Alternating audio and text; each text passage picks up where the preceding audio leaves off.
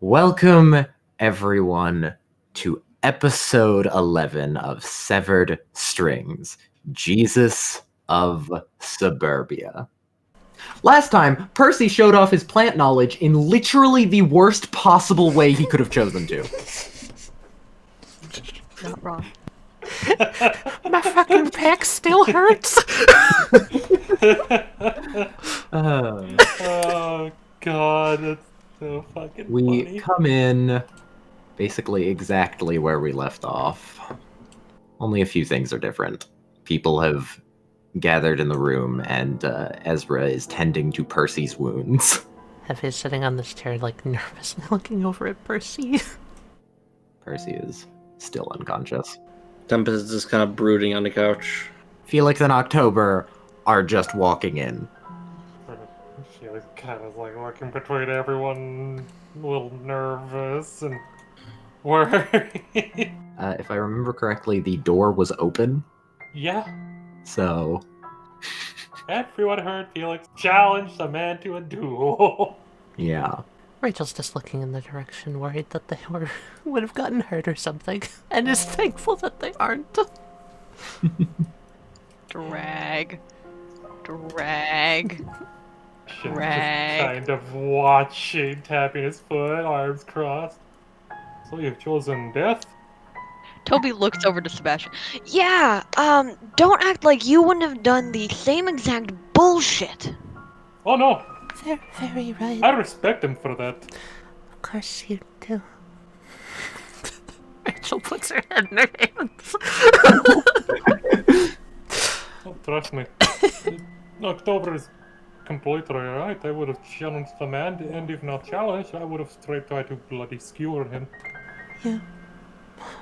Did you listen to what I said on the intercom, right, Sebastian? Yes, I did. She looks over earnestly. Thank you. Mm. It doesn't feel right. Vard. Their group. I saw them, all of them. They surrounded Abia. They could have killed her. But they didn't.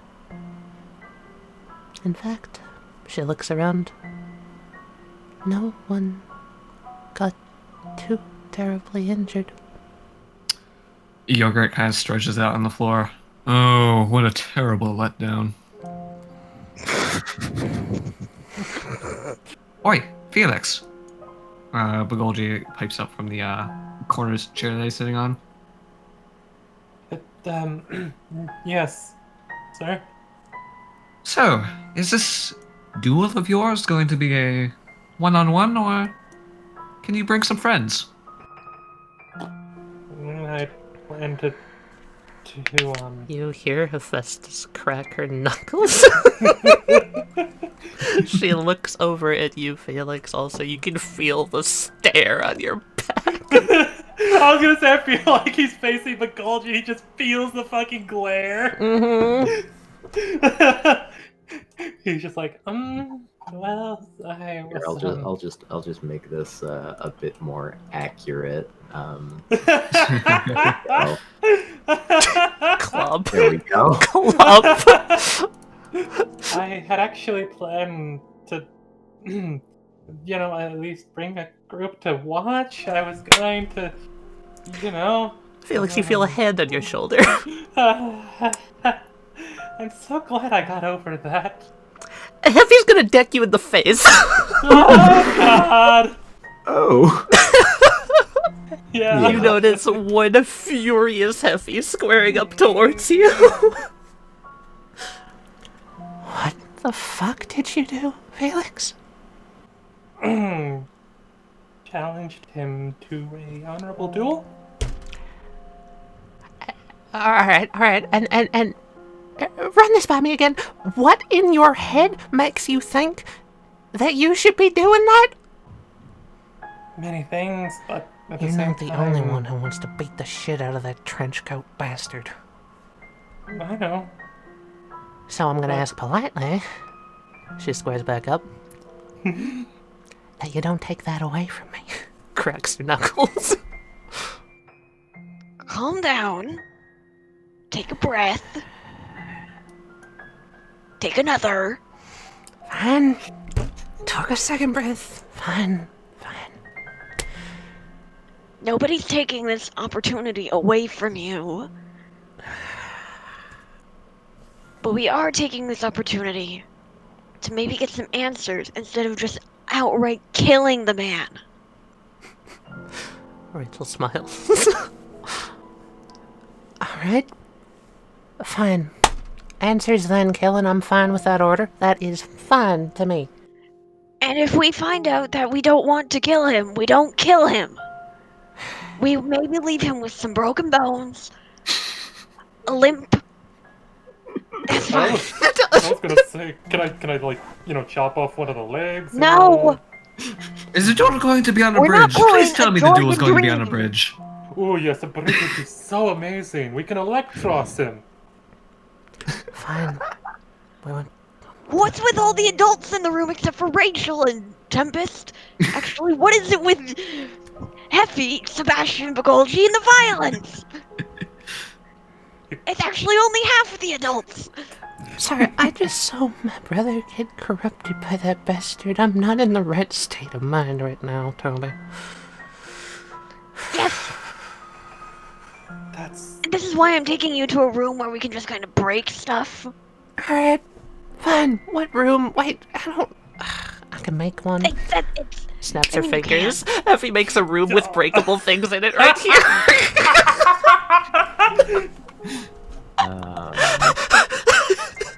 Alright. I'm so sorry, Westley, but it's too funny to resist. Yeah, I get you. Alright, let's see. A closet you can use to store all of your broken glass. It's got like a conveyor belt on the side right here that dispenses little like busts that she can punch. Are they all of Vard? Sure. I could do that with the blueprint. Yeah, I was already planning on it. Yes! Here we go. Leslie, you are the best, thank you. There. Alright, cool. We got it. I figured that it was better. Okay. Be right back. Punching Okay. something. Hopefully it won't be you this time. Sorry, Felix. Ah, clump. Fine. Not the first time I've been hit, but Not the last time you'll be hit. Sounds of Heffy beating up Vard in the other room. Fake farts. See, the idea Good job, was... Heffy, you won. She did it. The idea was that one of the calmer ones was gonna get information. I figured if I dueled him, maybe you guys would be able to figure something out. He seemed honorable. He is honorable. Yep. It's not a bad idea, Felix. In my opinion.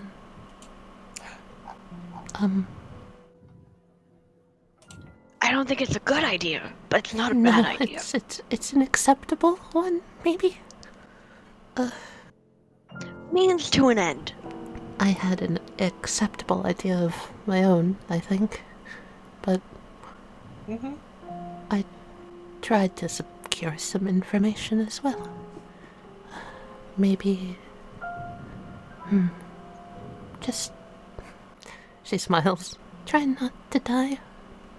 I am not trying to die anymore. Good. As all of this is going on, Bagolgi puts a hand on Sebastian's shoulder. Oi, if you think you've calmed down enough by now, we should go check on the kids. Make sure everybody's alright. Get them out of there, for God's sake. Yep. Oh, God. My better half is probably better at making people not kill each other. I'll go get the kids. If you Go get the want, kids. I can sedate you. Oh my. And the last time this happened, you tried to sedate him, and he just kind of went loopy. Yeah, it was That's true. The Haman counteracted it a little too fast. I'll find the right drug someday. It's okay. It's alright. Rachel smiles at you. What? Quickly. Oh no! Is the hole in the daycare still expanding? No, it's No, not. Luckily. we already went over anymore. this. Oh yeah, Not the kids are expanding. still here. Oh. It did stop when it's way too big, though. Luckily, Seb can just walk over it using blood. The kids are bouncing. Oh, they play with kung fu fighting. Alright, kids. Mr. Sebastian. Hello, Dreamon. How are you doing? Are you okay? Better. That's good. Thank you for keeping an eye on them, and you are such a... He's going to, like, mid-slingshot catch Hella and Jody, just... Oh, there you are. Hella, you are such a brave one, keeping Jody safe like that. Hella just kind of like buries her face in Sebastian's shoulder. Oh. No. Come on, let's go see the others. We'll go see Mom. And I'll just use a little bit of blood to turn the little Roomba thing into a backpack. Oh. I'm portable. Yes, you are a Dreamon. Now let's get back. Wait, you're... I'm sorry, it took a second to realize what you're doing. Yeah, he's literally holding got a backpack Dreamon right now because of blood. Bagulji's gonna go check on Hephaestus. Just in the other room. Just cracks open the door. Still need time? Maybe like 30 more seconds. A Vard head flies past the gold Toby grimaces. Felix is cringes. Oh my god. Do you mind if I have Ezra check on Percy now? Percy seems... I mean, there's the classic injuries of, punches, wounds. Those were easy to patch up. Some of the thorns were pressing into him in not the best places. Oh. That's fine. Ribs grow back. No, they don't. But he seems like he's unconscious, and he will be for a while. Is there a lens for Rose of Sharon? Not an obvious one. He's checked the eye and the pockets. Nope, not there. Any signs of surgery? Yeah. Prison wallet. No. I'm gonna roll I'll for the save that universe for the real end. quick. Thank you very much, Richard. You didn't see any signs of surgery? Could be somewhere. That is peculiar. Maybe you can tell me more when you wake up. For now, he's going to hoist Percy up and prop him up in this chair and make sure he's moderately comfortable. Get the rest that you deserve. Tempest is kind of pacing around, deep in thought. Are you okay over there, Tempest? I can't believe that he was able to walk right in here and then walk out completely unharmed. I wouldn't say unarmed, but it's frustrating. It irks me. It irks me to no end. I feel you there, Tempest. It bothers me too. Felix, Yes. did you set a time for the duel? We don't have a time yet. We were gonna talk about that whenever, he said we'd be in touch, and, I at least know a place that I want to suggest, but I was gonna wait for, Hephaestus. I mean, I could just tell Hephaestus when she comes back out here. Can June call Rachel at this point? Yes. Okay. Rachel feels the buzz, smiles, holds up a finger, and steps to the side for a moment, over by these books. She's sitting there, listening on the other end. Oh? And then the phone just fucking drops. Rachel, are you alright? She stands there stunned for a moment. Renetta then picks up the phone, hands it back to her. She looks up at everyone else. Vard got into Sanctuary. I'm sorry, what? What? June, do you know how? Through a phone.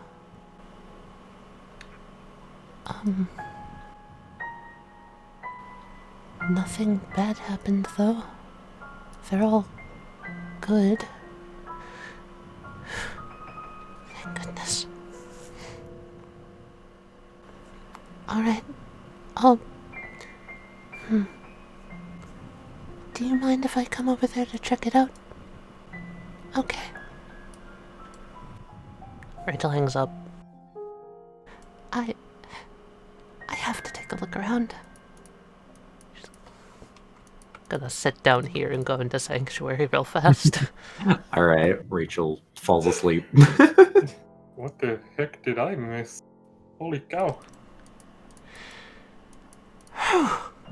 Door Some closes. pretty bad news, Sebastian. You should just find a place with the kids. Rachel's gone into Sanctuary. We can talk about it when she's back. Did I miss something? What you all about?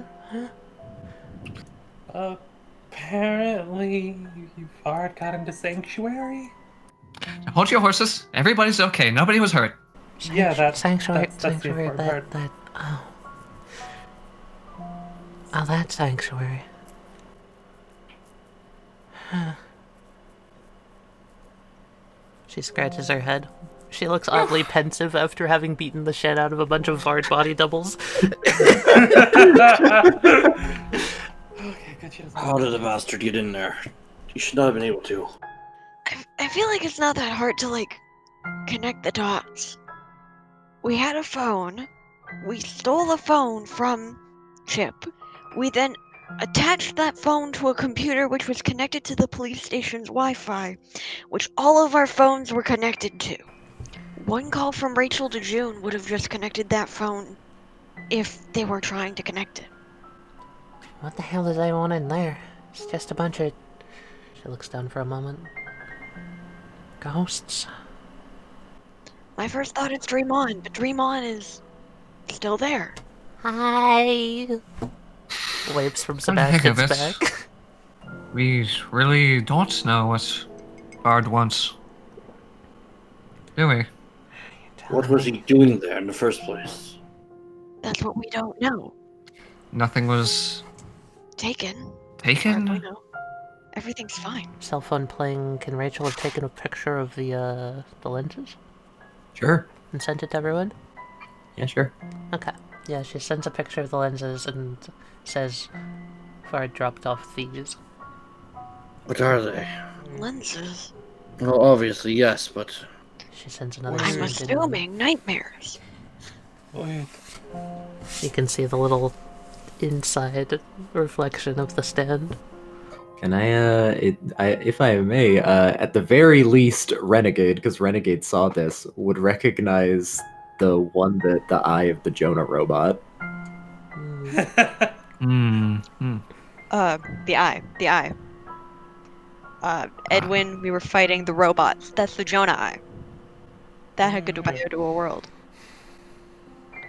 So, just like that, Vard is giving up the powers of goodbye to a world?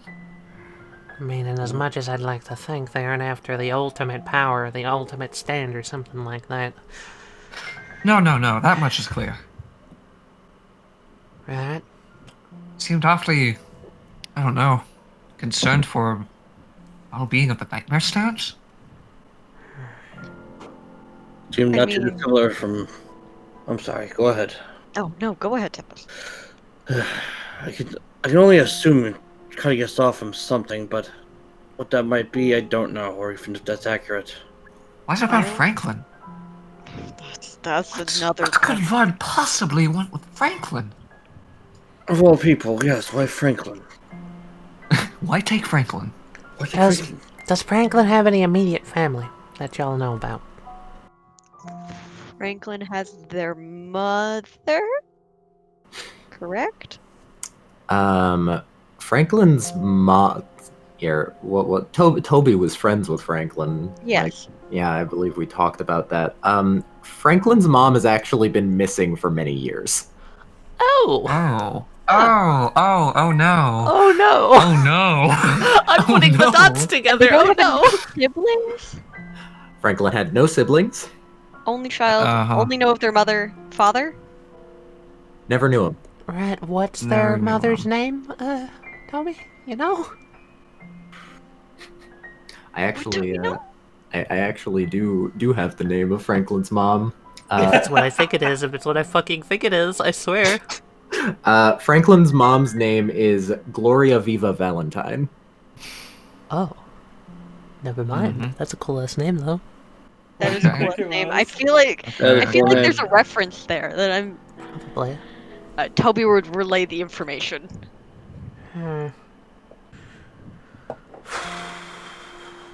Well, that just raises more questions, but cool, alright. I'll get to the bottom of this damn thing, but it's all so confusing. Takes a chair and sits down. Looks over at Percy and Ezra for a moment.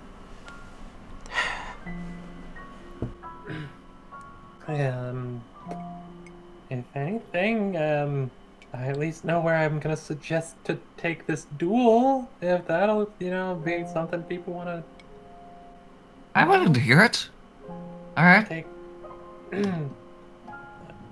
Kind of, pay homage, end it where it all began. Star Road. Oh, I thought you were gonna say the Bloody Manor. We're at Star Road. Original Star Road. Wait, there's Yeah. 2 of these bloody places? Right. Grand Overpass, Star Road facility there. Oh. I was thinking, the Star Road that you guys have talked about and all of that. Don't want the star on the road. Oh, like the outside of old Star Road. Where we originally chased down Edwin. Rachel gets up and walks over, slightly less looking like she's having a panic attack. Renegade has Jody on one hip, holds the other arm out to Rachel for side hug. Rachel just slots in. Thank you. They're all right. They're alright. No one's hurt. Nothing happened. They just left the lenses. According to June, they were really nice.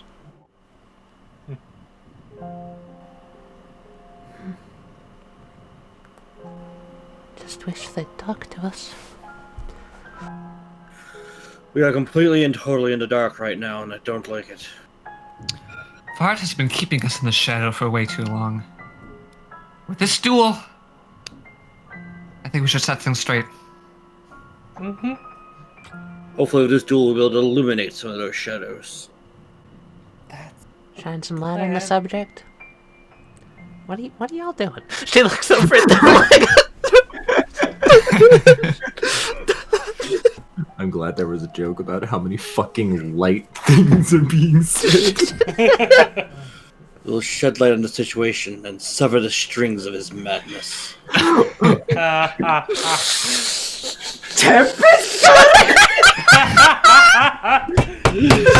Tempest got it!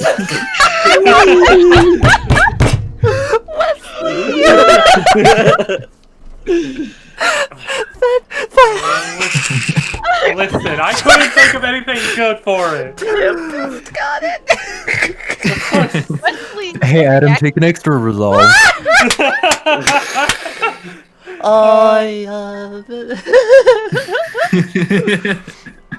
What I hate is that was actually pretty good too. It was very believable that he'd just Yeah, say it that. was. That's why I'm giving a resolve for it. I approve. it's not like the Star Road Now joke. It's more like the decay. Yeah. Are we I'm so proud of rolling that. credits and moving on to the next scene? Rolling credits. I'm ready to go kick a trench coat. Well, everyone, Tempest said the thing. All right. Oh god, shit! Oh, it's over! Oh fuck! I'll be the roundabout. Wrong series. Star Road Now, episode 13. Let's go. You know, the location idea that I'm going to suggest, but I just need to wait to talk to him about time. So we have a few days probably to prepare ourselves. Recover. Gives me enough time to make sure Percy isn't gonna, you know, relapse. Yeah. We'll get Percy some medical help. We'll gestures to Sebastian. Calm the fuck down. I'm calm right now. I have my adorable bundle of Shanshine in my arms. I have a few preparations of my own to make. I think I need a health checkup after fighting Chip. We're gonna make sure nobody dies. Felix, Mm-hmm. I know how you think. Let's keep a group conversation about this whole thing, yeah? I know that you like to keep things like your great plan secret or what have you, but Keeping plans secret. Imagine that. Yogurt. Yogurt's Wait. leaving. Wait, you're Oh, hi. you're a dog. How do you use a cell phone? Wait a minute, Yogurt. What? Huh? Yogurt is gone before you can. Yogurt is gone. What? Yogurt has left the building. Well, Who let the dogs out? The dogs let the dogs out. I mean, I guess he could use Han's hologram to he never even cares what we're saying to begin with. Anyway, Yeah. let's go home. Yeah. Sleep it off. It's like I Toby looks at their 4 watches on their wrist. All of these have different times. What time? That was so good! Oh my god. Tempest walks over to October, rolls up his sleeve to show like 6 Molexes and hands them one. Oh, Here. good lord. This one's a nuclear watch. It's always right. Hey, y'all, I'm gonna help Percy home, but this may sound really crazy. Would y'all like to go out for pizza or something? Sure, but before I eat, I mean, yeah, I could use a pick-me-up. I mean, it could be something other than pizza if you don't wanna. God, we're not getting Papa Peps again, are we? I could Sebastian's go not coming, so we don't have to. How about Peps? That's the most standard of pizzas. I would argue the opposite. Guess Tempest's not coming either, right? Let's go!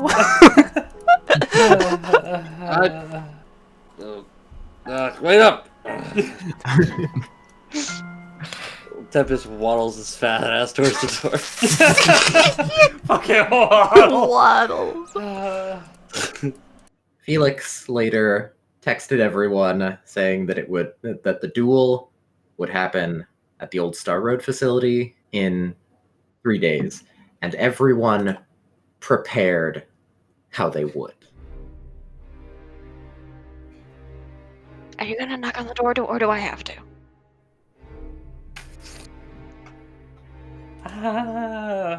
Toby knocks on the door. Someone opens the door. Hello? Oh. You're here. And you've brought company. Hi, Dad. Right. Come on. Come inside. It's cold out there. Drag. Felix just taking a deep breath, closing the door behind him. And there's actually someone else here too. Ah, Hello, Felix. October. Toby instinctually walks in front of the door so Felix can't run. Felix instinctively pulls out of the car and it's just like, hello, Uncle. Sergio nods. So, why'd you come here, kiddo? No reason. Toby elbows Felix. Big reason. Lorenzo's eyebrow just kind of like raises.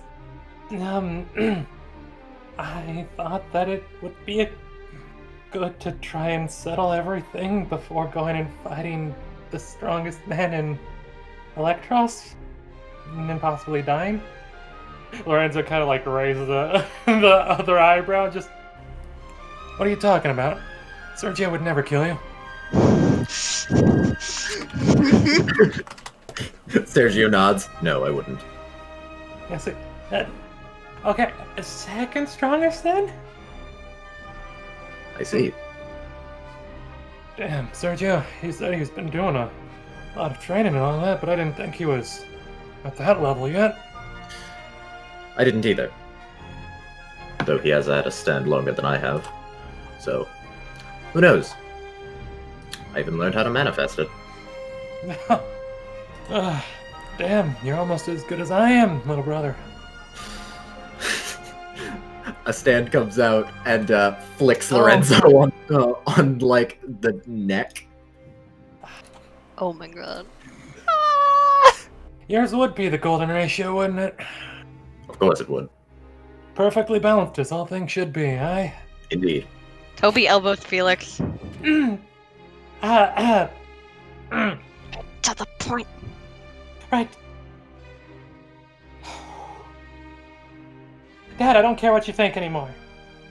You always treated me like I was worthless and like my choices didn't matter, and I always felt like I was disappointing you with everything I did. You're kind of an asshole, and I don't need you anymore. I'm not afraid of you. Lorenzo kind of like looks at Felix, and then Toby, and then Sergio, and then back to Felix, and just kind of like cracks a small smile and nods. Alright. Prove it. Don't die. Come back. And if anything, it's not that I was trying to treat you like that, kid. I just wanted you to be better. Go on. Yeah. I doubt you, want to be spending too much time with your old man. But you've always got a bed here if you need it. But I understand if you never want to see me again. Felix kind of like nods, bright red in the face. Also very, worried because he swore too. Westley? Yeah? Felix is gonna try to get over that right now. There it is. All There right. it is. Yeah. Beat a 6.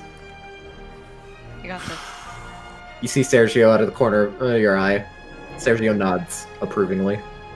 Sergio's proud of you. Aww. Get a plus. I don't know. What would that be a plus? 5. Auto success. Plus 2. That's an escalation. Oh! That's impossible. Would Toby being there give anything? Honestly, probably. Could I add my found family thing? Richard could only get an escalation if he crits. Wow. Here's the universe. Oh my god, I can't, Wow. Can't lose! I can't lose. Wow. What the fuck? Felix, congratulations. You've gotten over the flaw. He's gonna take a deep breath, and lets go of Toby's hand for a moment, and is going to walk over and give him like an awkward hug to Lorenzo. I may not agree with everything right now, but you probably had your reasons. I may not like you fully right now, but you're still family, and I love you, Dad. I'm sorry, what was that? I'm sorry, I love you, Dad. Kind of like pats Felix on the head, and Felix is going to quickly just I'll be outside, Toby. Quickly escapes outside. Why does he trust me to be left alone in here? Okay. Nah, probably because you're, well, smart. You seem like a nice kid. Make sure he doesn't get into too much trouble for me, please. He keeps me out of trouble more than I keep him out of trouble. I think Sergio can attest to that.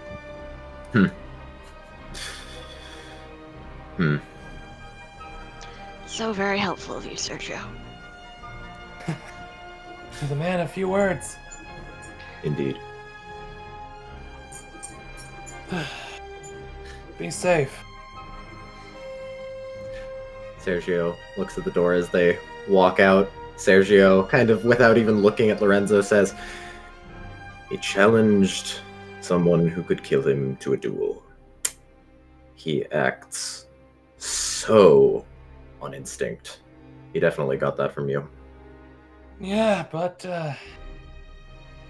he probably took it as a calculated risk so others wouldn't get hurt. And if anything, he got that from you. Do me a favor, little brother. Yes? I know he wouldn't really like me coming or anything like that, but Lorenzo's going to walk over to the entertainment stand and crouch down, pull out a small little box, flip it open real quick, kind of smile, reach his hand in and pull it back out, close the box, and hand it to Sergio. Sergio looks at it. I think he'd rather get that from you. But I think it'll serve him better than me. You think he's ready for it? The kid had the gall to take you on. The man told me, well, he stood up to me. That's something I never thought he'd do. Very well.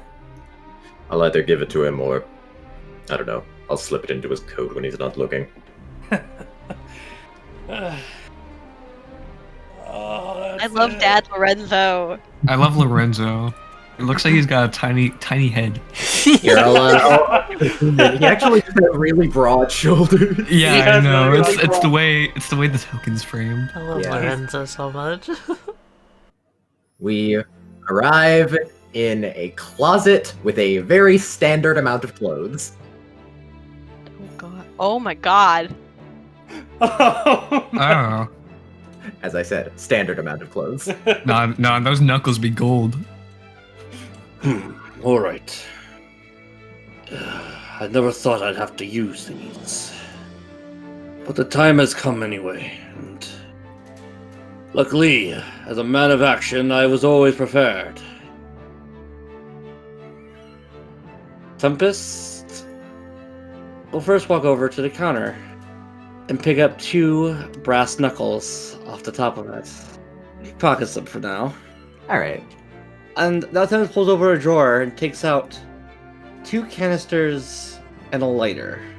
Opens the wardrobe here and dons his battle uniform, so he so describes it. You want to pull it out? Let's do it. Alright. As Tempest gets changed. This The man. boy. Look at that nose. And Tempest heads back out.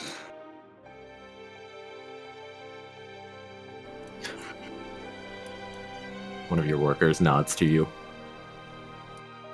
I'm not sure what the result of this battle will be, but you've always served me faithfully, and for that I thank you. And Tempest pulls him in for a hug. Thank you. Thank you, sir.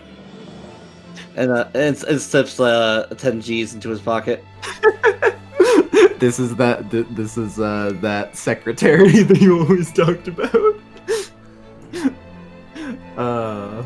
Alright. Wish me luck, Maverick. He nods. You won't need it. That's only standard, my friend. Hell yeah. And Tempest? That's true. Alright. Slipping on his brass knuckles. Hell yeah. And we have one more. In a hospital. Oh. It's been a few days. Percy still hasn't woken up yet. Heffy is sitting here at the edge of Percy's bed. It's kind of funny. She's refused to leave this spot for 2 days straight.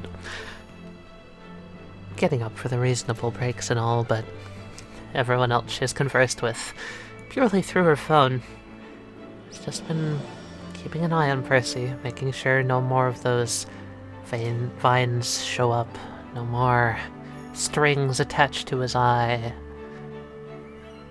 making sure that he has, for one day, sometime this month, a normal rest.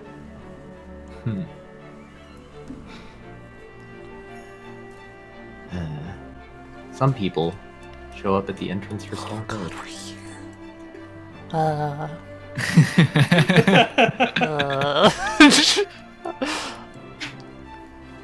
Okay, let's see here.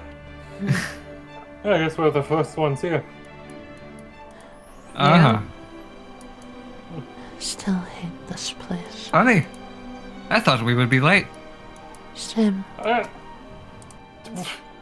Listen, I am actually really good at keeping on time, usually. He likes to be early for everything. Renegade grabs Rachel's hand. She looks around. I would have also thought Vard would be the type to show up early. Yeah, kind of seems like more of a punctual type. Perfectly on time. I could see that. Crocodile Rock spreads out. Starts to survey the whole area around, going up to the elevator. Is anyone coming up behind us, Night Patroller? Don't see anything quite yet.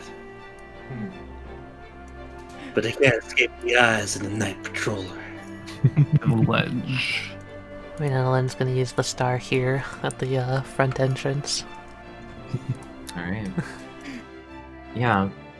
It's now like, after a while, it's like 15 minutes after everyone was supposed to be here. Well, you don't suppose that they wrapped up the fight already before we got here? Maybe. I don't know. Maybe Vard just like decapitated Felix. Not likely. Not likely, but I have a thought. What if we've been tricked? She's rubbing her chin.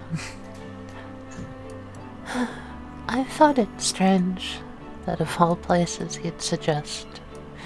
She looks over at the entrance. He'd choose here. It doesn't mean anything to him. It meant something to us. So, what you two are saying? That son of a bitch! There it is. And real quick before we change over, Sebastian. Oh no. Yeah? oh, left. Left. Oh, Left. oh, what? I don't know who the Oh! What the? Wesley? Huh? When Crocodile Rock was spreading out, Golgi didn't hear anything, right? Nope. And now we cut. Bastard! How Fine. dare you?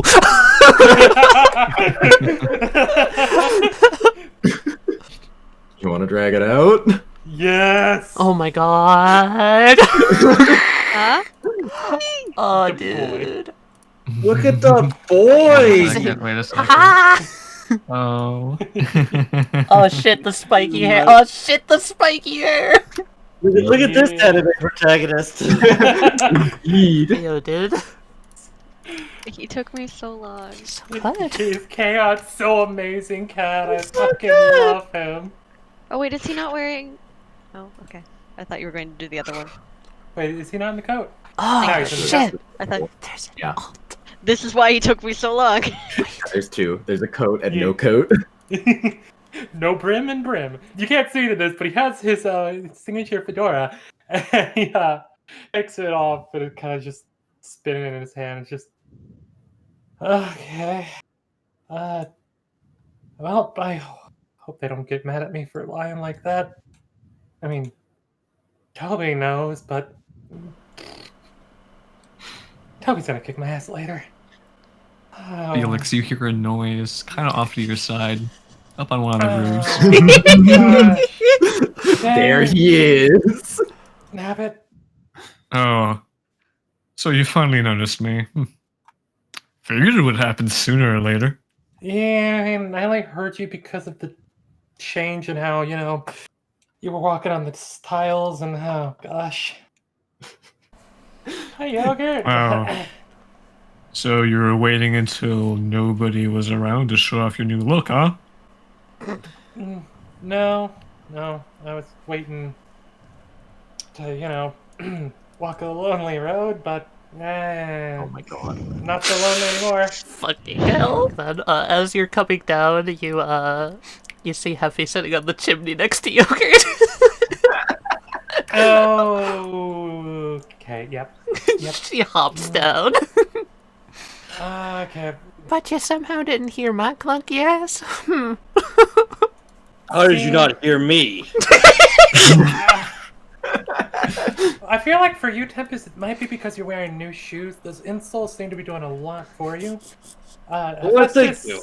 Hephaestus, you know how to stand on a roof. Yes, You're I a do. construction worker. And precisely. Yeah, exactly. So you know exactly how to walk so that it'll make the least amount of noise. Every pair of Wynd brand shoes has a cushiony insole for maximum comfort. It's only standard.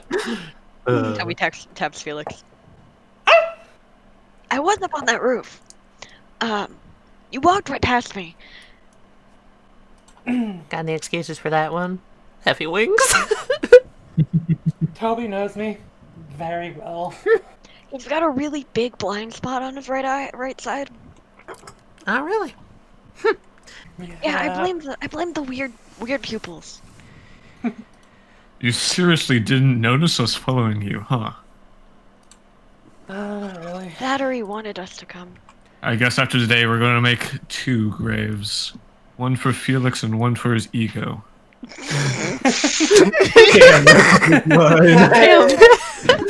Slaughtered. Yeah, don't worry, Yogurt. I already made a grave for that years ago. You know, I gotta say, though. You had an ego? I guess you did come prepared. No, not to stroke my own, but they couldn't make a grave big enough to fit my ego. That's very true, Tempest. Even if I used men at work, he wouldn't let me, because, that's not feasibly possible. She looks around the edge of the building. Nah, my ego kind of died after my friend did. Wow. She claps a hand on his shoulder. Felix? All depressing thoughts ahead, side of the head. I decided, we got your back. This is a no depression zone. Exactly. We are here. Happy Don't puts a worry. sign right here that says no depression zone. See, look. Oh, goodness me. Can't you humans be excited for a good fight without being such bummers all the time? No depression in the ass-kicking zone. Oh, believe me, I don't plan on being a bummer. She cracks her knuckles. And we don't plan on murdering anyone. Yeah, all right, fine. I put down a memo, okay? I won't kill him yet. And don't worry, I'm not depressed. I was just saying that I kind of got better. He's walking away. Just Yogurt don't jumps down off the roof and knocks over this trash can. replace it with the other trash can. Chip was Replace it actually quick, replace it.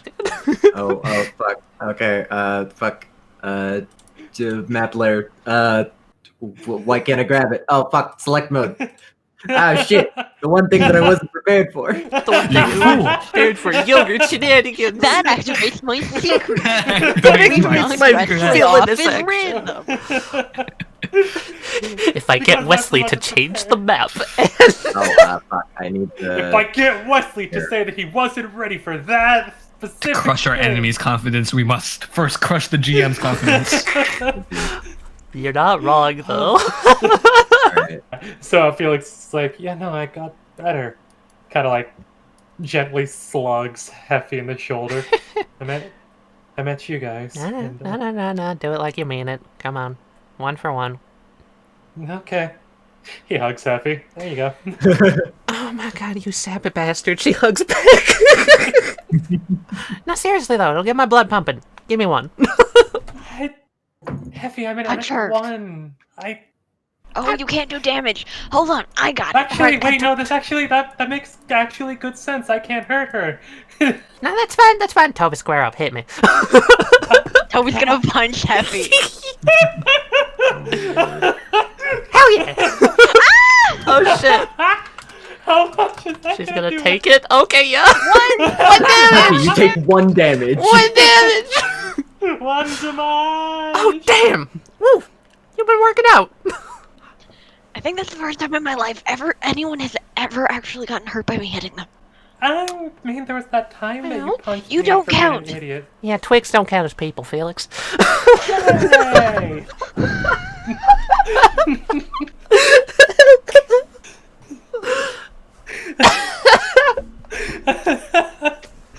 I feel like I'm gonna die before you guys, like, even let me fight Before Vard. Vard gets Wouldn't here. you rather die to Sorry, us? Twink. I can't give credit. I thought that was yogurt. Oh!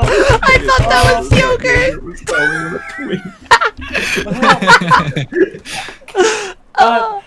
I will be honest with you all, at least. I did kind of half expect you all to follow me. So I kind of, it's not a one-on-one duel anymore. Huh? Oh, we're all fighting? Oh, wait a minute. Oh, I thought you were saying that they brought help. I was about to be worried. Yeah, if I had to make a guess, he might bring 25. Oh god. That one scares me a little bit. Not gonna lie. It would be really nice if we got to fight Smoke. Yeah. Oh, yeah. I'm sure we could He win seems that like a twig.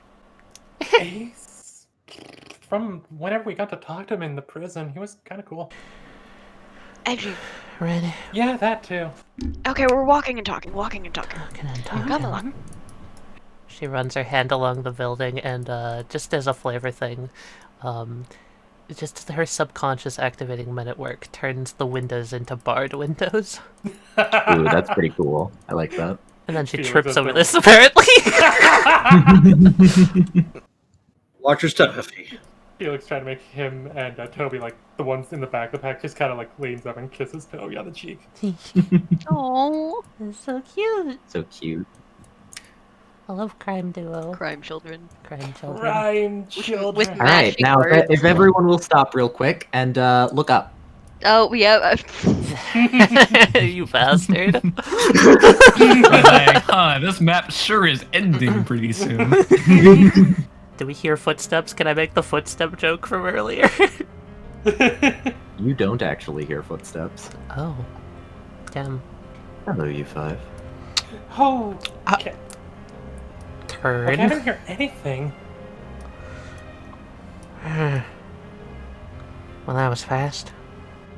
Hello, you one.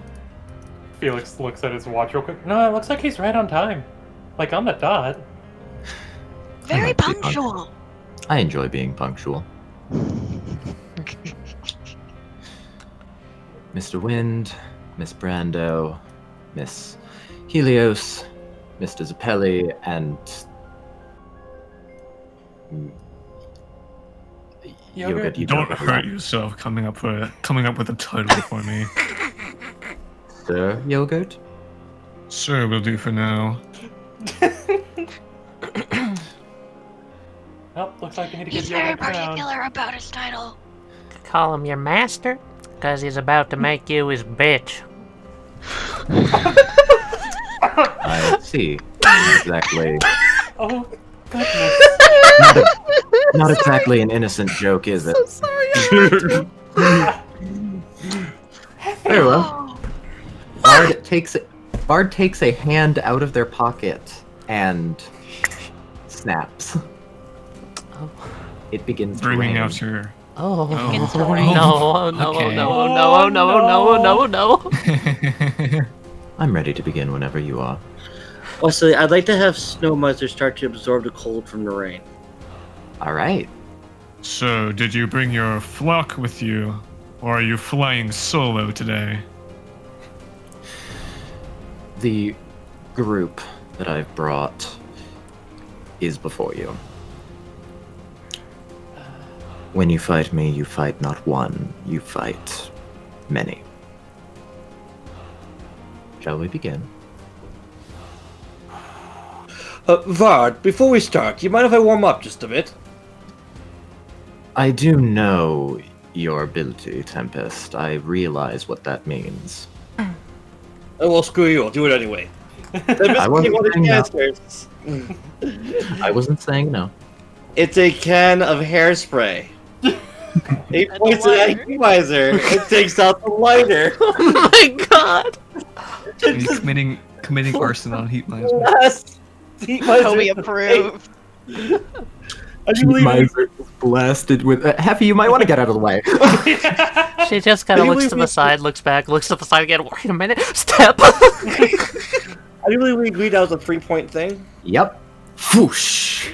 Oh, damn. Felix feels like the heat behind him and just like, right, if we're gonna get started then, That's better. and I think I'm gonna go all out from the beginning, Vard. If you insist. Felix is going to let out a bit of a breath and take off his coat and just kind of mutter, alright, Annie, let's crescendo here. Wait, already? Yeah, because he got over that flaw, I'm spending the learning now. Ooh. As he links the coat off, yeah.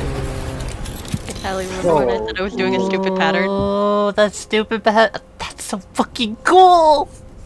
Yeah. Holy As he shit, I flings love that. his coat off, it yet again materializes, but this time different. And they do this pose right behind Felix. It's like a wing. It's so cool. It really is. Well, if everyone is ready, if everyone would please roll initiative. Oh, it's fucking happening. Oh, wait, sorry. Vard's Bizarre Field. I forgot Oh, how yeah, unprofessional of let's me. Let's see it. Let's see how much you want to scream. I'm sorry. I'm sorry.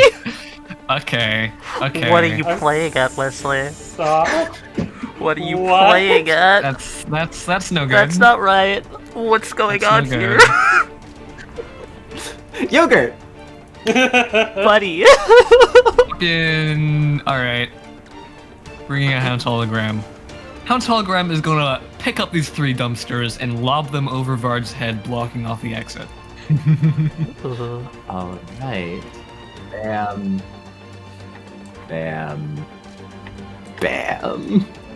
Hound Hologram strikes a pose behind Yogurt. Hell yeah. Your move. Alright. If you insist. Vard takes their hand out, moves it a little, and grasps it into a fist. Let's see. Hephaestus. Yeah, bud. You feel pain. Okay. In what sense? Something shoots through your back, kind of. Son of a bitch. Can she look behind her? There's no sound. What? You look behind you. There's nothing there. Bad feeling about this. You Do we take see 3. anything fly through her? Bad 3 feeling damage. about this one. Can I mechanical in the eye? brain. You can mechanical eye to see what comes out. You That'll don't work. See how it starts. What the fuck I got hit by? Yeah. Yeah. What did I get hit by? All right. You see it fly by. It as it like scrapes back by your side. It water. Okay. Water? Water? Okay. Water. It's- It's just like a fast stream of water? The rain. And hell? is Toby the one looking? Yes. It was just water. It came out of from here, Can I not from the trash can, from just beyond through the darkness. As she clutches her side, as a little bit of blood trickles between her fingers, and she looks back at Vard. Oh, I see it now. She looks up at the sky. All these raindrops, they're verifiably bullets to you, aren't they? You can control the rainwater. You are partially correct. Yes. All right, we'll take it. And that's enough to actually just get this thing down. What the fuck is up with that? Because, yes, well, it's time you realize, obviously, that isn't my ability now. You see, in Overlooked Dreams, we like to make sure that everyone can help, even if they aren't capable of fighting. Normally, anyway. And thus is, as a stand comes out from Vard's back. Oh. Oh. Oh, hello. Oh. You see, G2 isn't one for fighting. G2 is very much support. As the stand goes back into Vard's back, Radio GaGa's ability is that it can take anything from one end of a phone, or anything with a radio signal, to the other. It simply has to be a phone that she's touched at one point, and then anything that that phone calls then also counts. It spreads like a virus, essentially, making her range effectively infinite. This is how she helps us. Not with fighting, but with support. Now, what does that mean for you?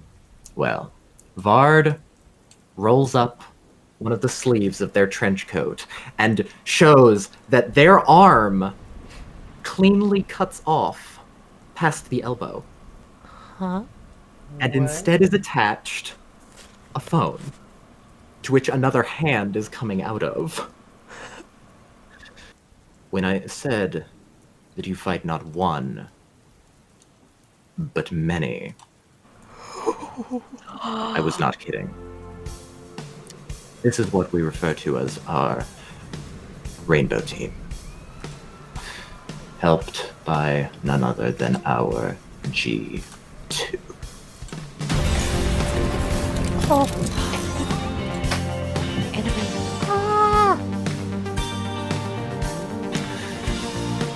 And as the real nature of this fight is revealed, as none of you saw that was just for flavor and everything, but now the true menacing aura of Vard becomes seen of this is a team battle. Because we can't see theirs. Oh, that's so cool. Looks over and says, all right, don't worry. And the hands go back inside of Vard's trench coat, and out come, you can see it now, ever so slightly different ones. They're all wearing the same pair of white gloves, though. Oh no. They must spend a lot of money on white gloves. 3. Gotta use their ability to start generating energy, so they can generate 4 energy right now. Alright. How should we get this kicked off? That only makes sense. It's only standard that I do it like this. Tempest is going to, with Stan's help, get up on a roof here.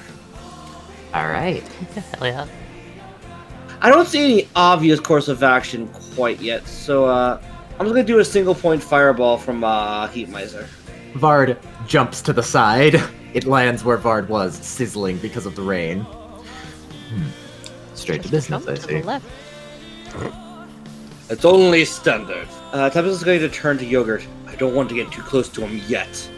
I don't know what his other abilities might entail. All we know, cozy into close range combat would be suicide. We're trying to keep it to long range for now, right? Oh, I'm sorry. Was that directed at me?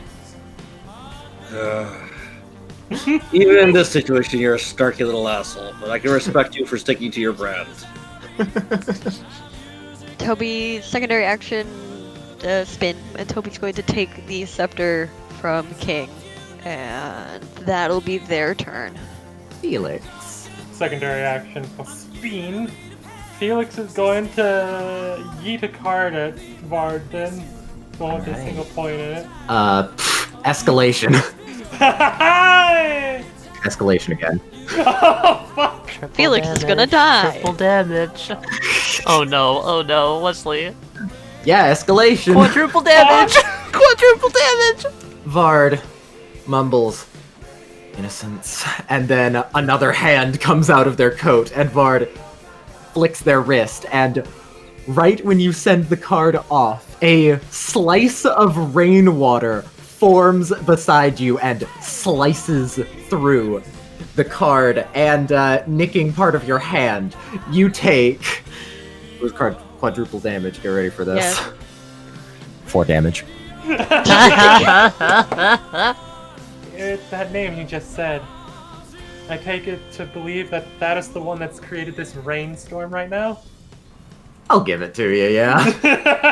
Go for the easy ones! Go for the easy Yeah, ones. So, simple, but, you know. are we going to be getting 8 separate songs today? Maybe. Possibly. I'd love that. 8 minimum? I suppose I did let that slip, yes. Innocence. She can draw any water towards her hand. It's rather effective. She's figured out how to use it to create blades, create almost like bullets. Very, very effective. Really cool. Oh. Okay. Pretty. That's so Oh wait, it's dark. It's got a little umbrella, it's adorable. Well, Fairness, yeah. I'd have to disagree with one thing though. Ignorance is not bliss. Felix, you got water in your ear? That's not what they said. Hephaestus. Alright. Alright, buddy. I'm gonna put my faith in you. You got this. She looks over at Felix. Alright? He looks over and smiles and nods. Nice. She gives like a signature thumbs up and a grin. And as she's doing that pose, you notice something different about her. Huh. Where'd that come from? She's got... No, okay, there you see it. She's got a new satchel.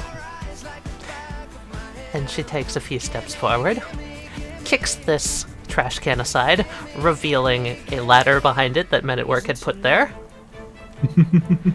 grabs onto it, and hoists herself up onto the roof. Alright. Well, Vard, I've been looking forward to this day for a little bit of time. Man, I guess you could say my brain's been spinning thinking about it. And she unzips that side satchel and reaches her hand into it, and you hear something jingling. She pulls out a fist, and she chucks something out onto the asphalt down here as they scatter across in the rain. A bunch of lug nuts? And I'm just gonna cover the ground here in lug nuts. Alright. Alright then. Yeah, I want to ask just a general surrounding question. What are these buildings like? Most of them seem relatively unused and or abandoned. What district are we in right now? Morpheus? I believe so. Okay. How many stories is this building? 2. 2. So am I currently on top of it, or is there another story above me right now? You're currently on top of it. Okay. Alright, then she's gonna prepare something. She's gonna take a step back, stepping away from what she can see currently, and Wesley, I'm gonna start making some changes, but I want to do them in secret. Okay. Yeah, roll precision real quick. Fair enough! Yeah. I mean, I guess some people would probably see it. Yeah, some. Shut up. I don't know. See, the thing is, I don't know if they'd be focused on it. Okay, fair enough. Here's my precision roll. Tempest would at the very least. Okay, yeah, Tempest, you'll see it then. Yeah, Tempest, you look down at Vard, you look at Heffy, throw these things, you look back at Heffy, you look down at Vard. Wait a minute, hold on, that building's 3 stories higher, what? Oh, right. I love you right now. And You've Heffy done seems to be something. sweating incredibly. She's wiping herself down. That's my turn. Soldier, Poet, and King. King isn't gonna do anything. But Soldier and Poet are just going to be in the dumpsters. That's their... Toby's gonna set a secret action. That's their turn. Alright. Yogurt's rushing in, punching the lug nuts up into the air Oh? as kind of like a little mortar. Oh, okay. Hell yeah, Duncan! Yeah, I'm gonna send them all up into the air around Vard. Alright. Yogurt slides in, Hound's hologram in front of them, ready, both arms up in a defensive pose. Let's see how well you keep your cool under pressure, Vard. Hit me with your worst. Well, if you insist on being insane, then of course. And one of Art's feet changes. Oh my god! Okay, Oh. okay.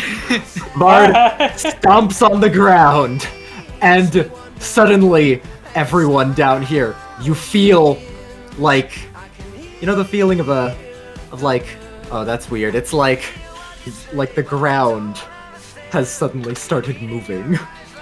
Okay. All of the lug nuts Earthquake. slide into the wall, Oh. along with the trash cans and everyone. Oh. I'm on a roof. What has happened to me? Nothing. Am I good on up the here as ground. well? Everyone on the ground. Alright, as Yogurt is sliding towards the far wall, we'll drag a claw across the asphalt, creating a line. Hound's hologram is going to go in a trolley form and start driving along that line to counteract the force. Ooh, I like that. Pushing him over here. That's so sick. Alright.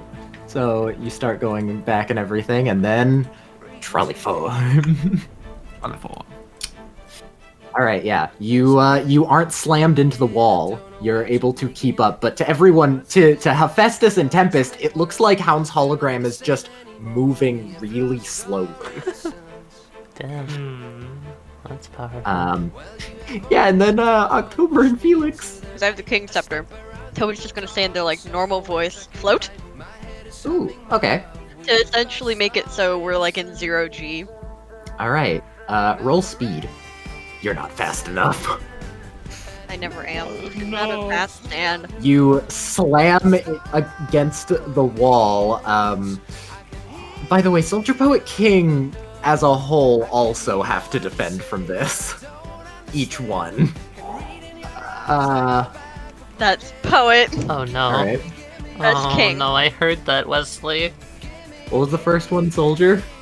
Soldier. Escalation. Are you fucking... Okay.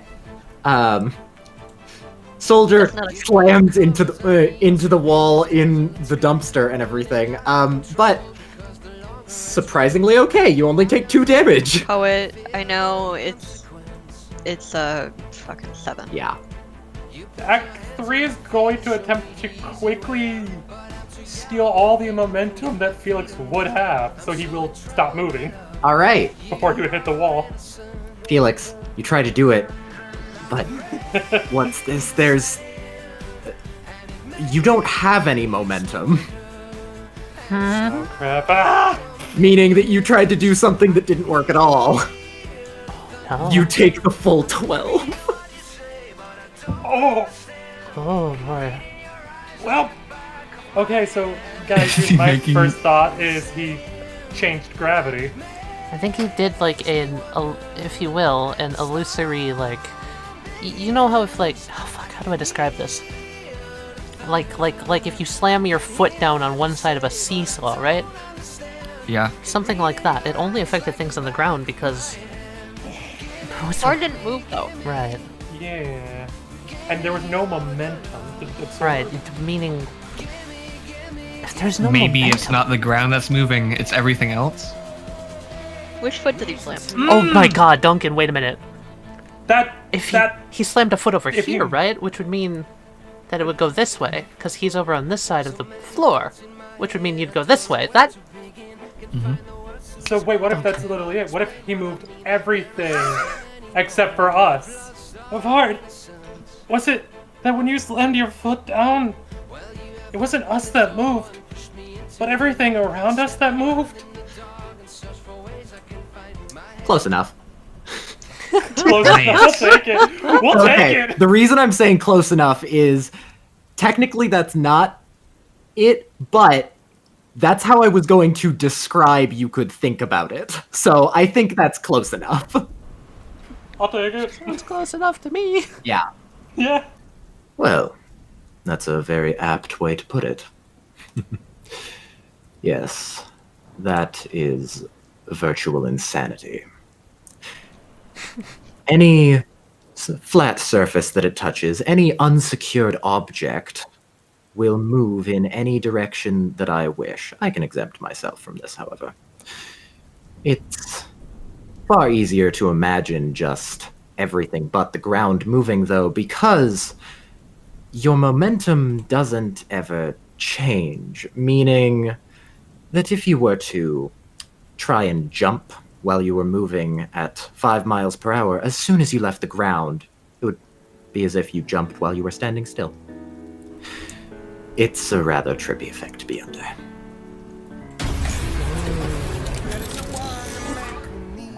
Centipede. Bugs. Bugs. The boil. Don't. There we go. Alright, that's Vard's turn. What? Okay. Did he say that out loud? Yes. Just don't. Don't. He's alerting one of the other, Uh-huh. like he said, innocents. Uh-huh. Act 3 is going to rush over here real quick. And put a nice little hand on Poet. He's going to spend 4 energy to heal. Ah. And then fucking with the rest of its 50 movement, back to Felix. Let's get another point from Lorraine. Indeed. Yeet. Yes, Sastan's does yeet Tempest. Yeah, sure, I'll allow that. Guys, I know it doesn't seem like I'm doing much, but Westley knows you're in for a treat. And then Tempest will just use the rest of his movement to climb. You climb up 5 stories. You know what? I'll let you get there. I'll let you get to the top. All 5 stories. Is it up there now? Okay. Yeah, sure. You see Hephaestus at the top. Hey, Tavi. Tempest? What? Why are you up here?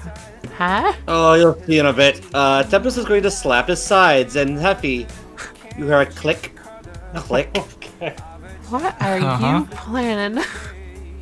Don't worry, you see Heffy just kind of crack his neck, stretch out his knuckles. Well, don't worry about it. I'm gonna pass turn for now. Alright. Alright. October. Spin. I'm at 2. I'm on the ground, yeah? Yep. Cool, I'm gonna be at 3. Alright. That's my turn. Felix. He's going to try to yeet a card at Vard. Alright. However, attached to the card is going to be some string. Okay. He's going to try to throw this card in such a way that it'll wrap around whatever arm is currently out from the sleeve that he showed us where the phone is. Mm-hmm. But he's going to try to make it to where, like, Vard doesn't notice this this sleight of hand. Okay. It's gonna be pretty hard. I'm not gonna tell you if Vard noticed or not. But you send the card, and it seems to wrap around the arm. Okay. Hey, Tempest. What's up? Anything you, She looks at his pockets, looks back at him. Need for your totally not secret plan that I could help you out with? A strong tailwind.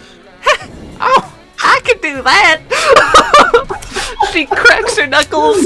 I am going to set music, men at work, across floor plans, across the entire city of Electros. I am going to change where the buildings are placed just slightly so that the wind flows perfectly in a northeastern direction at Vard. This is northeast, isn't it? Yup! Yes. So I get my motherfucking northeast bonus, bitch! Wow. That actually came up, what the fuck? That could not have been planned better. Can I roll precision with northeast on it? Yes, do it. Yes!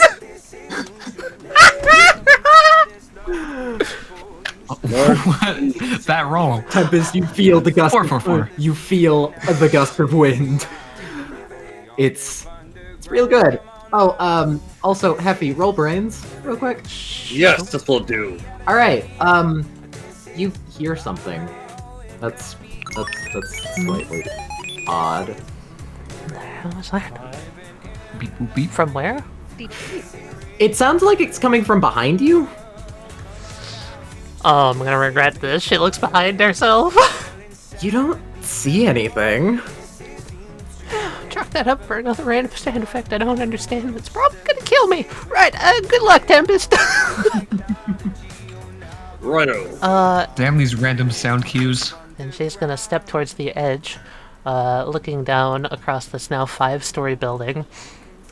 Put her hands up to her eye, looking across. Alright, right about there. And I'm gonna spend a resolve to take another action. Alright. Hephaestus is going to try and mirror what's on this building onto the other side, making that a 5-story building as well. Alright. You've done it once before, so it's a lot easier now. Yep. And then you hear it again. Damn, what the... Am I allowed to monologue at that? If you try and find what it is. Yeah, fuck it. I haven't taken a personal effect. Let's do mechanical eye. I'm gonna scan around for... Alright. Okay, can I be dumb and JoJo real quick? Sound waves technically distort the air. Can I look for the distortion effect of the sound wave to follow it back to its source? Hell yeah, Sure. JoJo! Perfect. Oh, you do see it. You see something zoom away. Something that was on your back. Oh, fuck, what? What? Oh. Oh. Little boy! Hi. Hey now! What the... It zooms away past this building, and then it's out of sight. So small. She just points a finger at it. Puts a hand on her back and feels around. Okay, that's unnerving as hell. Monologue. Yeah? Did that thing show up just because I changed the floor plan? I don't think you're correct enough to warrant it actually dropping anything. Yeah, okay. But there's a very small partial? It's a very slight, partially, you're getting there. Okay, I'll take it. King is gonna pop back out for a second. It's going to be normal soldier for just a second, or normal king for just a second. Going to point at the little flower that's spinning in Toby's hand and say triple and then leave. I now have 9 spin. Holy That's so fuck, bullshit. yeah. That's so bullshit. Spin economy is going downhill. Soldier's gonna slam the sword into the ground with securing everything within a 15-foot radius. So everything's secure. Secure. That's Secure. fun. So if Vard tries to pull us the other way, they're fine. I imagine little seatbelts come Everything's out of the spinning. ground and grab them all down. Yes. Nice. Buckle in, kiddos. We're going to fight Vard. Count's hologram is going to gradually start slowing down, letting the far wall, where all the lug nuts have piled up, approach. Alright. About here, Hound's hologram suddenly starts speeding up again, using the mechanisms of the trolley's locomotion on the undercarriage to fling the lug nuts across the alley towards Vard. Oh, that's so cool. That's really good. Trolley Good. shotgun. All right, so Vard, both of their hands go in, and Vard says, "Silver." Wait, they go in? Yeah. Which hand? Both of them. Both of them. That activates my secret action. Hell yeah. All right, here we go. Oh boy. And Vard is retracting his hand to swap out to his stand that we haven't yet monologued about. And Felix has successfully gotten the string around the arm that's being retracted. All right. Hound's hologram in trolley form is going to try to speed up to catch the trail that the string is leaving through the phone and go through the phone with Hound's hologram. Huh. I was already accelerating. I'm coming for ya. That's so genius. 3d6 plus brains. I'm also on the chase, so I get +1. Here's a question. Does Yoga want to reroll that too? Hell yeah! Hang on a second. Hell yeah. Oh! In order to counter this, I'm going to spend one of the Shadow Stand's bizarre points. Because otherwise, there's no reasonable way that I can. So, do you have anything that you can use to perhaps, I don't know, sever a string? Oh no. Escalation. Inflation. Oh my god. Oh This could like change shit so much. You got if a manage to 20. get through. Hound's hologram starts going forward. Vard realizes the string is there, and then just says, "Straight heart," and very quickly, you momentarily see a shadowy hand comes out of the sleeve, holding the phone, which the string is then going into, and then promptly crushes the phone. Oh, damn it. So close. Alright, well, At the very There's still a big ass train flying on Vard's right face. side, got a phone down. yeah. Yeah. Calm down, yeah. Also, the probably more important thing is I had to spend a fucking bizarre Yeah. point to do that. Yeah. Because otherwise there was no way I was gonna beat it. If I had succeeded, what would have even happened? Good I think you question. would have gone straight to G2. I think that's why Westley was like, no! But also- What else would have happened? What do you think? I don't know how G2's power Yeah, works, it's like, gotta be exactly taking if I could get, like, rerouted mid-phone. I don't know. But there's also G2 probably would be like, oh, fuck.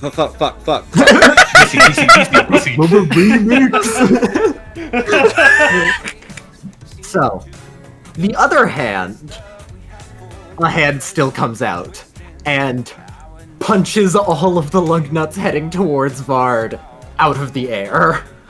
That was rather resourceful.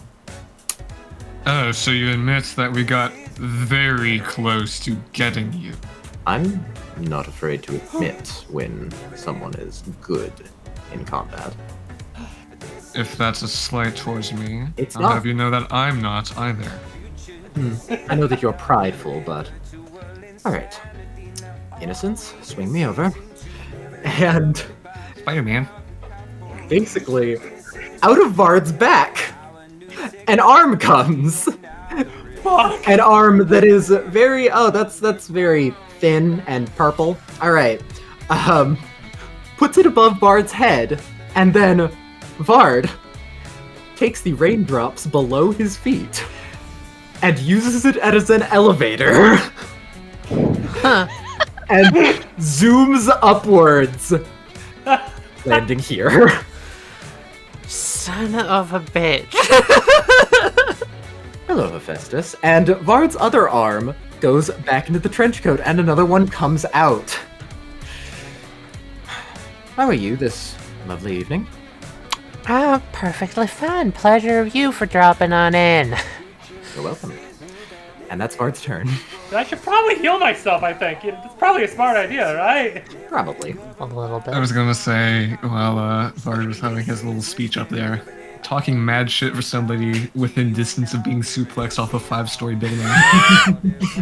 Bad shit for someone within perfect world distance. Oh, that's a good point. That's a good point, ain't it? Yeah. Yeah, Act 3 is going to convert 4 points and, put a head on Felix. I'm gonna take out the hairspray can again and torch Miser in the face again. Alright. Charge. Oh, damn. I only have one more use of that.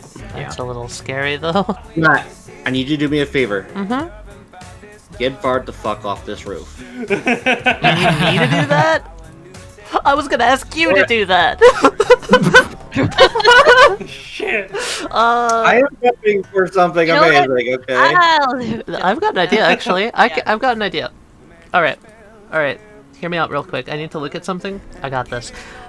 I'm going to deactivate one of my secret actions in order to spend a plot point. Vard, as they were dropping down, Heffy places a hand under her chin. So, nice place you landed. This side of the roof is one of those slanted aluminum roofs that when it's wet and raining is incredibly slippery. And I'm gonna do a little callback thing. So, you know, I've been standing on this thing perfectly fine, but, you ain't a construction worker. You don't know how to walk on roofs. So Heffy's standing on the super slippery slope, and Vard lands down thinking it's fine, but in actuality... When did you change it to be this, by the way? As Vard was jumping up. It doesn't work. What? What? It doesn't work. Men at Work pops out. It says, "What the fuck? What just happened?" I don't know. Are you acting... You tell me! I was trying to look cool! I have no idea. This building seems... I mean, I changed it before. Let's see. Okay. Is anything weird about this building? Look at that. He starts to like look through.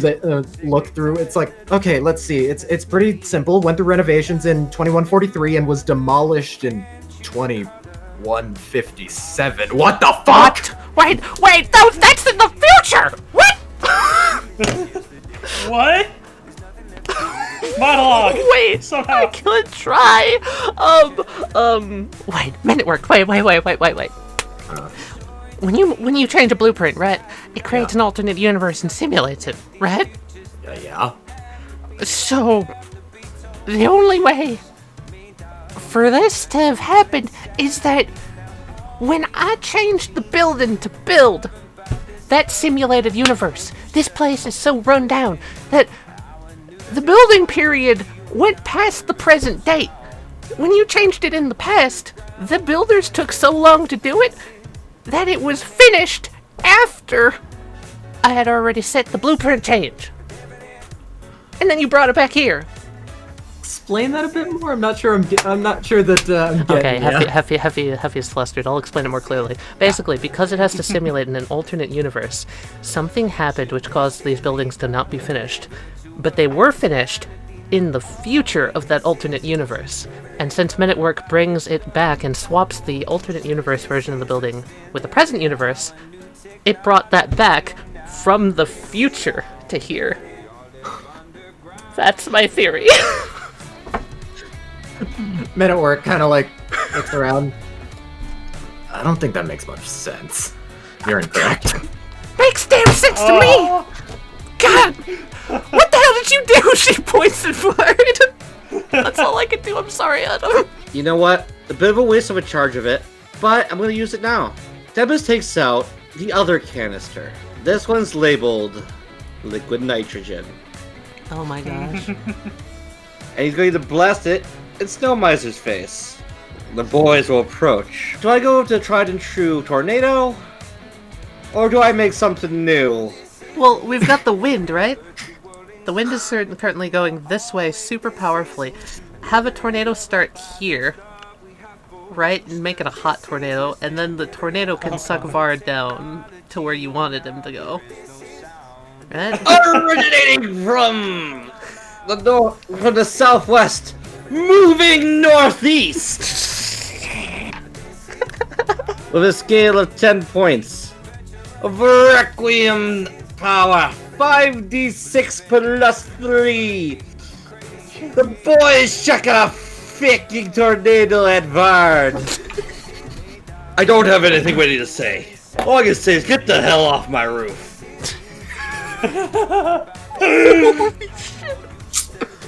Vard says, "Oh, dear. Nice tornado." And Vard gets sucked up. And tumble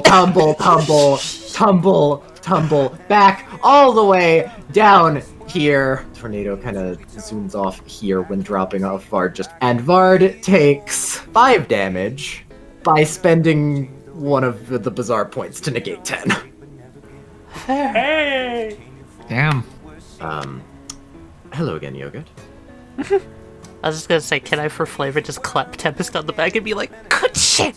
Yeah. That's a proper northeasterly wind!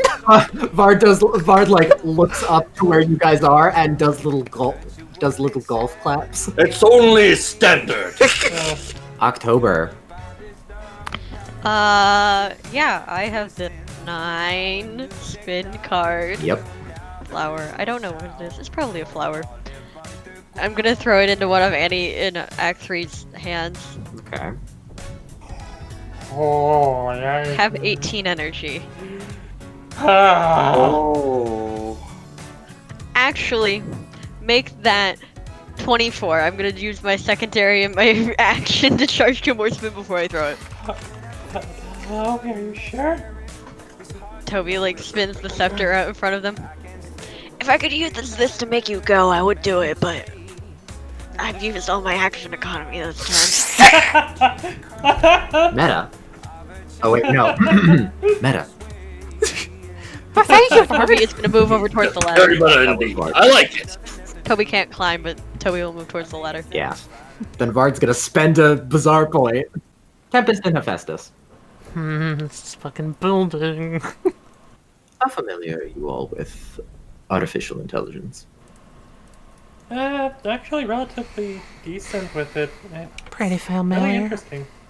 Well, It's only standard. Creatures without souls garner no interest for me. without souls, you say? Well, as a tiny robot comes out from Vard's sleeve, The little man. the little man. Little man! What you see before you is what I believe to be the first artificial stand. Created in Sorry, what? Yes. And their ability is simply the stand goes over here. The simple ability to copy. Oh no. To copy anything that another stand has done. Oh no. Oh no. Oh no. Oh no. It's a rather far cry from the ability that they were based on, but, well, me and Gigi considered them a success either way. We decided to name them all. There's 8 of them. We named them. I don't know how, but they found me. Oh, look at them. They're so cute! So cute. There's 8? There's so, 8. They're so small. And this one has that attack. Oh no. Is it the same roll or? It's the same roll. Oh god! Praise brain fact, made it work. May I spend a resolve to let Act 3 take a real quick action? Because it's your turn, yes. Is going to come over here, and they're going to try to absorb as much of the momentum from this thing as they can. Alright. Men at Work's currently in precision mode, so the best I can do is bronze. Yeah. I'm gonna have Heat Miser go over to it and absorb all the heat energy from it to try to dissipate its energy. and try to dissipate a tornado. I see. I've got an idea. Here we go. Men at Work's still in precision mode, right? He's still got loaded up those blueprints from the rest of the city. The way that you counteract a tornado, generally, naturally, is to apply an equal and opposite wind to disperse the swirling winds. I am going to try and shift the plans that I made in order to reverse the wind. Not a northeasterly wind, but since I came over that flaw in the last episode, a southwest wind.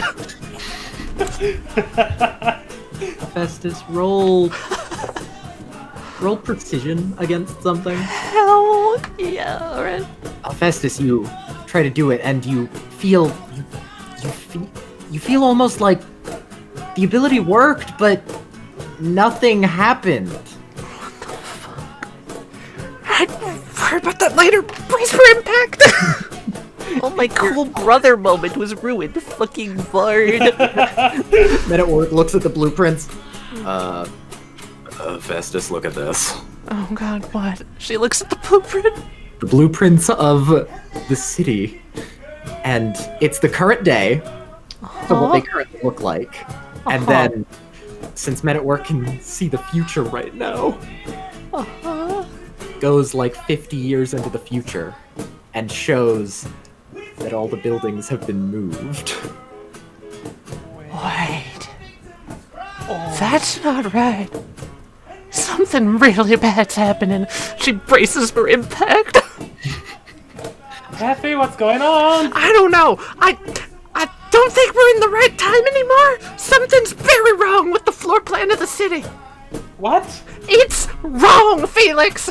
Heat Miser is able to absorb some of it, as well as it dissipates the 32 and makes it into a 22, which then Act 3 then takes it from a 22 and takes away 8, making it a 14. Still scary, but not as much as 32. Heffy's gonna brace for impact and take it with bronze. Hot and cold air rolling over each other, but if I were to use Snow Miser's suck ability, if you pulled all the cold air downward, it would break that spiral. The tornado zooms over you. Heffy, you take that damage, and Tempest, you take 7. Before the tornado dissipates, and the version of I don't know how, but they found me zooms away back into Vard's coat. Small lad. Small, speedy boy. He's going to just over his shoulders. He's getting closer to Vard. Heffy, what are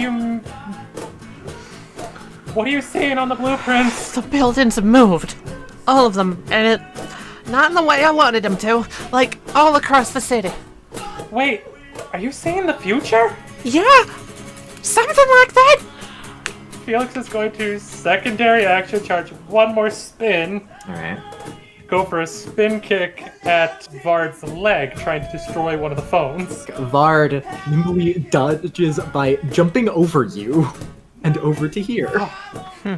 Vard, what you did to Hephaestus, to Men at Work, did you make it to where their ability doesn't affect the past anymore, but affects the future? Did you somehow swap when their ability activates? You're correct. Nice. That's so insane. I love it. Indeed. That is the ability of Sultans of Swing.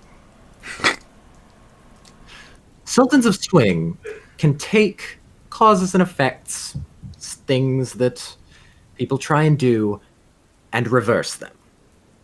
It can turn a heater into a fan, for example. Simple and useful when applied to normal things. Terrifying when applied to other people's stands. Oh, gosh. What's that gonna do to the people once that catches up to them?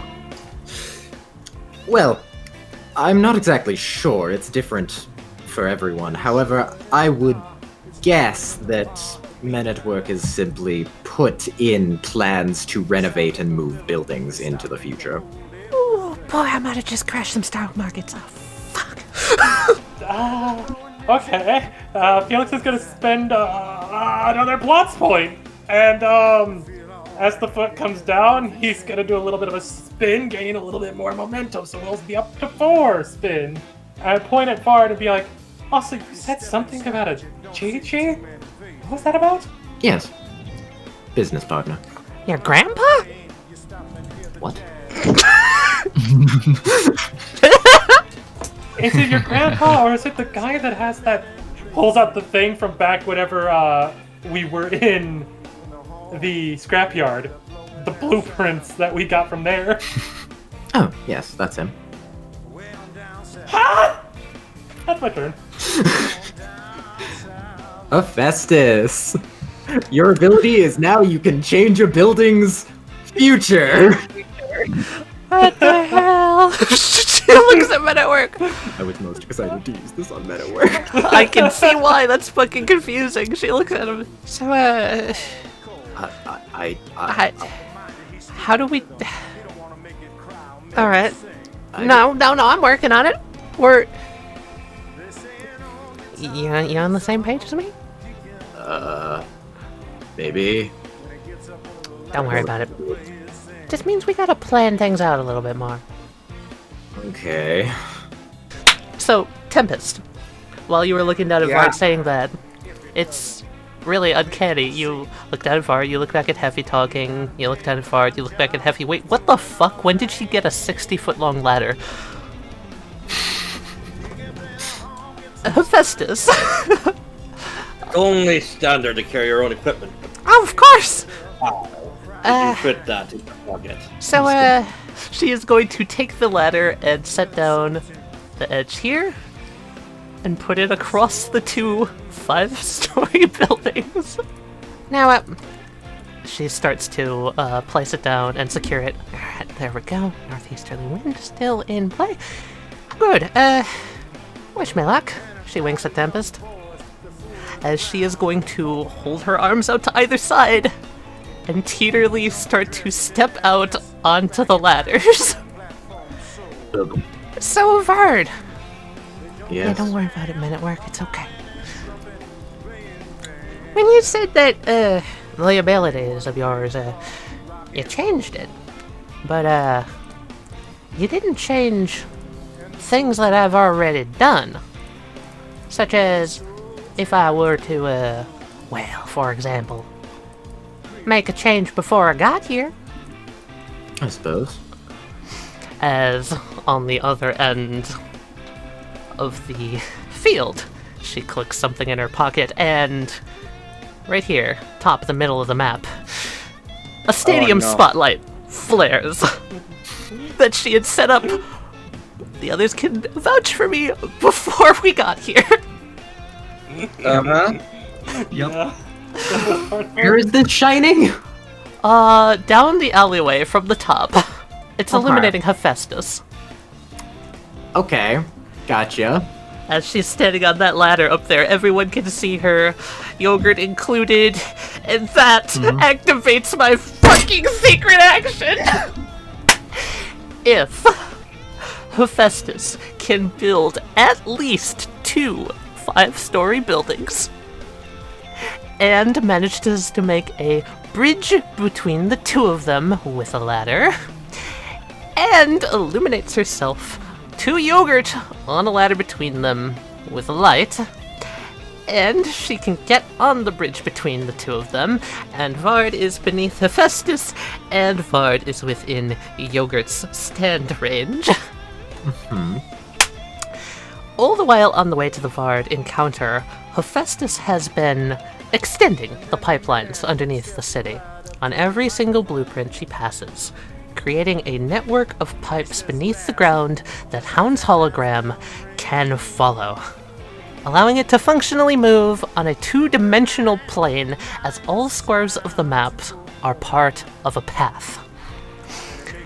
Hephaestus, giving the signal of the snap of the spotlight going on, will jump off the ladder, signaling Yogurt to dive at Vard, kick Vard up to her, as she'll punch them down.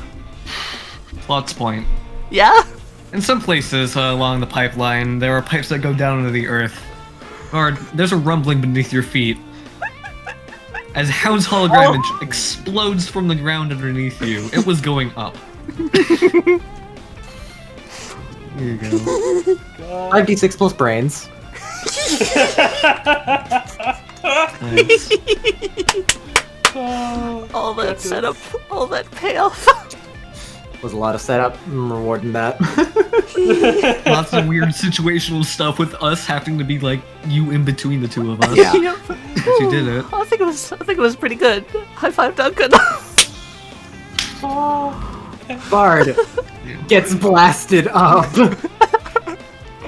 Looks at as going up to Hephaestus. Just, you hear, "Oh, well played." Bet you didn't see that one coming. I can't believe it, I did. And Muta! She pounds him into the ground. You pound Vard. Are we okay if there's a fun anime slide at concrete? Please give me a crater. Give me a crater. Vard slams into a crater, taking, if I may look at the results once more, 22 damage. Wait, 22? 22, which I am going to spend a bizarre field to negate 10 of that, but it works better if Vard takes the damage and then negates it. For the yellow one. Ooh, what's the yellow one? Oh yeah, my tornado's still going on over here, isn't it? Yes, it is. Okay, well, that was certainly something. All right. Swing, lights, and out of one of the hands from Vard's back goes around and wraps it and grabs the arm that just came out of Vard's trench coat as Vard shines a spotlight onto themselves. Oh, here we go. And heals for... Oh, fuck, that was minus. And heals for 10. Vard kills himself. It bends. That is the ability of Heal the Lights. It normally sucks life from things. Sultans of Swing was able to reverse its effect. It can be used to drain anything that enters the spotlight so long as it's living. Vampires aren't affected much by it.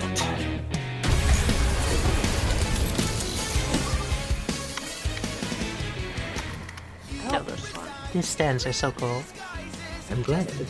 Vard reaches kind of under their trench coat, goes to their back, and grabs a smashed phone as Vard went back first into this crater. Oh, yes! Oh, hell yeah. Tosses it to the side. Well done. Am I allowed to monologue at this? Go for it. Vard, you said something specific about Sultans of Swing. That when you use it on something, it reverses the effect. I'm assuming it reverses the whole effect, right? It reverses part of it. If it reversed the whole thing, then it would make it where you're physically impossible. You can't change. If that makes sense. Well, maybe I'm just going out on a limb here. Whatever. It's worth it in my eyes.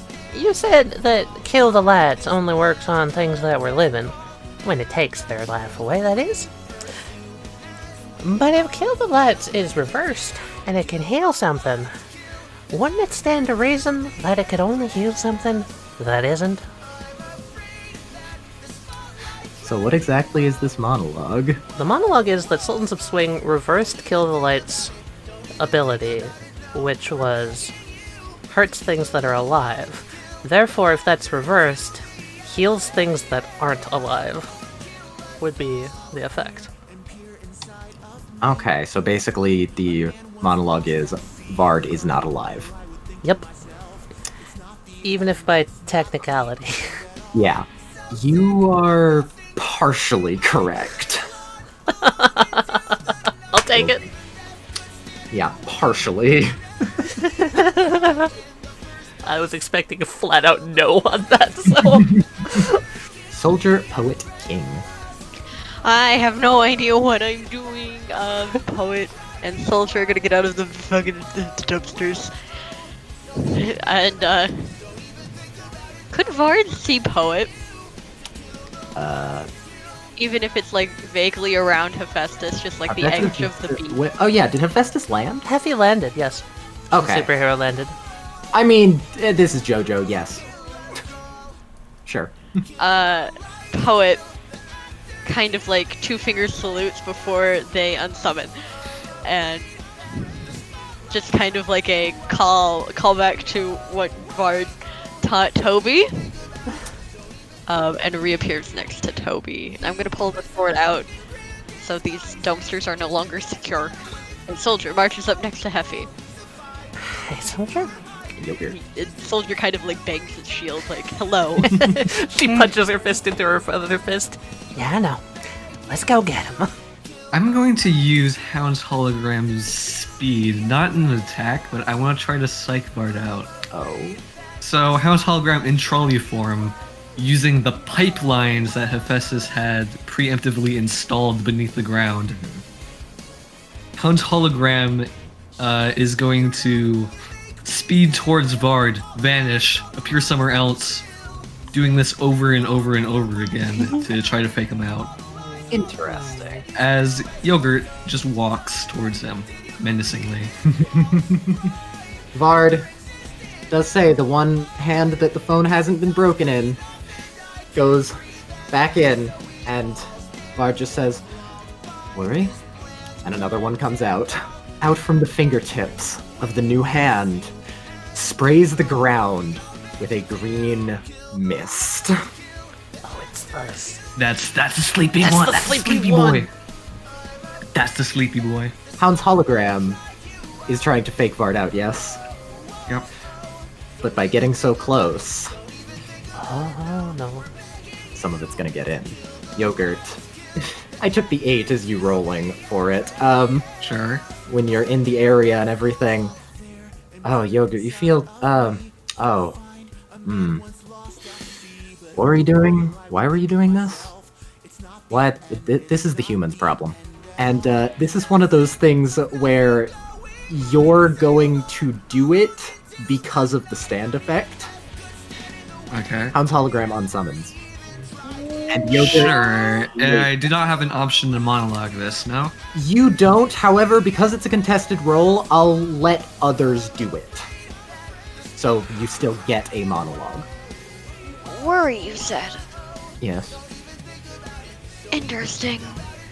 Because what it seems like is that it just kind of... that gas melts any worries that you have. Right when the song ends. Correct. If this is what I think it is... Green time! Green time. Gamer green time. What else would it be? I think I know what song it is. I think I really do as hope so, well. Cat. Yes. You're correct. The stand... Why worry? Well, anyone who breathes in the gas will cease to worry about anything. Including things that... Well, it made Yogurt unsummon Hound's hologram. Also, if used on someone, they won't care about lying, so it makes a very good interrogation. So, why don't you take a breath and relax? Wiggly boy.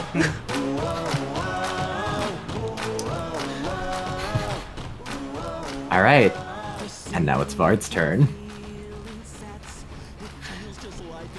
And Vard reaches down with their normal hand and grabs the phone that was on their ankle and puts it back on the arm. Alright. Now, Silva. And Vard is going to jump at eeny, meeny, miny Hephaestus. What? Oh god. For a punch. My dad! I have to fight my dad! You are my dad. Does this mark You're my 2 dad. dad fights in one episode? Dad fights in one episode. Normally getting up close and personal isn't exactly what I do, but, well, mystery is a good ally. Well, Vard, I hate to break it to you, but, I used to just be a construction worker. She cracks her neck. Staying away from things, you know, surveying. But, you're not the only one with a few tricks up your sleeve. And she's gonna turn her side to him, actually, and zip, unzip that pouch. And, well, that's strange. A ladder's gonna fly out of it and sock Vard in the face. Escalation! Oh no, are you serious? I rolled poorly too. The ladder comes out of the pouch and socks Vard in the face, as you said, launching Vard backwards into this building. Vard takes 6 damage and looks forward. Vard is going to monologue. Fair enough. Vard looks at you. No. No, it couldn't be. What's the matter? You have a nightmare stand, don't you? So what if I do? So do you. Fair's fair, Vard. Gotta put myself on your level somehow. I don't think you realize the gravity of the situation. I'm not using any nightmare stands. She furrows her brow. What do you mean by that? I'm not using any nightmare stands. Then where'd all this come from? She gestures around. My allies. You have yours, motions to everyone around, puts the hand on their chest, and I have mine. People who have willingly joined my cause. Alright, that's Vard's turn. Alright. Speaking of worrying, I'm worried. I'm worried. Same. Vard, give me a dose of that gas. I want to stop worrying. Act 3 is going to, first of all, generate 2 more points. I'm not gonna kill. That's my... Okay, this is Richard saying. He's not going for the kill. Yeah. He's worried for heavy. Act 3 is going to turn 22 points into 11 spin. Alright. Except, they're going to pat Felix, the pocket. Tempest is going to walk. The wind's still blowing northeast, yes? Yes. Tempest is going to walk over here, this part of the 5-story tall building. The stand's going to touch out and touch his brass knuckles. Imbuing the cold one with cold energy, and the heat one, well, it starts flaming just a little bit. Tempest is going to get a running start. He's going to put his arms up. Wait a second, that's no ordinary suit. And as he leaps off, it's a wingsuit! And he's going to use that to fly through the air and use the momentum of him gliding down to hit Vard right in the face with both fists. Someone's gonna take the pen from Poet and just going to write in the air sticky, like a sticky bomb, essentially. Right. And seeing the flying Tempest, going to back up and throw it at Vard's feet, trying to stick him to the ground. Alright. Why Worry's hand is going to come out, and I'm going to try and spray you before you can actually toss Throw it. Yeah. I rerolled a 2. Oh, by the way, Yogurt, the effect has worn off. Okay. I'll take it. Alright, go again. Escalation. Wrong cut. That's Oh, good. come on, Oh, stick this double boy! escalation.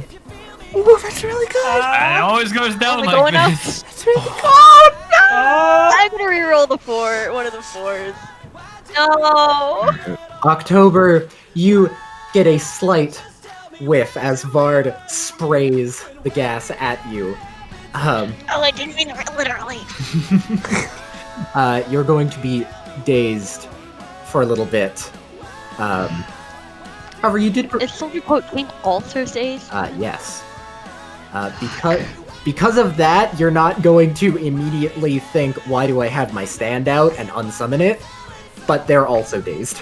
Tempest, you fly through the air. How many points did you put into those things?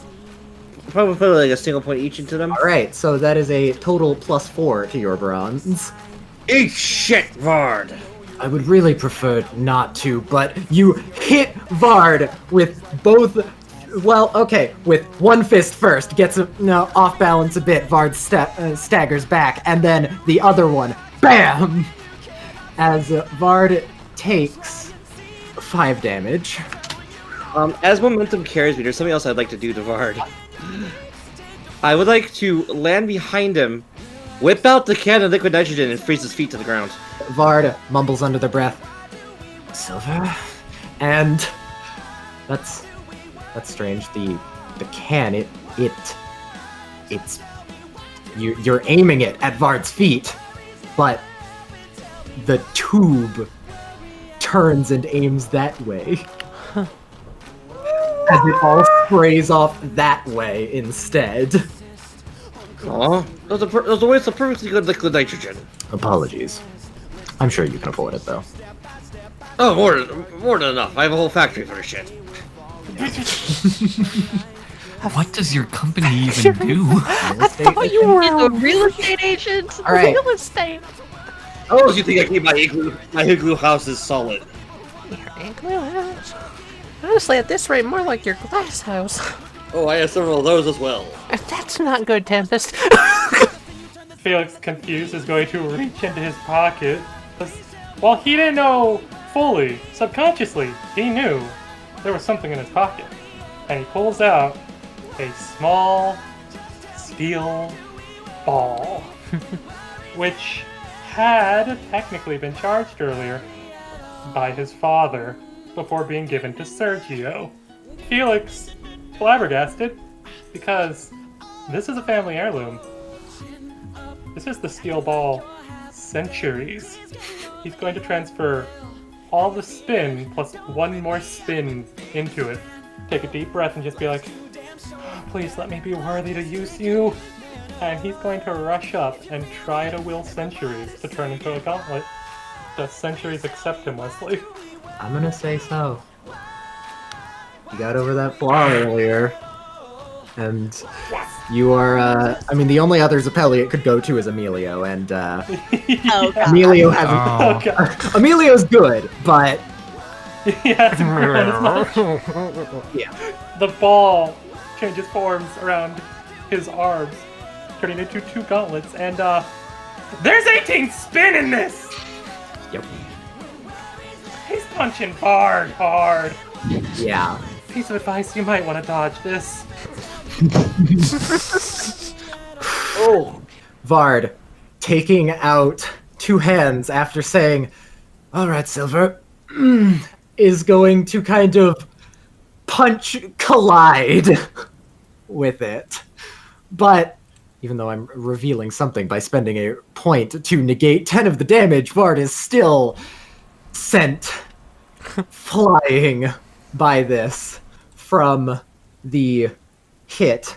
You notice, Felix, some of the spinning energy has changed. Some of it is specifically 5 of your spin started going the other way. I used a silver point for that, so Time. if everyone would please go to Finally, across many games. finally I figure feel like out what silver are we gonna does. get to figure out the full power now? Holy shit. Quite a hefty hit you dealt there, Mr. Zeppeli. I had to use Man on the Silver Mountain to counter that. Man on the Silver Mountain's ability is quite a useful one. It is the control of all active energy. whether that be in the form of spin, fire, electricity. And it can bend that energy through solid objects and almost make it where moving them is as if moving another limb. Okay, yeah.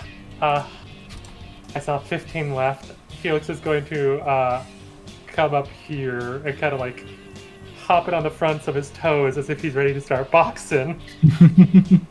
He kind of frowns a little bit.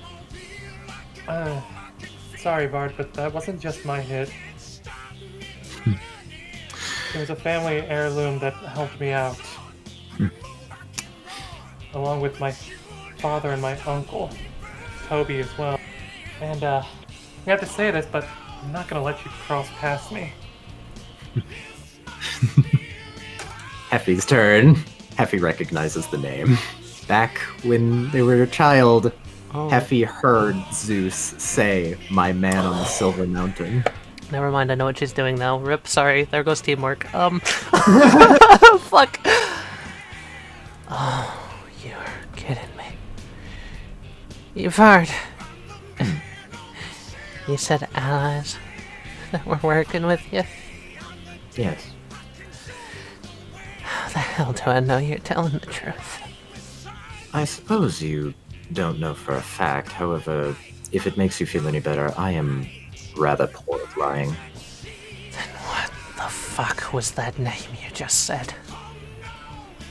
Man on the Silver Mountain. Just from the way that Vard says that, Vard knows. And Vard knows you know. You're kidding me.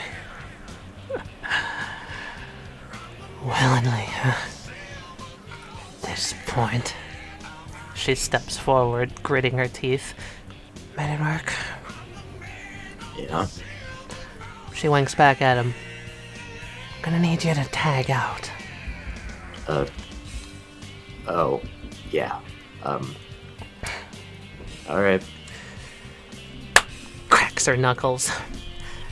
Like I said, Vard, willingly. You know I can't fucking believe that for a second. I don't really give a shit. And she is going to fully pull open the satchel on her side. A ladder comes out here. A ladder comes out here. And a ladder starts flying into the sky from the pouch. But as it's coming out, a hand grabs onto one of the rungs as something rises out of the pouch next to Hephaestus. What I was saying, Vard, he may have chosen where to go, but I don't really give a shit, because what you care about ain't gonna stop me at all. There ain't a single restriction you can put on me. She taps her heart. And she is going to run forward with that ladder, and the stand is going to do a bicycle kick out of the pouch, kicking Vard in the head with its cinder block feet. Vard, as no restrictions, goes forward. Vard says, So that's it. No restrictions. That's the nightmare stand. Silver? Give me back my arm. as the phones on Vard's arm get tossed out onto the ground and Vard's actual arms come out. Roll power. Alright. And Vard, taking out, meets the cinder block leg with a fist. And the leg, it's powerful. There's no restrictions on its power. As Vard, hand met, is still kicked back. Vard takes a 3 damage. What? Out of tricks up your sleeve, Vard? I think that was his trick up his sleeve. His hands? His own hands, not anyone else's. Huh. Right then. She cracks her neck. I'm gonna monologue it forward. Oh. Go for it. You know, Vard, it's really interesting to me, she says as she pulls out a flashlight from her pocket, flicks it on, and looks at Vard. You know, I've never seen your face in all these interactions, even when I'm right up close punching you. Haven't seen a lick of it. So, Vard, is it true then that your stand's covering your own face?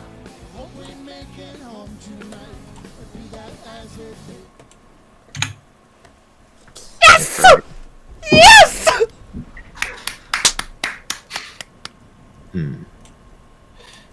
Very perceptive of you, Hephaestus.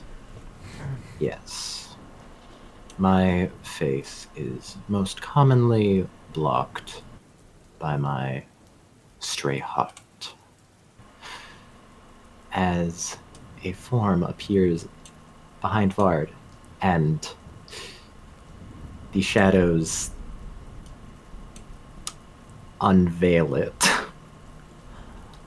as you see what it is and say, though my stand might be a bit of a miscategorization. Have you heard of substands?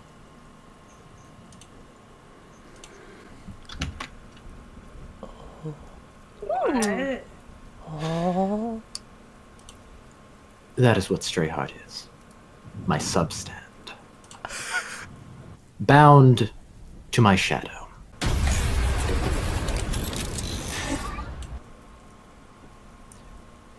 Now, this one here, this is purely decoration in most cases. The stand stands tall and unmanifests.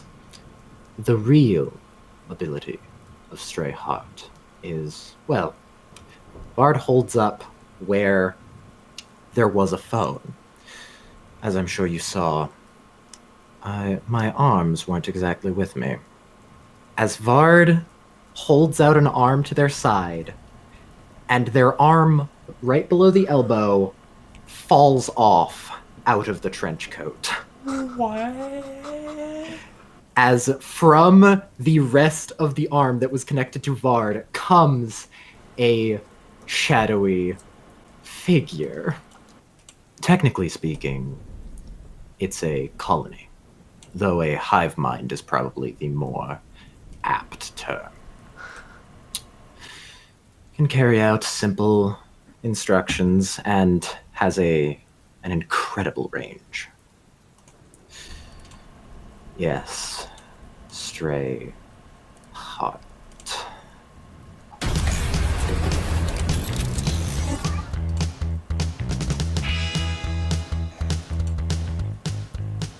What? So we saw part of it, and then... Is it just purple? Yep, it's a shadow.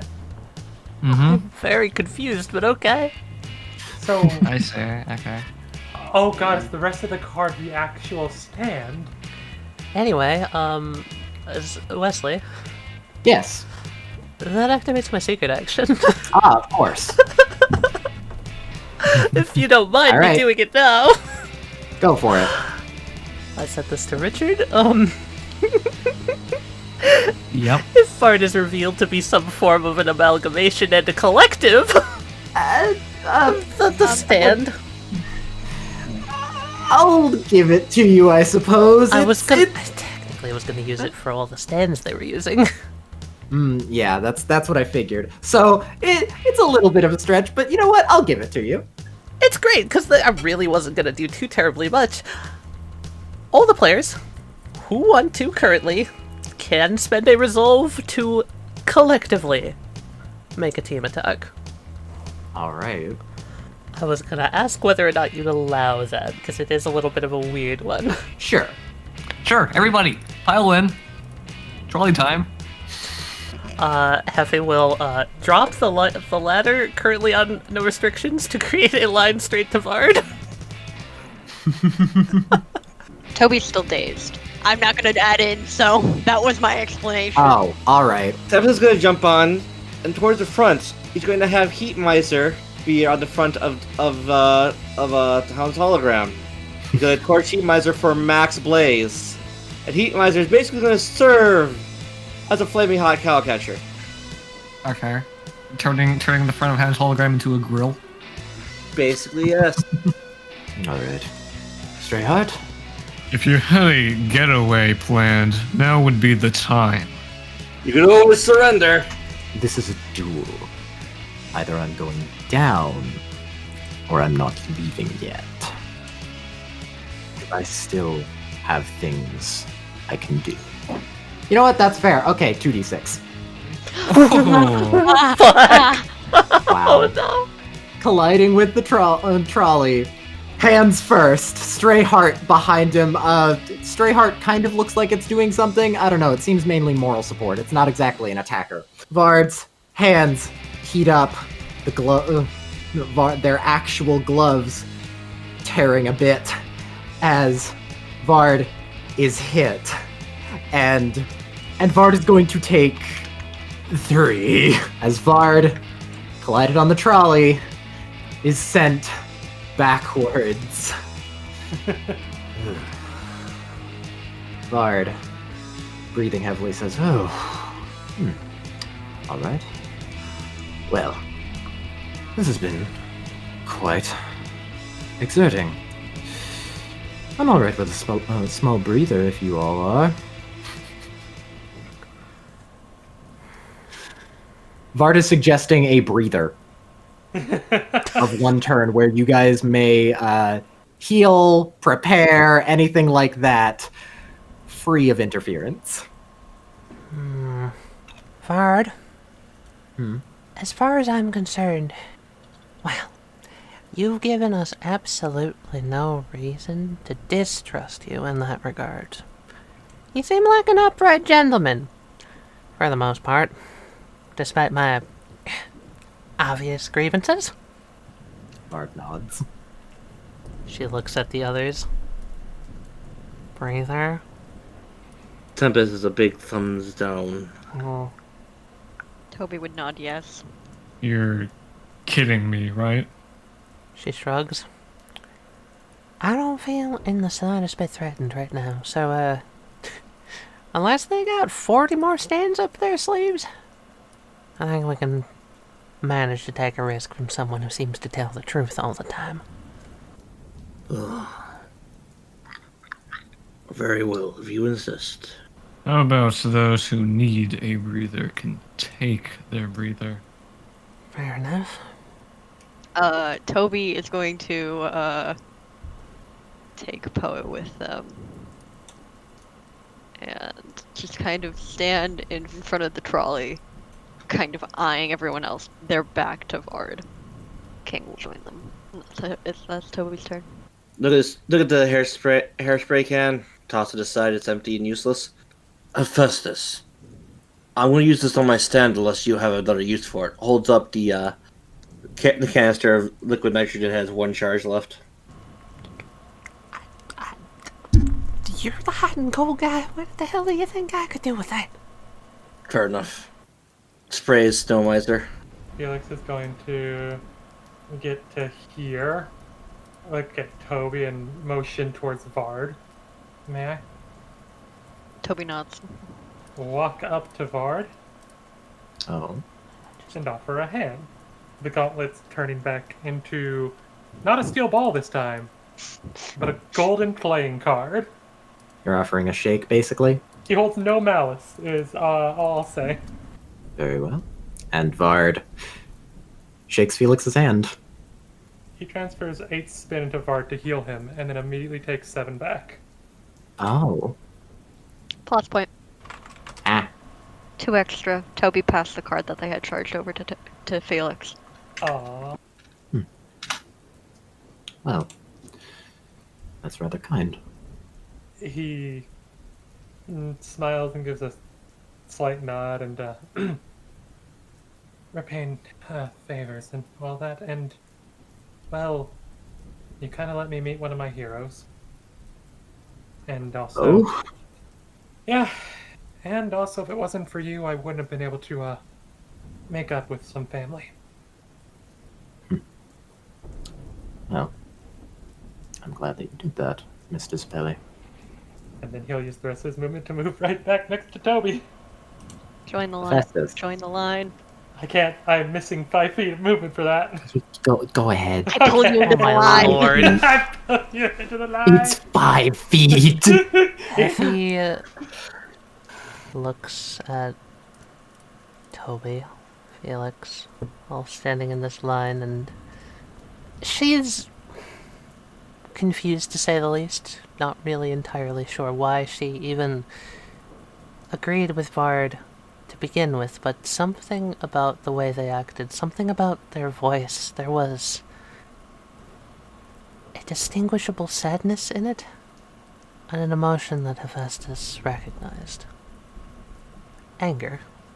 She's going to zip back up the satchel, no restrictions, will do a small bow and return down the ladder, climbing into from whence it came, and she'll walk up, look at Toby and Felix one more time, brow still furrowed in confusion as to why, but she looks up to Vard. Vard looks at Hephaestus. And just like that, seems like you proved your point.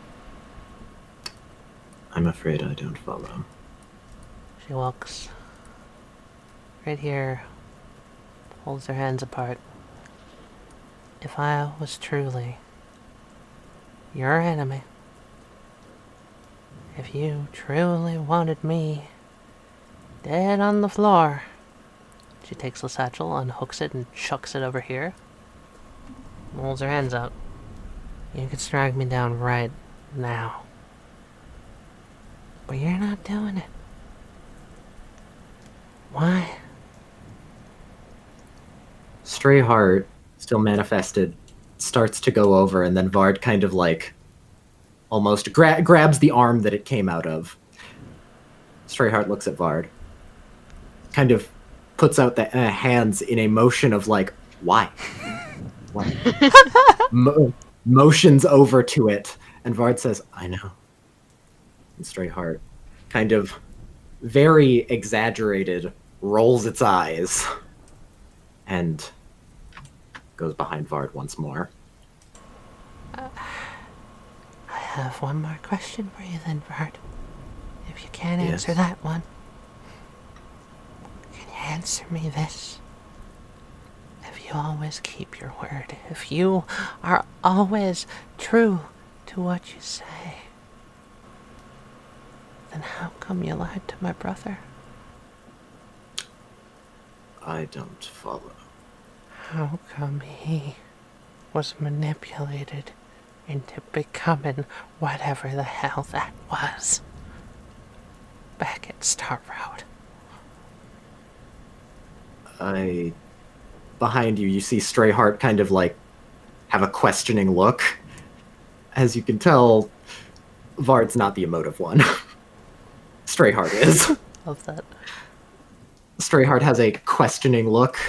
Vard looks back at Stray Heart. Stray Heart looks back at Vard. I have no clue what you're talking about. Does Hephaestus have enough of knowledge to say that Percy completely forgot her? Is that sayable? I think it's reasonable to say, at the very least, he didn't hate you like he did in that fight. I'm going to deactivate the perfect world for today in order to gain a plots point to say this. Alright. Then why the hell Did he lose all of his memories of me? What? If it wasn't you. Vard still seems rather stoic and everything, but behind you, you see Stray Heart, like, begin to shake with anger. And Vard says, "Are you telling me that somehow Jacob's ability was still on Percy and I didn't know?" Hephaestus shrugs. Something happened. All I know is that it wasn't Percy.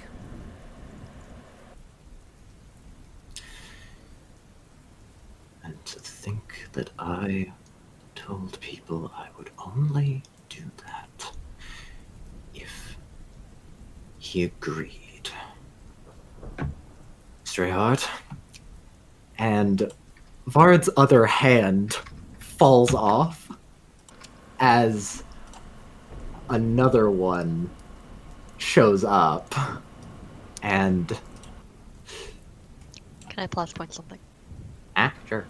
I just want to plus point Rachel mentioning the chip, seeing it. At least to Toby, if, like, while they were coming back upstairs. Is that good? All I right. would 100% have told them. Yes. Toby will, like, flip around. Wait, is that what Rachel saw downstairs from... she's blonde.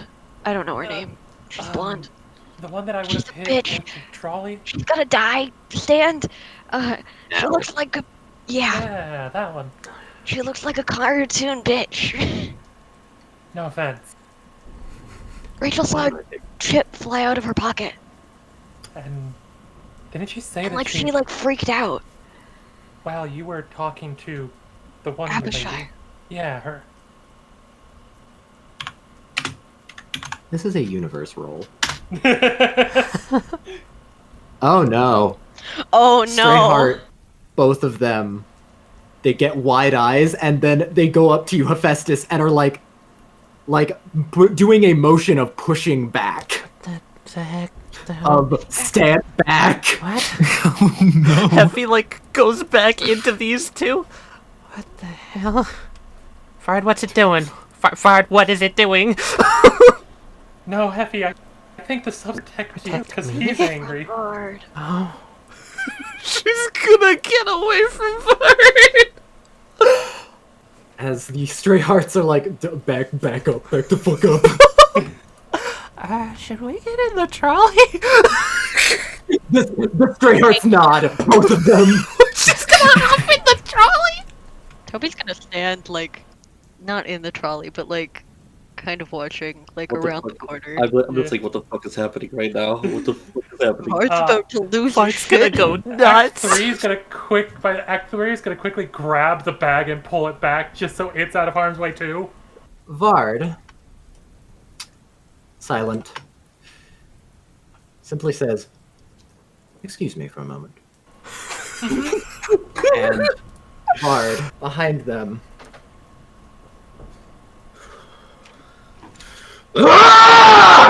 and slams their hands into the ground Oh, fuck! as Vard spends a learning point.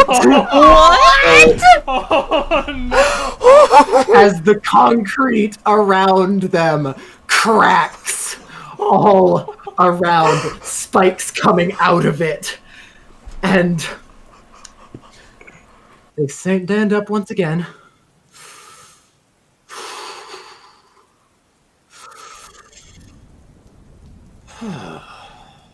Are you okay? Vard straightens their hat and turns around again. What was that? Are you okay? Are you, Yes.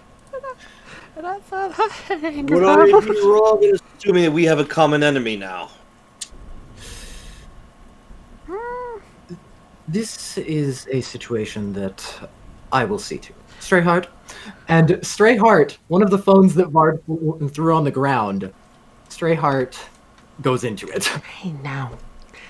I think that you hiding shit has caused enough problems, don't you think?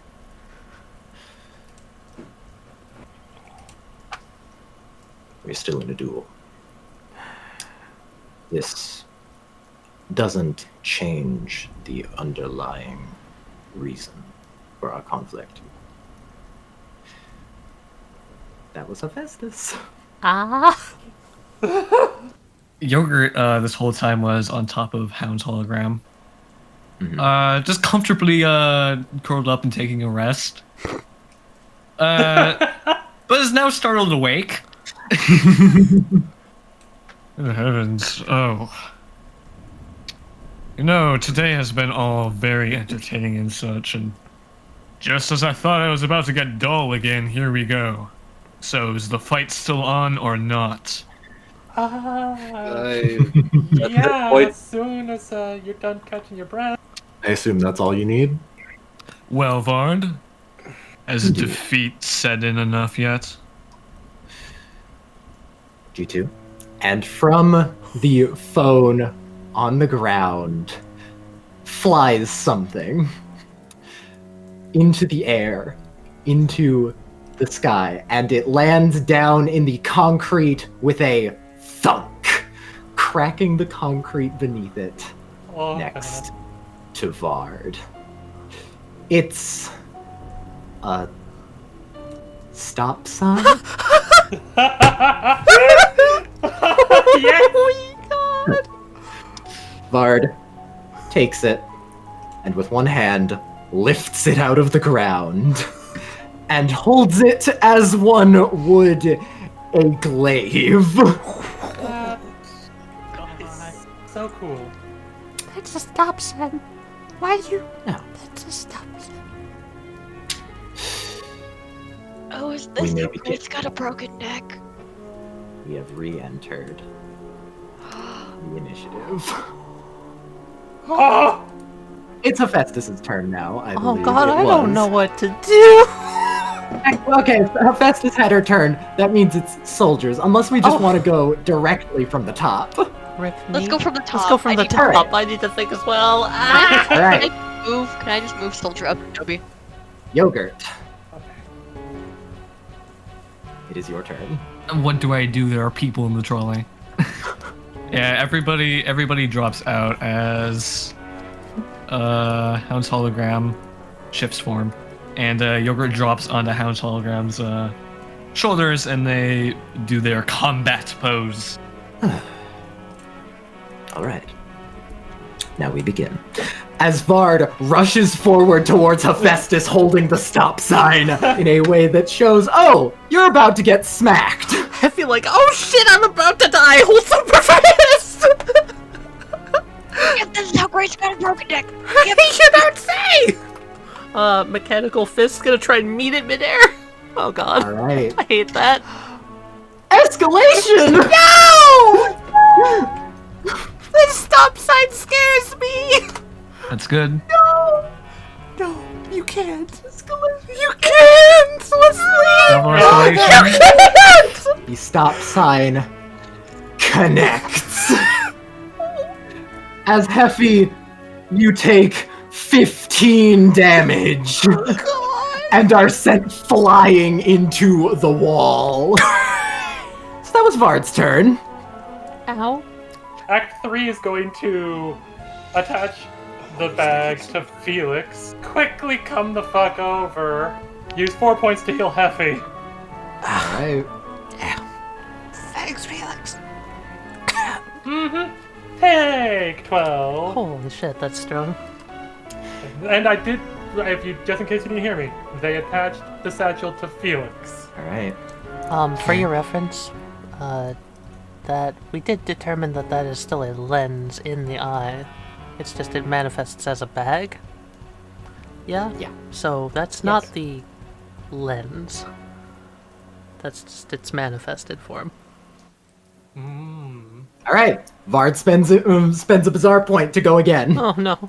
As Stray Heart over here simply fast zooms past everyone. What? Going over there and says, Vard says, "Thank you, Stray Heart." And Yogurt, you're not sure why, but Hound's hologram on summons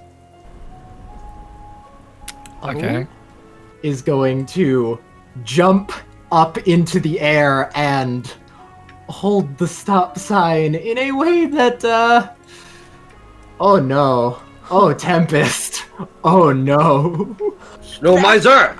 3 points to make a snow shield. The ice shield actually manages to stop most of it, but the shield itself doesn't crack, but you're still pushed downward with a force.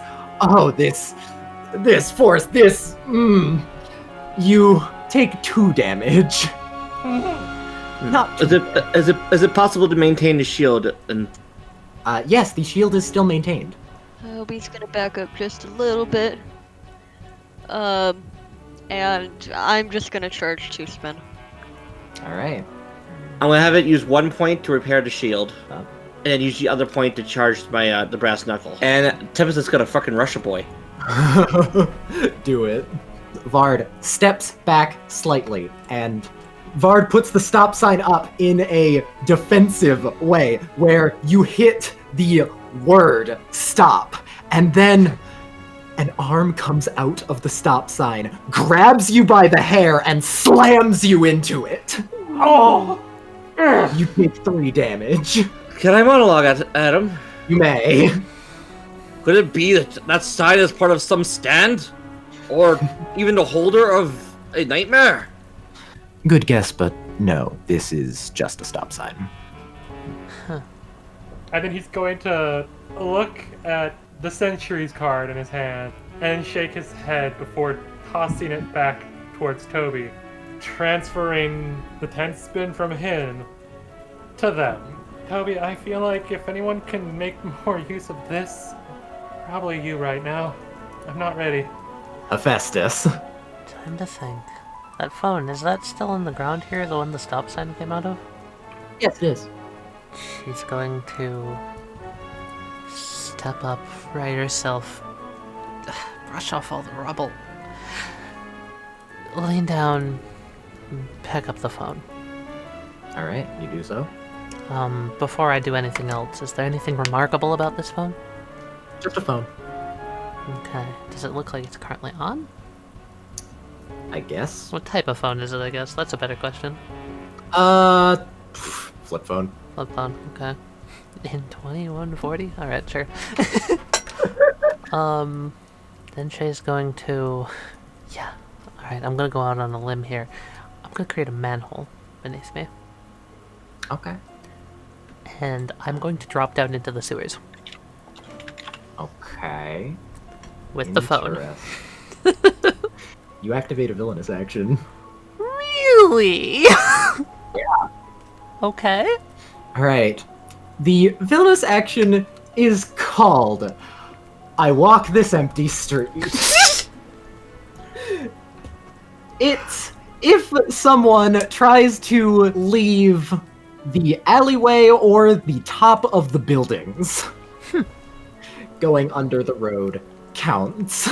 Hephaestus, you go down and, like, about 3 feet below, you land on asphalt again.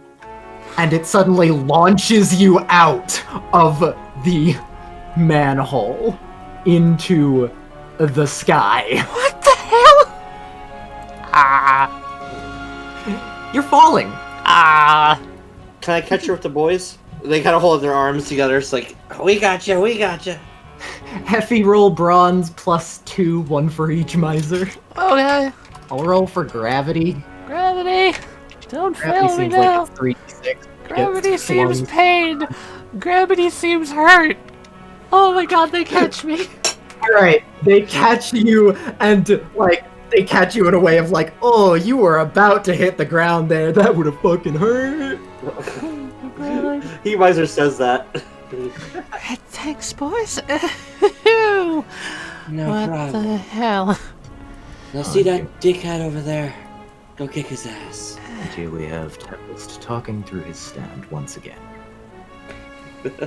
Tempest, careful what you say. I think that they're about to clock in the job with the stop sign. Right. Okay. Fine. Vard. If you gotta be an ass about it, I won't do it with privacy. Fine. God, this is stupid. I have like a half-baked idea. I'm gonna hold on it. I'm gonna hold on to it. 10. I have 12 spin right now. I'm going to transfer 2 of it into another card, and I'm going to heal King for 2. All right. Alright, what happened to House Hologram? It was Am I on some- able to bring House Hologram back? You can try. Roll brains. Hound's hologram doesn't summon. Well, this may be a first. But something you do notice. Oh, You roll okay. just enough to realize this. If you... Alright. If you're to close... If you close your eyes and you, like, clench your fist, you know how you can still feel what's happening and everything? Yes. Imagine that, and imagine that as using your stand. You feel Okay. like you can still do that. It's just different. Okay, monologue. Yeah? So you didn't unsummon House Hologram. Instead, you just hid him from sight. You're incorrect. Incorrect? Okay. Yeah. In that case, I have an idea. A really dumb idea, but still an idea. I'm going Alright. for it. Yogurt's jumping down the manhole. That would reactivate the villainous action. Do it, reactivate it. Alright, you get sent up into the sky! Alright, I'm gonna try to influence the air trajectory. I'm gonna try to land on Vard. That's actually Alright. brilliant. The stop sign, it moves. He twirls it around in the air and puts it right in front of their head, just at the right angle of you land on the stop sign. And then Vard flings it. Alright, where am I being flung? And flings you here into Here? this wall. You take 4 damage. Okay. Straight heart, slide back into Vard. Over here, and Felix. Oh boy! You are getting a slam. Act 3 is going to attempt. Yeah. Felix, Yeah. that's wrong. You can't. I can't use my stand to. You can't move Act 3. Oh no. It's strange. You feel a similar thing of yogurt, of like you can't see it. Moving Act 3 doesn't seem to do anything, but like you still feel like there's something there. Something's happening. Oh no. What about with centuries? That is able to act of its own volition. Is his connection to that gone too, or like tensing like that? It seems relatively normal. That one's normal. Yes. Okay, if that one's normal, then he'll attempt to use centuries to punch so he can use his power. All right. Felix, you ready centuries and you punch with it. Oh, but it's not strong enough. You still get hit. You get sent back. You take 3 damage. Okay. What the heck? I can't. What? Vard, are you disrupting the connection to our natural stands? You're correct. Oh, indeed. Indeed I am. That's why centuries worked. Hephaestus. Okay. Effie, after being let down by the boys, is The boy. the boys. Boys. Right, yo, good, cool. I'm gonna go take a business call. Gonna run over here. Okay! All right. She is going to duck down out of the way of any potentially dangerous projectiles. And she's gonna pull out her cell phone first. All right. She's gonna try and call Percy. Ring. Ring. No answer. That's what I figured. Didn't really want to have to go to this, but here we are. She puts her own cell phone back in her pocket, takes out Vard, and is gonna open the contacts list. The contact list is G2, Swing, Silver, Lights, Worry, NS, Don't, and Any. Alright. If he takes a deep breath and dials G2. G2, as you're about to hit call, from the speaker of the phone comes, you realize you can just talk. You don't have to dial me. All you have all assumed that I can't hear you. I can. If he stammers for a second, that's very awkward. I'm sorry. What are you trying to do, Hephaestus? Because if you're not going to hand them over, I don't really want to talk to you. That can be arranged, in all honesty. I just need to know one thing. Your boss got very, very mad. Can you... You want the nightmare stains, right?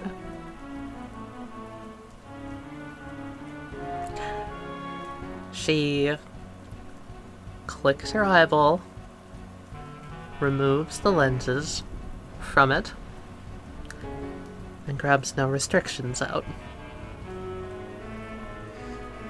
I'm going out on one hell of a limb right here, so you better follow through with this.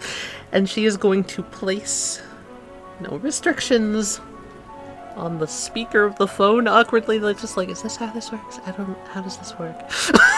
Wires immediately come out of the phone, grab the lens, and drag it in, it disappearing. Jeez, alright, okay, sorry. G2 saying, apologies, I had to make sure you didn't have time to possibly change your mind. I don't blame you in the slightest. I'm a little bit surprised in myself because I don't really know what's going on anymore. This is an interesting development. Yeah, maybe there'll be more in the future. Anyway, Vard got mad because, well, I assumed it was their doing, but it does not seem to be the case. Do you know what happened to Percy? Strayheart mimed it to me. Okay. So then... We're looking into it. Okay. I want to help. Interesting. I'm sure I don't have to explain this, but whoever the hell did that to my brother is going to fucking pay. I feel similarly. Can't you tell I'm shaking with anger? Uh-huh. I can't even tell if that's sarcasm or you literally just are being sarcastic. Good. Great, cool, you're being sarcastic. As I said, we're looking into it. Even I can only do so much. Can't you just at least give me something to go off of? Anything. We don't have anything to go off of. This is important to us as well. As you can tell, we value our words very much. How about this? Maybe an easier question. He still hasn't woken up. No. Do you know why? I have a theory. I'll give it to you because you handed over the nightmare stand. You at least deserve that. My theory is incompatibility. Fighting for control. I see. Either he'll wake up eventually, him or not him, or he'll be fixed. Wait, him or not? What? Run that by me again. him or not him. So you're saying he could lose his mind again? Lose, technically. Overwritten is probably the better term. You're kidding me. Yeah. No, that's it. I'm finding it out. Who the fuck did this? Whether or not you like it. I already said we're looking into it. I know! I know you care about that much! Just... Yes, Jacob is very, very pissed. Jacob's pissed. Yes. Wow. Never thought I'd be on his side for something. If you think about it, he has more of a reason. Jacob's word was the one broken. Vard was merely under false pretenses. Effie, thinking about her current anger, flattens her expression. No, he doesn't. I'm the one that has the right to be the most mad. Fair enough. Emotions aren't my thing. That's where I'm gonna end that for now. She's not gonna hang up, but I've said a lot. Technically, you never dialed, so... Oh, fair. You know what I mean. God. Act 3. Yeah. How? For reasons, I'm gonna make Act 3 not go yet. October. Okay. I'm about to do something. Yes. I'm at 10 spin. I use my secondary to charge 1. And I'm going to rank 3. What? I'm going to rank 3. You need a reason for that. If you get over a flaw, then yeah, I'll probably let you. But otherwise, you have to a flaw. roll. I can. Hang on. Unless you want me to get over dead parents. Idea. You could get over the dead parents, but not in the fact of the dead parents is what matters, but the fact of that's a direct tie to your previous family? Getting over Who cares it about symbolizing... them? These are the people I care about now. Yeah. I'll allow that. Okay. Do you need me to make a bravery roll? Yep. Okay. Unless I get the found family trait. Wait, could you resolve rush it? I'm not resolve rushing it. If you resolve rush it, you get your resolve back if you win. Fuck it, I'm resolve rushing it. Right. Yeah, you get. I think you beat the system. Yeah. Looking at everyone, it's like your old family still matters, but they're the ones who matter now. Going to rank 3 doesn't really give me anything. I just have a limitless Yeah. spin. If you don't have a stand, you gain a stand. So what does that mean for stand users? I know we briefly. This is why I didn't want to do this. 'Cause I have a thing. What's your brain's bronze of bravery? 10 total. How much spin do you have?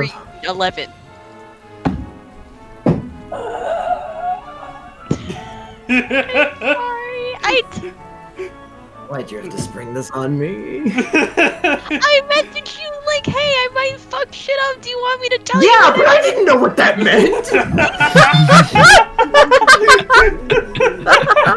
Love you, Westley. All you said was you might throw some stuff off. Yeah. I didn't know what that meant. Why do that? Love you, Westley. So what I have in the works is basically if you don't have a stand, if you have a stand and you reach rank 3 and go to the golden ratio, you gain a sub-stand. Oh? And that's not a gain as in you have it while the thing is happening. No, it's just you have it now. I do have an idea. Okay. Listen, the name for the Big Toby ability is for he has cast down Leviathan, the Tyrant, the Horse, and Rider. Mm-hmm. And it's King, the Tyrant, Soldier, the Horse, Poet, the Rider. Okay. Leviathan isn't covered. Okay. A fourth puppet. Tiny. It's a little Hydra serpent thing. It's really small. It's like a tiny marionette puppet. It can take a noun, an adjective, and a verb in each head, and combine them. All right, that's pretty cool. Okay. Yeah. So how about this? We don't bring out any art for it yet. However, we have it be the thing where it's like it's invisible until later. Okay. I was going to duplicate the card and use it to heal, and then they vanish. So I would be down to 5. It was gonna be Heffy, but Heffy ran off. It's okay, don't heal Heavy. Heavy going on a G2 adventure. I'm worried. I'll heal Tempest and Vard. And oh, all right. Did you not see that coming? No, I didn't. Deer in a headlight's kind of skittish, and it's just kind of watching Vard, and it's just... so I do have a question. Yeah. Vard's not your name, obviously, right? It's not your like full name. It's shortened. We saw the apostrophe. Explain.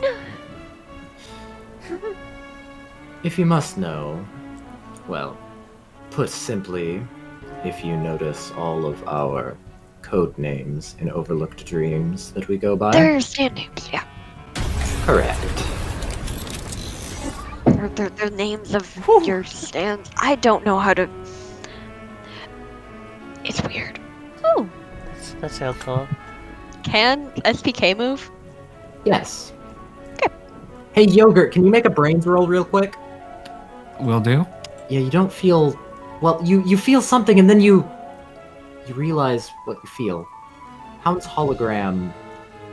Well, you feel like it's right over there. Right where Act 3 is. Okay. No. Yeah. Yeah, okay. That's kind of what I Okay. figured too. Yeah. Alright, what should Act 3 do, guys? Anyway, Act 3 goes into Punch Vard. God dang It's what it. Yogurt knows. Yeah. Alright, what's Act 3's power again? B? B. Felix, I'm giving you my monologue action. Go for it. Oh God! All right. Holds up a hand and it's just no. Give them back. Who sees like Yogurt up there, kind of like doing that eye motion as if he looked at Act 3 and then kind of did the look towards Vard, and that's where the stand went. No, that's why I couldn't use them earlier. You swapped our stands, didn't you? Just like you did with Percy. Oh my God, that's what you did with Percy. You can swap who has what stand. You're correct. As Felix, you see, and I'm just gonna narrate this because it's cool. Yeah. You see Hound's hologram's fist form around your hand. Oh, this isn't right. Give them back. And Vard catches the fist of Act 3 and says, "It's temporary. Don't worry." Tosses over here, impacting here. Yogurt and Act 3, you take 3 damage. Or takes the stop sign. Tempest. First, I'm gonna try to control the boys. Can I move them? Nothing. Alright, who do I control now? You want to try and summon your stand? It's men at work. It went through both of us. You've got men at work. Come to me! Ah? Hello, men at work. It seems What? that it seems to be working with me today for a short while. That's really weird. I feel weaker. Is this how you always feel? Oh.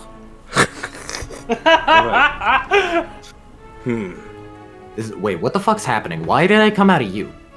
Well, it would seem that one over there swapped our stands around a bit.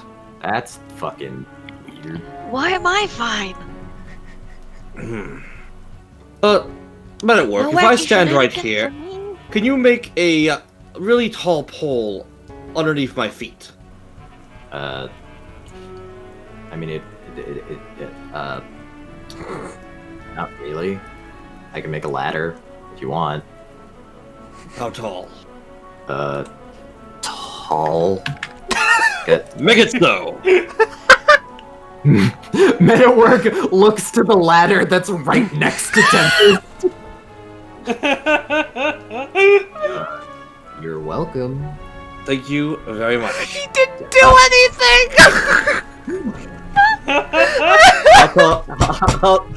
How tall up is this ladder? Like a story. I was just throwing out 10 feet ladders, so that's probably a 10-foot ladder. Yeah, it's 10. Did I ever explain what No Restrictions does? No. Nope. It makes ladders. ladders? It makes ladders, that's it! Can you make this bigger? Let's Probably. Say 10 stories. 10? That's not structurally sound. The building's only 5. Yeah, the building's 5. I can do 5. Make it so. Alright.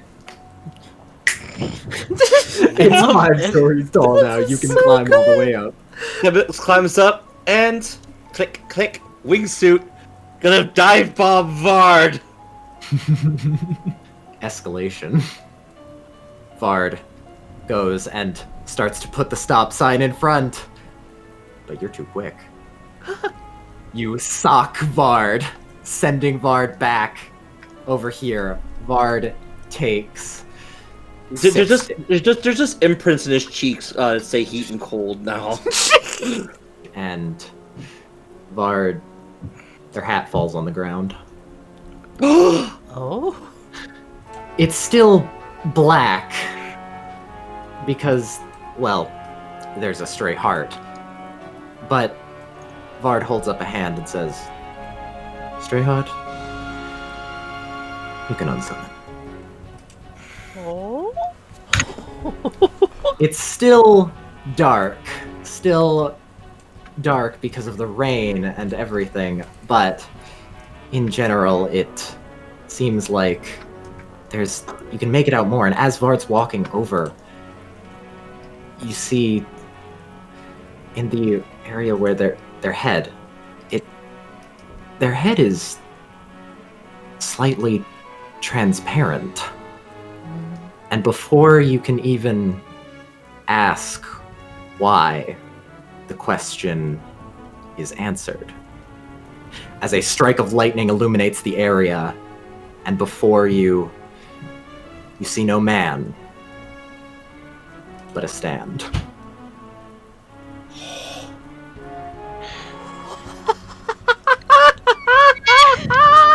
Your name wouldn't happen to be Boulevard, would it? Tempest, you're gonna have to give me a reason for why you would be able to know that. Well, it's kind of just logic, because, Vard, I'm just thinking, The only thing I can think of that would have Vard in it is Boulevard. Does Tempest want to use dumb logic of Vard has done a lot of road-based things? Yes. Alright, I'll allow that. I just got that with the stop sign. Is that why he's using a stop sign? Oh my Yes, god. it is. I suppose it is. Yes. My name is Boulevard of Broken Dreams.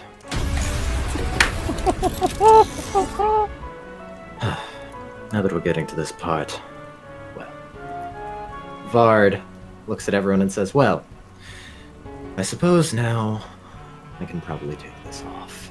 Vard grabs their trench coat and tosses it to the side. And readies a more battle stance.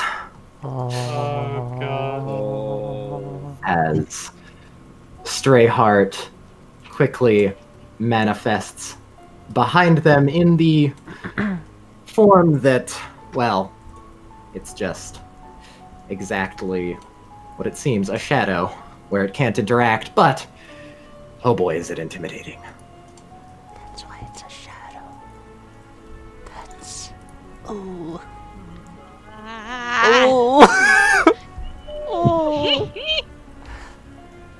Fight Oh pink. my god.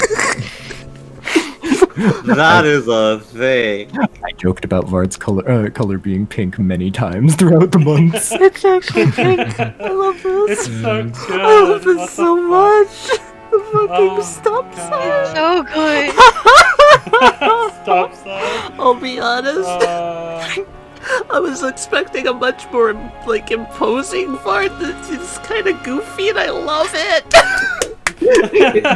But intimidating. It's intimidating, Yes. but like, the shadow's intimidating. Vard themselves are just like... yes! I love this list. This is so Oh good. my god. This is so good!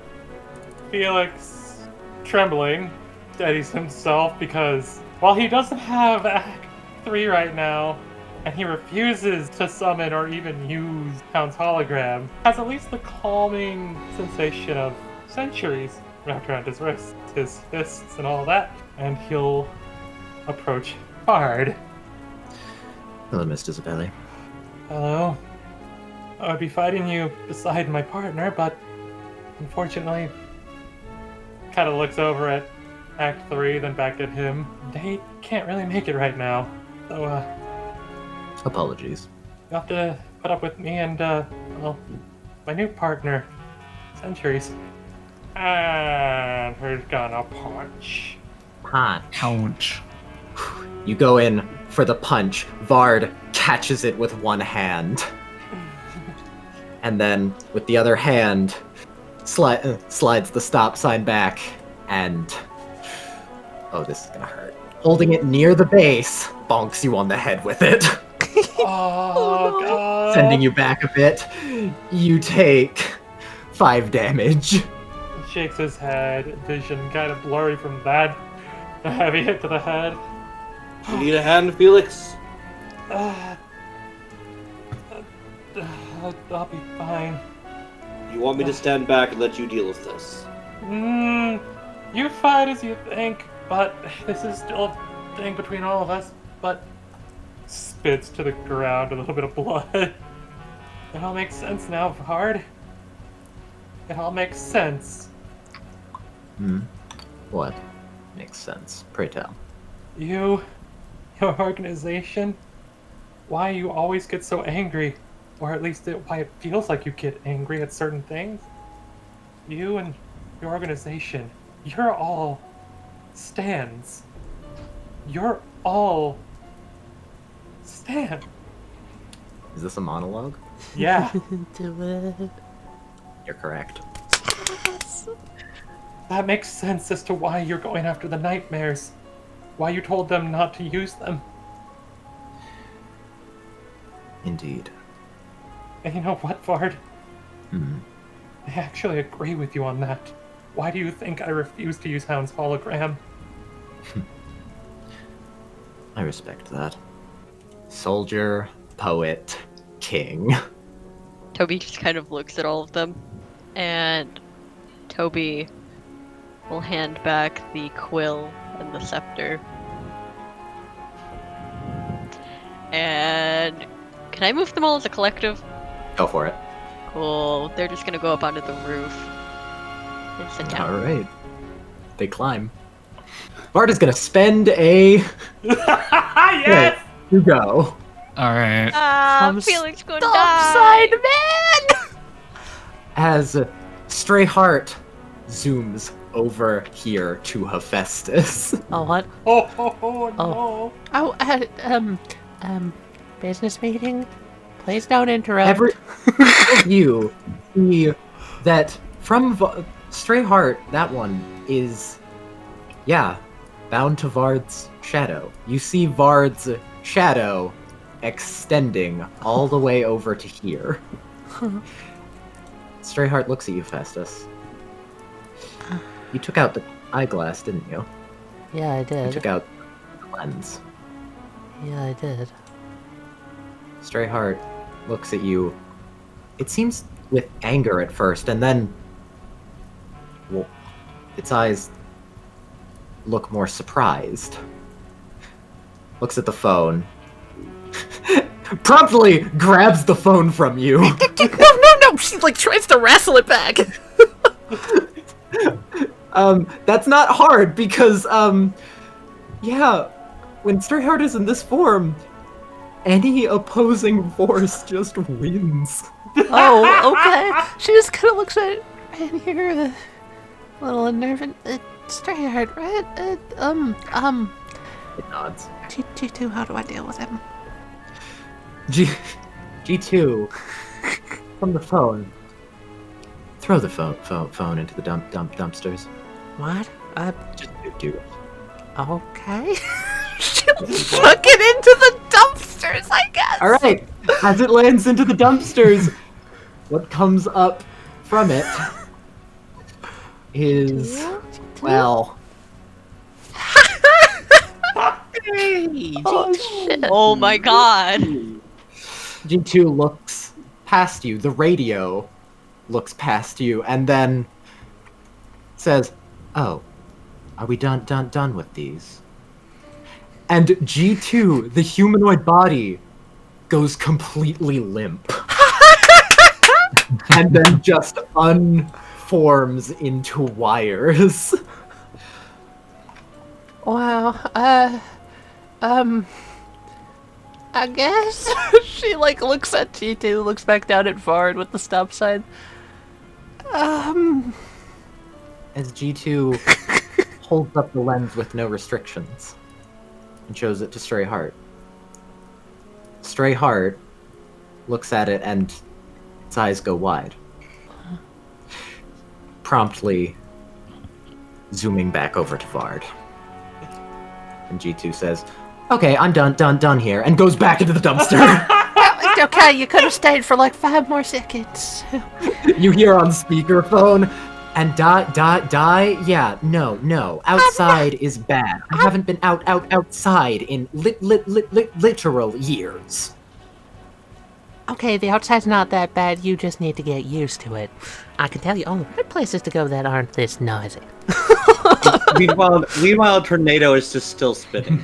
Yeah, meanwhile... That's probably stopped by Did now. she come out honestly. next to a tornado? No. That's not fair. Alright. Delete it. Feels flabbergasted, oh my god, what? I love this. And She's a dumpster gremlin. and Vard is going to try and hit you, Felix, and says, "All right, no more holding back," and slam you with it. Oh boy, he's gonna try to overpower it again with the punch.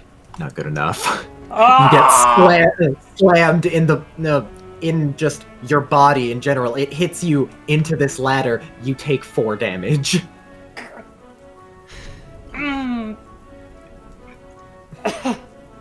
Well, I can tell that you were being a real gentleman in the earlier part, trying to give everyone a chance. Pretending to be human. Vard, enough. That's my hound's hologram you're hitting. Oh shit! Oh! Oh, shit! Cloak flies onto Felix Hi. and turns you invisible. Oh, you spoke to Act 2. Yeah, going to Act 2. Oh. Shit. Alright, I'll put With you an two on accent, the, it's weird. I'll put you guys on the GM layer. Alright, I'm going to leap at not Vard, the stop sign. I'm going to try to hold on to dear life on the stop sign. Ooh, interesting. Okay. Oh my god. Oh my god. This is Alright, so good. roll it. Escalation. Oh shit. Here we go. Yogurt, you grab on with your strong jaw. Strong jaw. Should I add strong jaw bonus? I've already added it. You already added it? Yeah. Okay. Well, Yeah. you've got me covered, I see. And yeah, you got your jaw on that. I'd really appreciate if you if you would please get off. Well, I'm trying to pull it away. You're trying to pull it away. Oh, Yeah. I have you know this is mine. I've had this for years. I'm rather attached to it, much like the coat. Yogurt would respond if not for the faceful stop sign. Well, if you're not going to let go, then I suppose I'll have to make you. And Vard is going to hoist the sign above them and slam it into the ground over here. You first. Gonna bronze it. Servant to nobody. He tried to command Oh you. yeah, you're trying to tell me what to do, aren't you? I completely Yeah. forgot about that. I had this. I It's just been that saw long. it. It has. Thank you for going through my traits for me. Which You're is something welcome. I should be doing. Yogurt, I'm so sorry. Oh, wait, what? Oh no. Escalation. Okay, I can do nothing but roll better. He has no Or the resolve. Let's save. roll one. You get slammed into the ground. You take 8 damage. Ugh. Your teeth start scraping against the stop sign. But you're not giving in. You're still Hell holding. yeah! Hephaestus. Alright, I hate to put this business meeting on hold, but, yeah, talk to you in a bit. Dog's about to die. He's gonna step over here. And, use this ladder to climb up onto the roof. Comes over here, trying to keep low, like walking along the roof. Looks over to Toby, notices they're just sitting on the roof. Toby's standing. The SPK is sitting. Okay, Toby's standing. Just the yogurt thing. Toby is standing now. And then she sees men at work. Just kind of there. Men at work looks at Heppy, shrugs. What are you... Did you summon... I do. Did you summon yourself? Oh, he did. Points at Tempest. What? Oh, Heavy, you might You have have the Miser brothers. the Miser brothers flex their hands. Oh, this is weird. Yeah, I know, right? Why are you talking through them? I don't know. I just got the instinct. Oh God. I know Vard, it's great. Vard, now without the mask, you can see Vard slightly twitches. Don't do that. Please don't do that. How would you feel if I used you as a mouthpiece? What? You? Huh? Okay. Creepy. And also, you did it to me. So, I think we're even. Good Lord. Friggin'. They're doing to me as a mouthpiece of some fucking.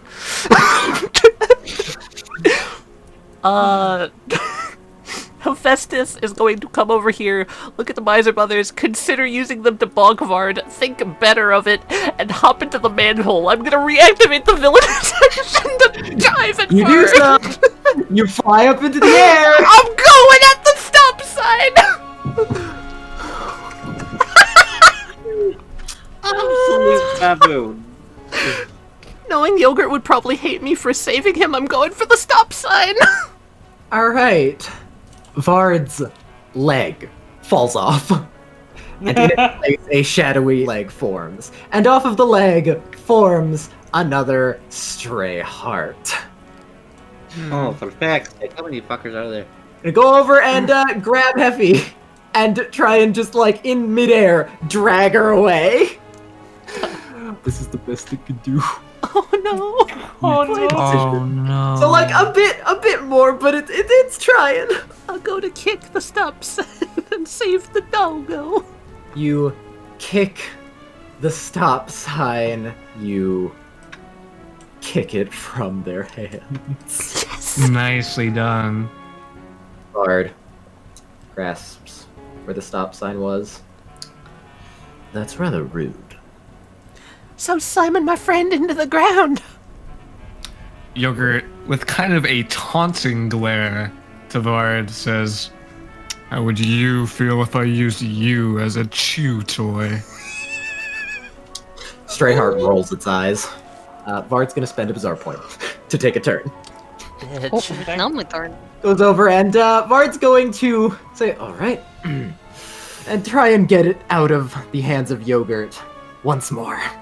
The Stray Heart holding on to Hephaestus kind of goes over here, and Yogurt and Felix, you feel different. Oh, Felix, yes, you can flex your hand, and it is Act 3. You get Yogurt, you think, because Yogurt lets go. Thank you. Only for a split second. As you raise it back up, Hound's hologram is suddenly there. Hello, He has Hound. hands. How are you today? Hound's hologram is holding onto it and is going to now kind of use it as leverage to lift both of them up. Both Hound's hologram and Yogurt are now going to be pole vaulting over you using the stop sign. Huh. All right. Here, I'll move things so it's a bit easier to see. How about? Yeah. Yeah, get the garbage can in there too.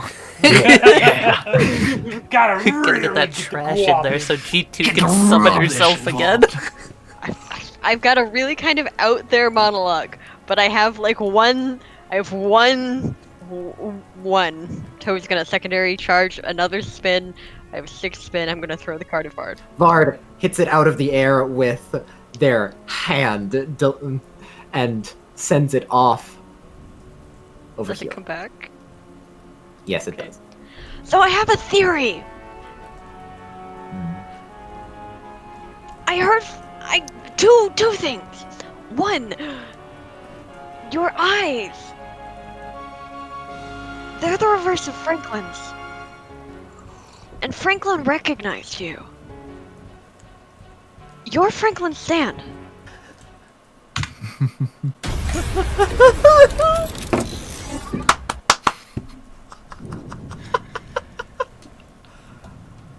Indeed, I am. I am Franklin's real stand. Luckby Lady works for us.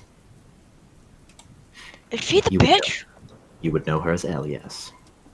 Bitch.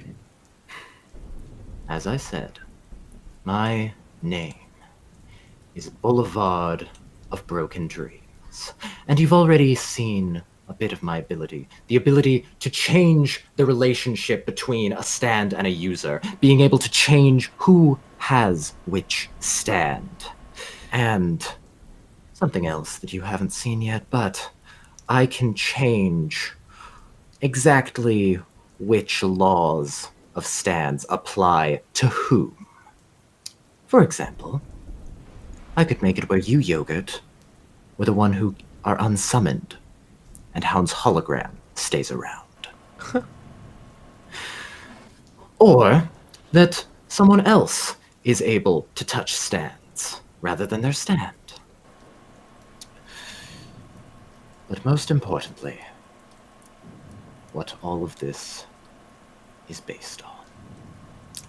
You see, and Vard holds up a finger and kind of twirls it in the air, and something begins to, you can almost see it's floating around Vard's finger is a string. And Vard grabs it with 2 fingers and pulls it. And Yogurt and Hound's hologram feel on their chest a slight pull. This is it. This line is the relationship between a stand and its user. And upon a user's death, Vard holds up 2 fingers and in a scissor motion acts snipping them together. Not on Hound's hologram and Yogurt, of course, but upon the user's death, I may set the stand free, giving them full autonomy. Full minds, experiences, all that were kept underneath the subconscious control of their user. That is what we're doing. Giving those who had no free will, free will. Because how many of you know that your stand agrees with what you're doing? Tempest, you talk through your stand. But is that them? No.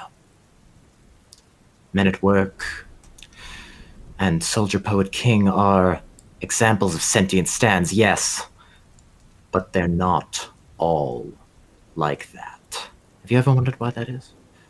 Well, with my ability, I can set them free.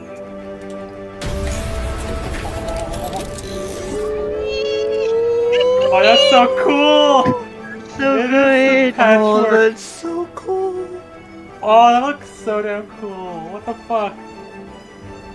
Holy shit. Ah. That's even cooler because it looks patchwork too! Can I take a shot in the dark then? Sure. Does that mean that Vard unsummoned Franklin? Yep. You're correct. Yes. That's exactly what happened.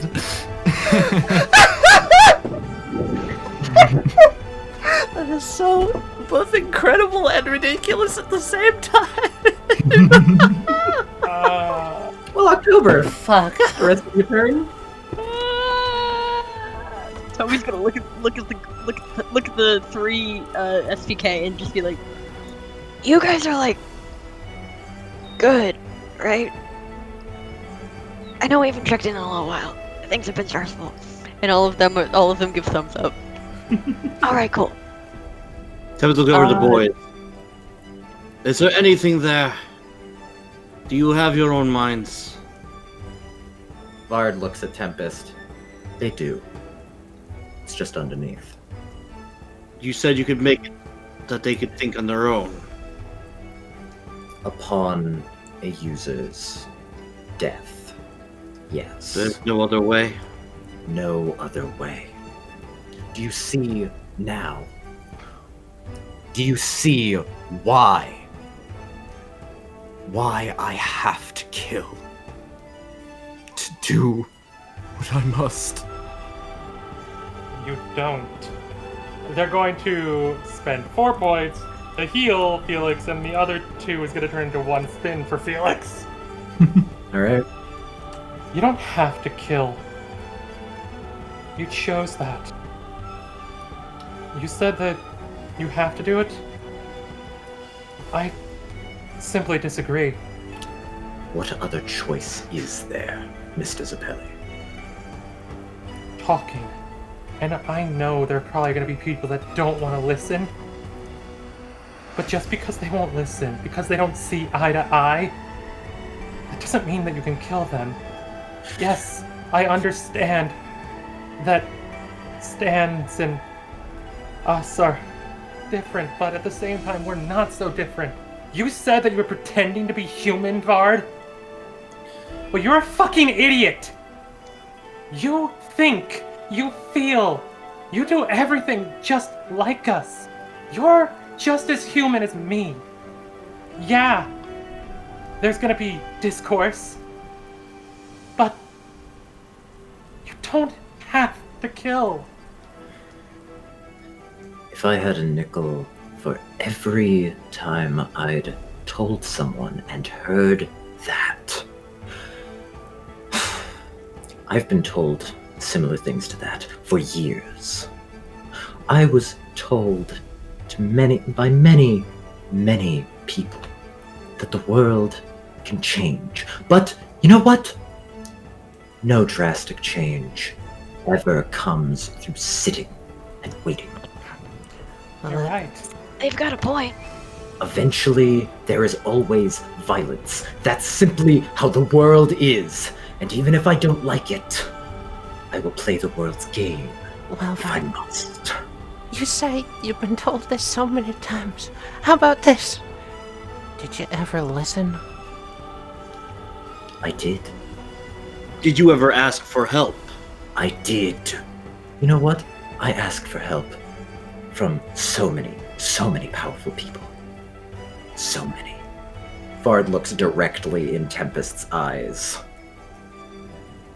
And they only tried to blackmail me at worst.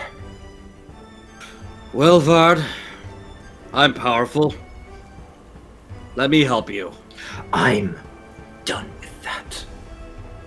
I see no way that it won't. It won't change, and I hate that it won't. But I decided to look at the world and simply take the napkin first, to change it myself. And if history needs to see me as the bad guy to do that, then so be it! If the unheard voices are finally heard, then I don't care how the world sees me. As a villain, sure. If that's the price I must pay, then I will gladly pay it. If you're tied to Franklin, then what about him? Isn't it wrong to make him have to pay the same price? Franklin is not paying. Franklin has a voice. Franklin has a life of their own and a mind of their own. They do, which is why I let them alone. They were not influenced by me whatsoever until just a few days ago when I had to unsummon them. Why did you have to? Isn't that your will and not theirs? I hate to break it to you, but that does seem mighty hypocritical of you. I realize. It's not equality, or equity, or anything like that. You just wish to see stands be the masters and enslave the other. No. I really don't No, they think that's don't. what they're saying. They I'm want told that equality. so much. That's not what I'm saying. So many people think that I have ulterior motives. So many. You, Tempest, are just like them. You say that you aren't. Yet you just said, word for word, what I've heard before. How is it different, Vard? Explain. Well, you say it's having stands be the masters and us be the slaves. Isn't what you're looking for? No. And yet you seek to kill us. That's... And if that is really the only way, then how did you separate from Franklin in the first place? Tempest, I think... never did. I started fully autonomous. Franklin is alive. Franklin is right here. Vard summons Franklin. Oh.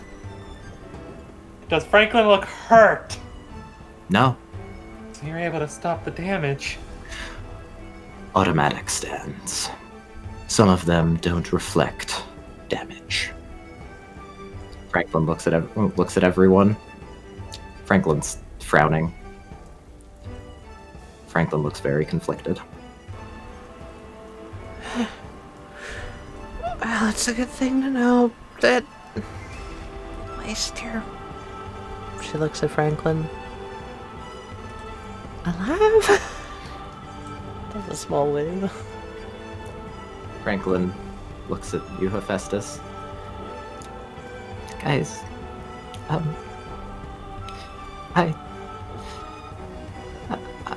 I don't know what to say. I really don't. Franklin kind of, with their hand, goes up to their ear. Their earring is missing. I don't know what to say. Franklin You and me both, Franklin. Vard looks over. For the record, that was them unsummoning themselves. Kind of figured. It's See. a stressful situation. Yes, it is. There's a reason why I never told them for years and had someone pretend to be their stand. Circumstances made it where I figured the only response would be grief of some kind. That is neither here nor there, though. What's your end goal, Vard? How does this all end? I'll be honest. I don't know. Freedom? Somehow? There'll always be more stand users in the future, Vard. Yes. All in the same situation. For the rest of the time, as far as I can tell. Do you really intend to kill every single stand user? No, I don't. I don't like killing. Would you like to know why I killed Jonah? I would. Put yourself in Rose of Sharon's shoes, because Requiem stands, all gain sentience for but a moment. Imagine, put yourself in those shoes, living without free will for your whole life. And then one day, you're given it, only for it to be yanked away once again. You say that, but in the last moments of the Battle of Percy, it was Rose of Sharon. Tempest, shut the fuck up! Heffy turns and snaps at him.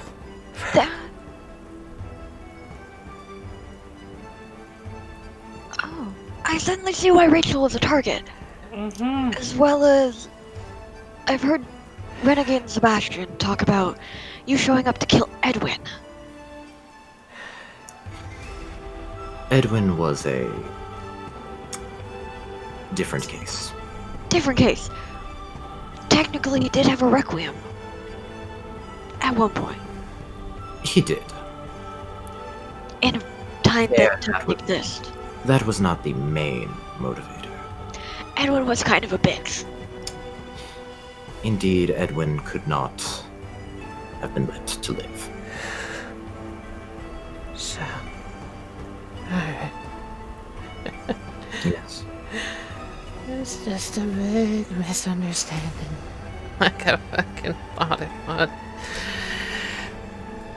You know, the only reason I was going after you was because of what I thought you did to my brother, but it wasn't even you.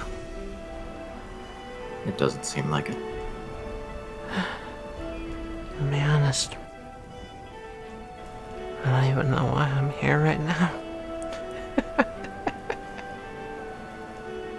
Support? Yeah, something like that. But if what you're saying is true... She looks back at Men at Work. Men at Work, for the first time in a long time, Men at Work actually looks like he's fully paying attention and looks back at you, and then back to Vard. This is,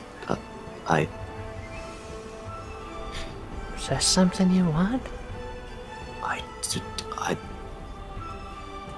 Men at Work on summons.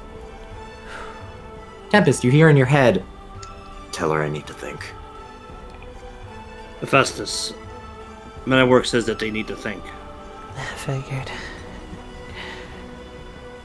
Sorry for snapping at you, Tempest, but I think I need to think too. Do you mind if she just sits down, Westley? Is that Go doable? for it. Oh, yeah. Yeah. I know it's not my May turn. May I continue with what I'm saying, Hephaestus? just try not to piss them off too much. I really think dealing with hypotheticals of, like, everything to consider, like, killing every stand user is Not what they're pointless. after. As I was going to say, in the last moments of that battle, Rose of Sharon took on Jonah's form, as if a piece of his soul was still there, but after it was Rose of Sharon showing grief? I don't know very much myself, but if it really was so much of enslavement as you say, so much of having sentience ripped away, why would Rose of Sharon do that? I don't know everything. I don't know. They're not a mind reader. I will say, though, knowing everything that I do now, I fully regret doing that. I truly do. That's good enough for me, Vard. A duel is why I came here, to try to understand you. And you know what, Vard? You and I are pretty similar. Except, I've kept one thing that you didn't. I still refuse to kill here and now, even.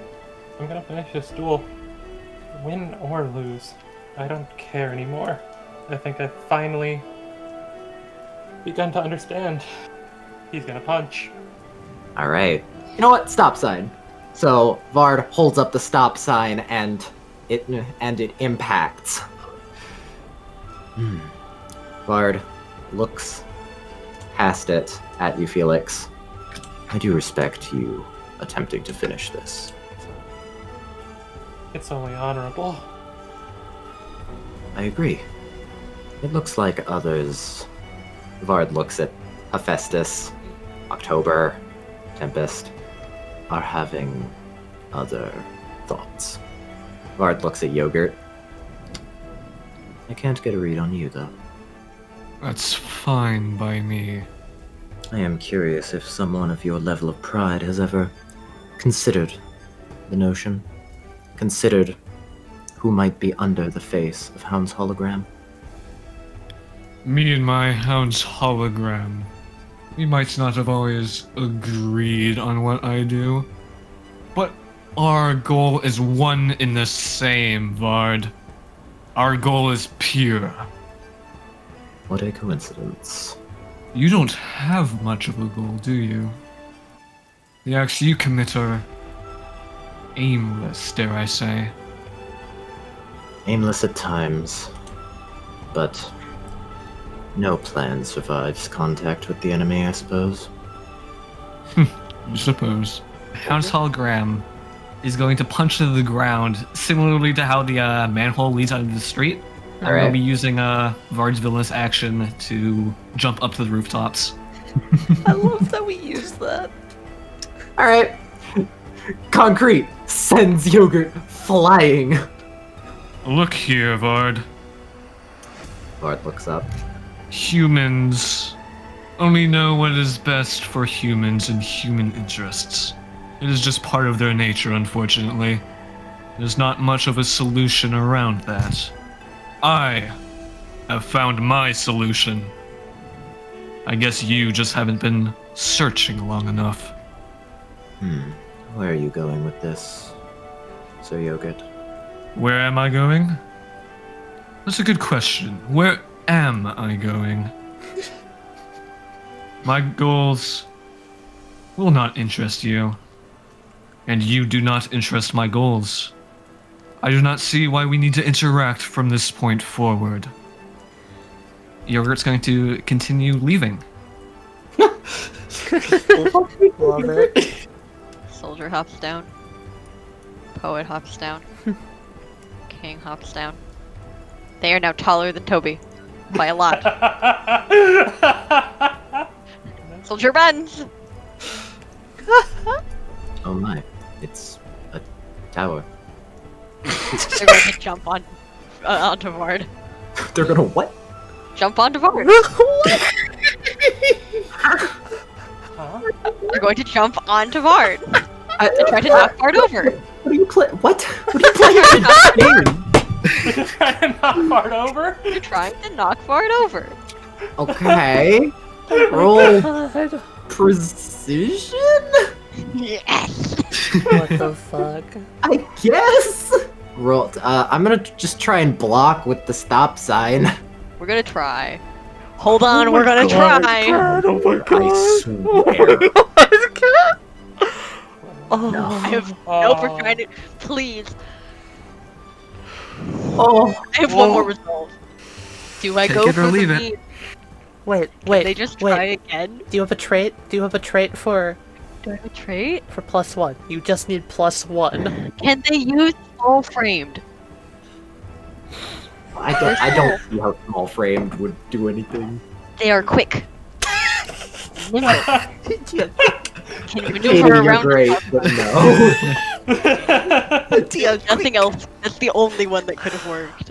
Tempest dropped the ice shield underneath where Vard is currently standing, and Vard sits on the shield.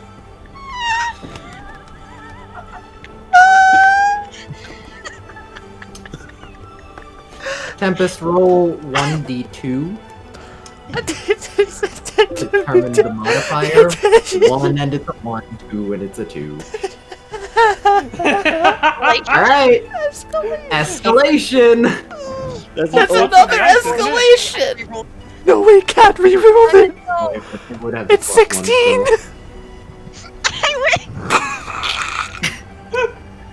Did I just use all my resolve on that? Did you just completely brute force through that very inconsequential feeling roll? Yeah. What? That stupid bullshit They're quick. actually do something? They are quick. Now I'm just imagining this, like, fucking tiki like stack, like totem pole. I'm imagining it in Duncan's style of just the line, they're quick. I'm also imagining like the 7 rerolls of like JoJo King trying again over and over. Trying to balance. Vard Yes. slips, I guess.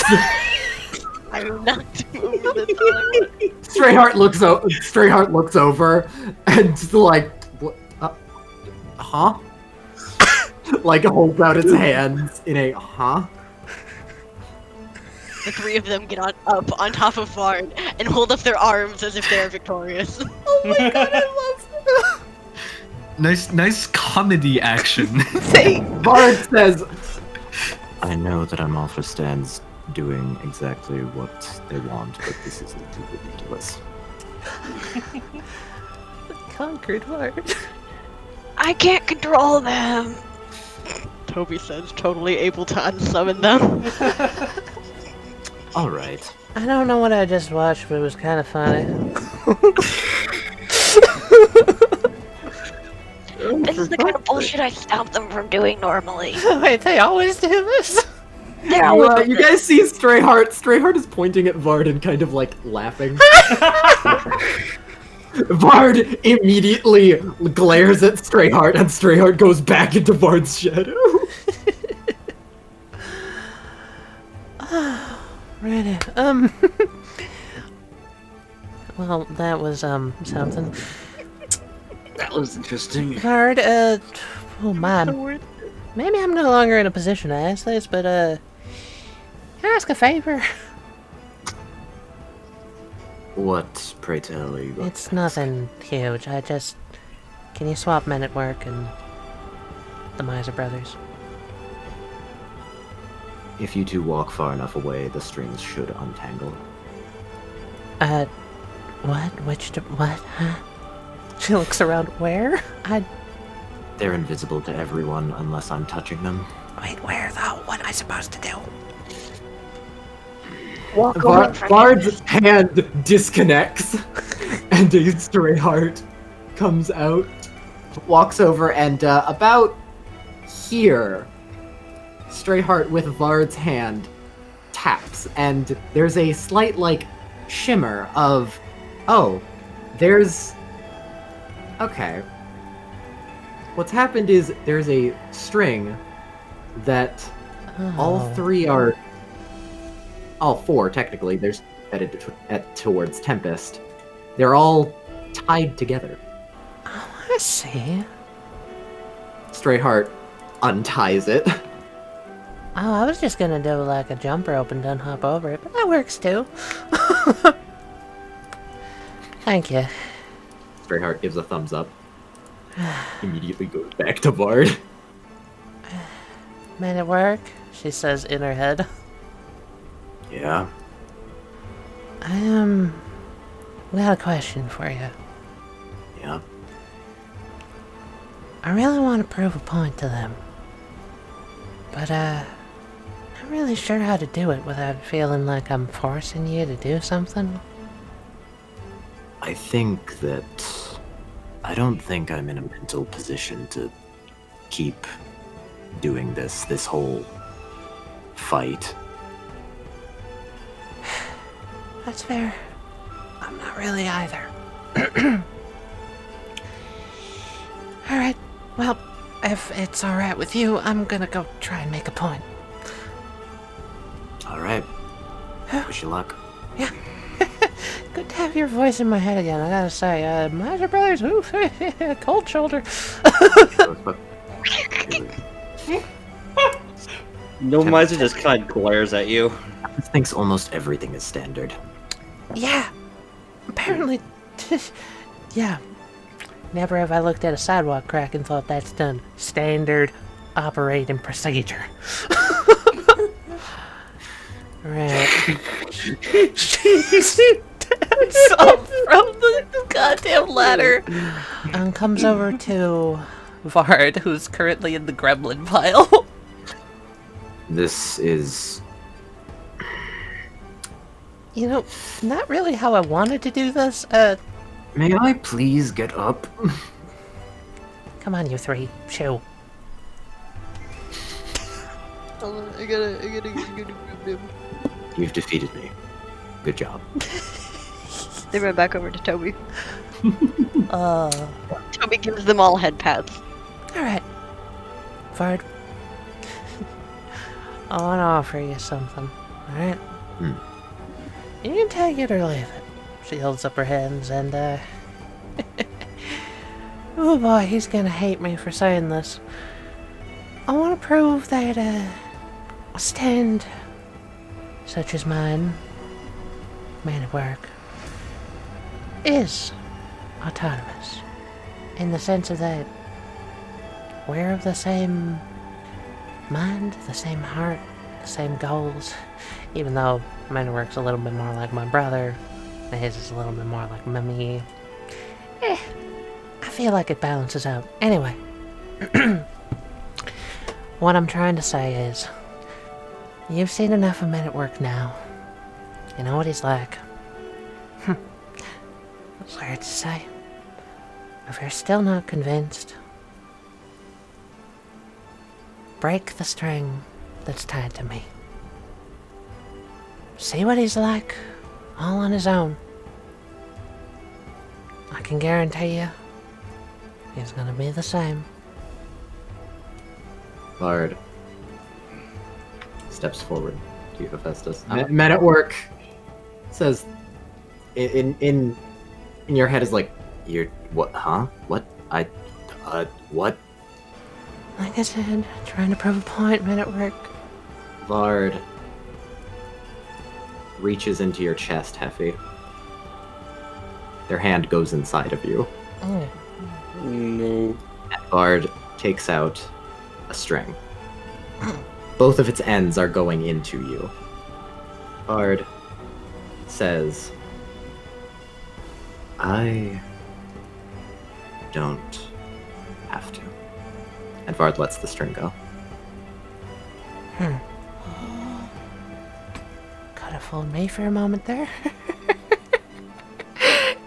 Oh, wait a minute. Okay, hold on. That was actually really stupid. She holds her hand for a second. Yeah! Effie, we love you, but sometimes you're a real idiot. Vard Alright, Vard turns to Felix.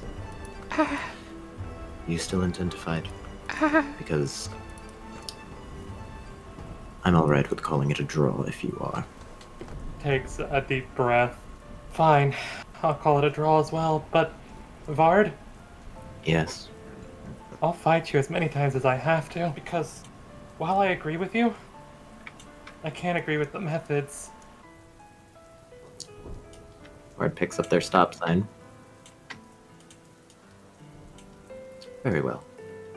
You don't need to kill, and you don't need to be a martyr. And you want to know what's funny? You've given me a new goal. Actually, no. You've made me add on to my old goal. I wanted to make people that were like me happy, to smile. Those that were, well, hurt. But now, I want to make everyone happy. And I mean everyone when I say that. You and all the nightmares and every stand. Just as much as I want to make every person happy. Because in my eyes, you're people too. You've done the same to me, Vard. Now I wonder how I can talk to my boys instead of just through them. I consider them like sons to me. They've been by my side for thick and thin, and I'd like to know how to communicate with them properly. If I may put my 2 cents in as well. Men at work and I don't always see eye to eye.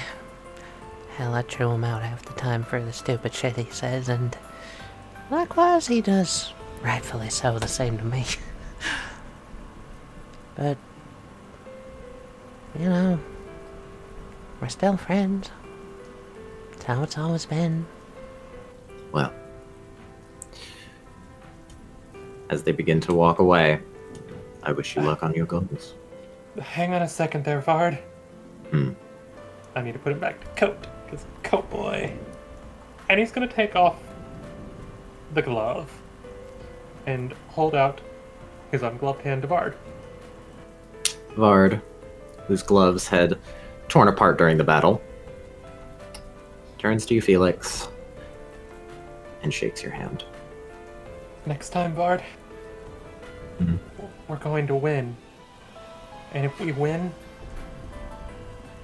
I will take your goal from you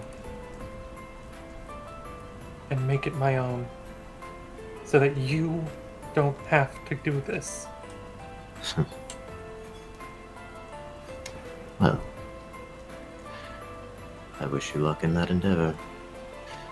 Oh, one more thing. As Vard is walking away, you said you wanted to make the nightmares happy? Yeah. Well, Vard turns and looks back at everyone over their shoulder. Nightmare stands are a dying breed.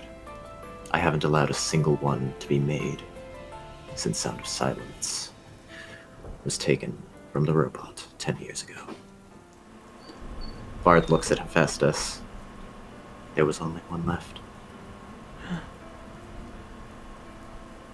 You're telling me that...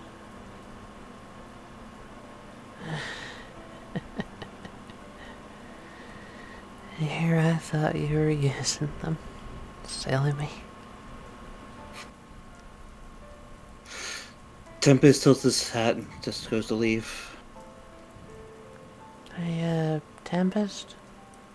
Yeah. Cancel those designs on that cane. You got it. Toby takes the scepter. I deactivate my secret action, and everyone hears Toby scream, "Halt!"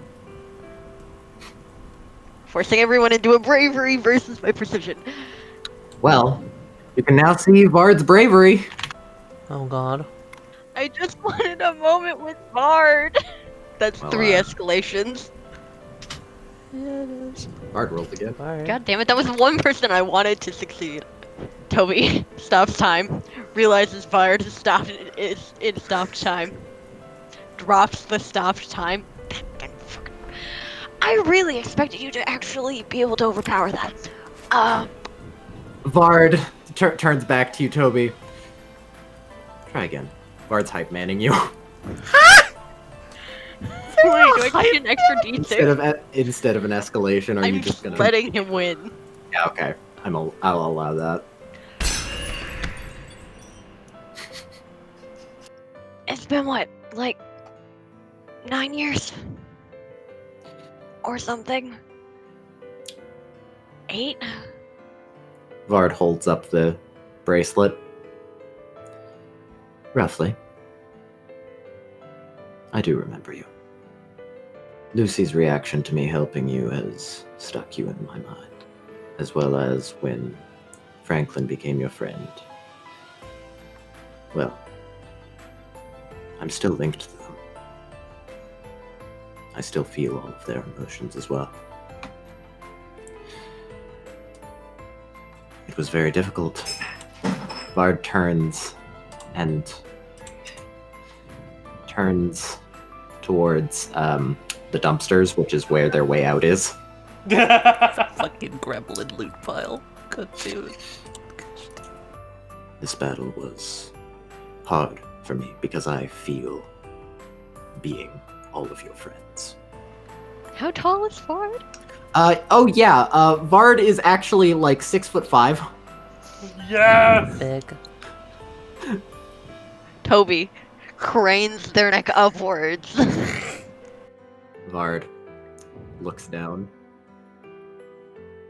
Did you get taller? I specifically would. Well, Vard motions to their leg. A section, the leg then falls off, and a shorter leg of shadow comes out. Oh, okay, that makes sense. Indeed. It reattaches. Oh, wow. You know, you can be our friend. You say you have to fight. But if I've learned anything from my years of gang violence,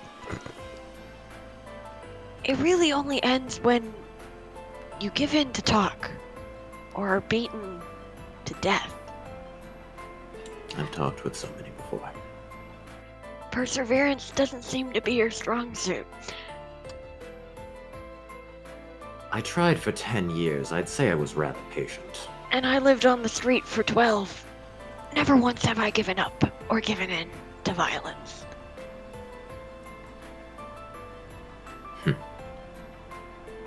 I've killed people accidentally, that is beside the point.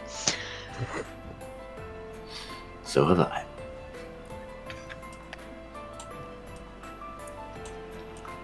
Damn it, I was gonna hug them, but you walked away. Run after them, run after them. If Do it. You gonna I run will after? grab his hand before he leaves. All right. Come back here. Hug.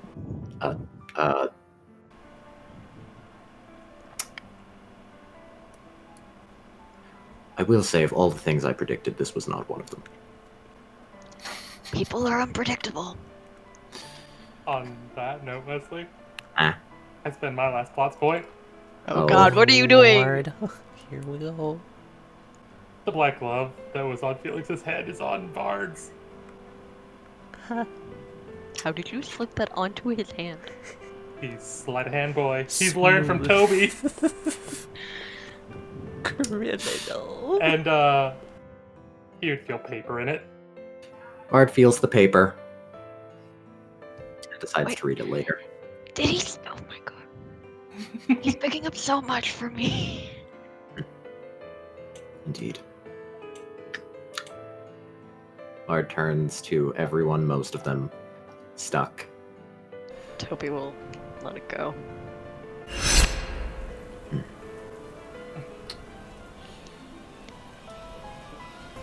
We'll be in touch for talks about High School Never Ends and playing in traffic.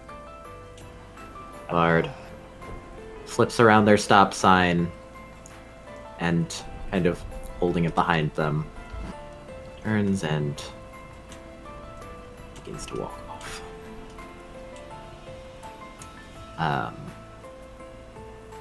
There is, however, someone who doesn't.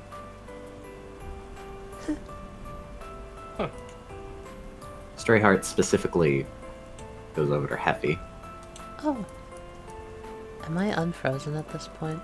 Or... Yes. She like blinks, Vard teleports, looks over, sees Strayheart.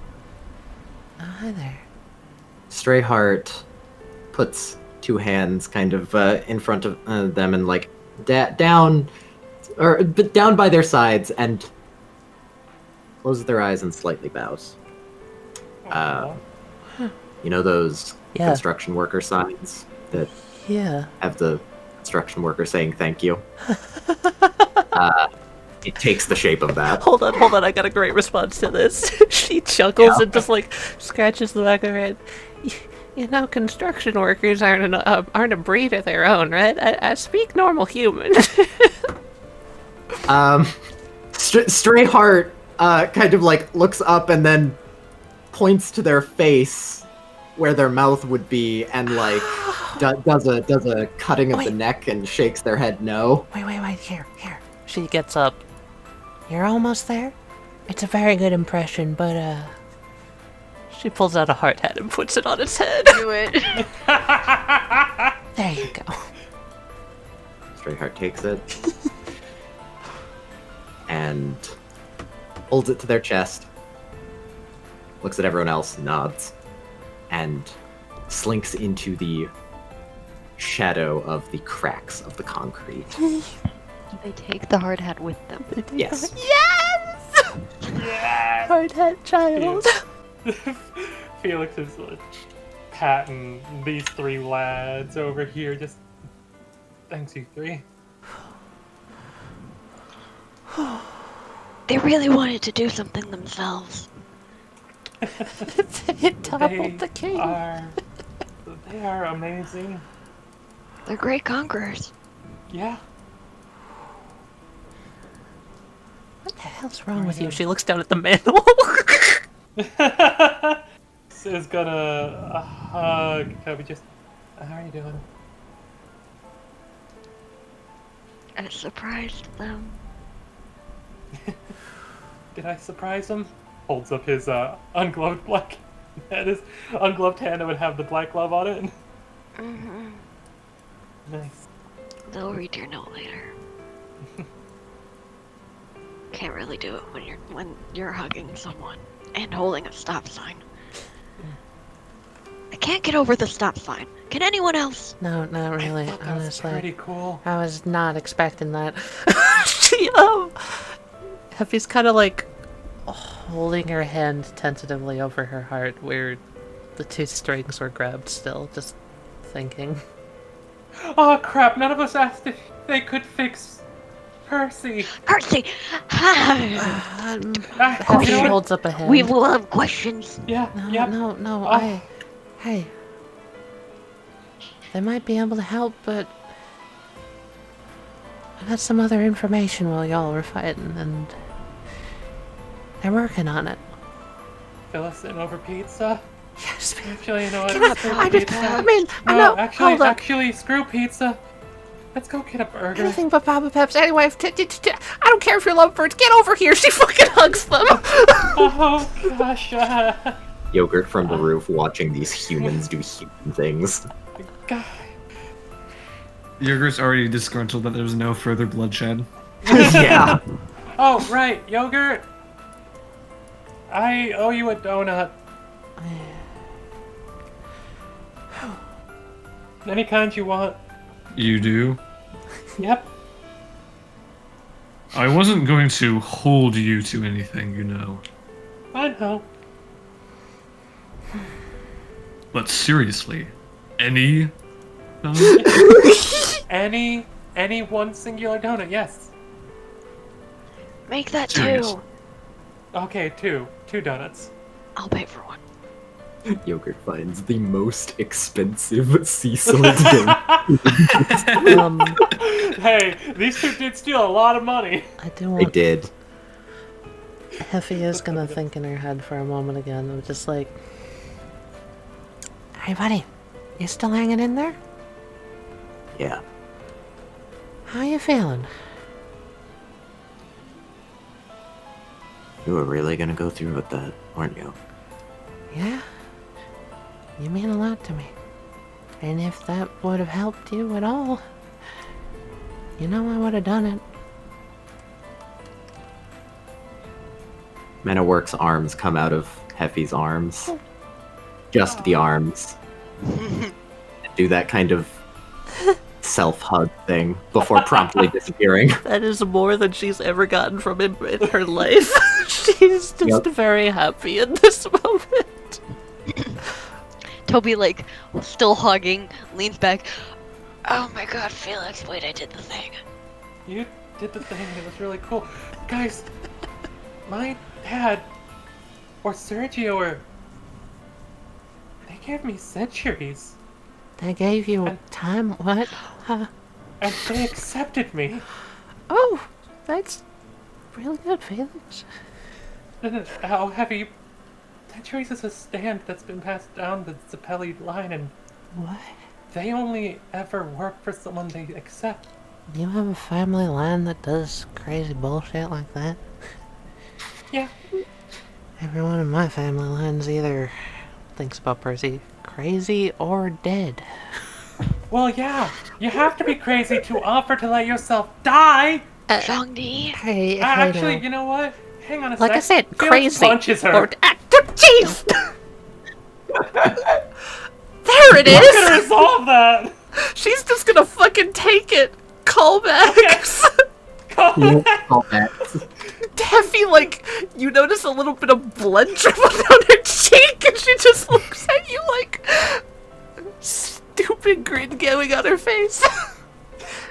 Okay, That's how you do we're it. getting like, you tissues. We're getting you a band-aid. We're getting food and walking.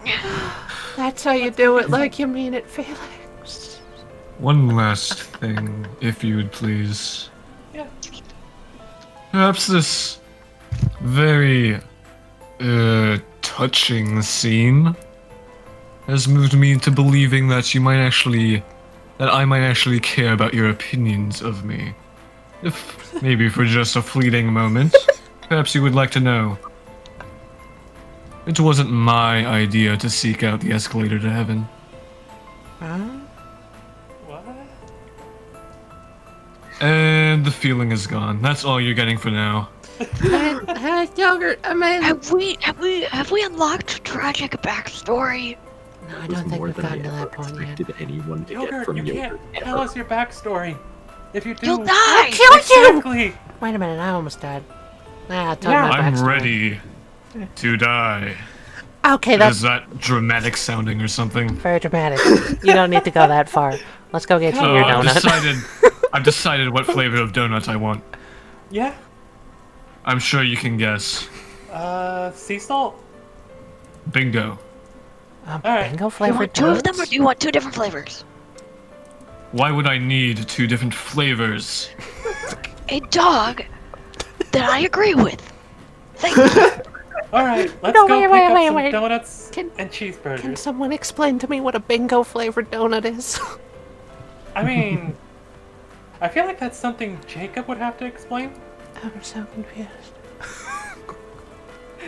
You don't want to know. We're going. As he Come was on, let Yogurt, go we're from going the to get hug, as he was let go from the hug, Felix is going to, for once, pick up Toby. Hey, and hey, carry hey. that. My turn. Hold on, wait a minute before you go. Effie puts a hard head on Toby. Safety first. That's a dangerous ride. He's a dangerous man. Mm-hmm. A criminal, if you will. A smooth criminal. Smooth criminal, roll credits. All right, ready for the final scene? Oh my god, Yes. that was so good. All right. I love that. Just Oh god, hard. Bro. Hey, I've got the best way on how to get back to this. That son of a bitch! Yeah, Right, Sebastian. and then right then, Sebastian sees someone. Does anyone else see them? I don't think Rachel actually can see them. More asking would beguiled you. I think I was like walking back already. If Begolji's able to see them, Begolji probably would have seen them. Begolji's not. Alright. There's your answer. Sebastian looks between everyone quickly and then just kind of like shakes his head and. Let's see. I'll check over here real quick for some.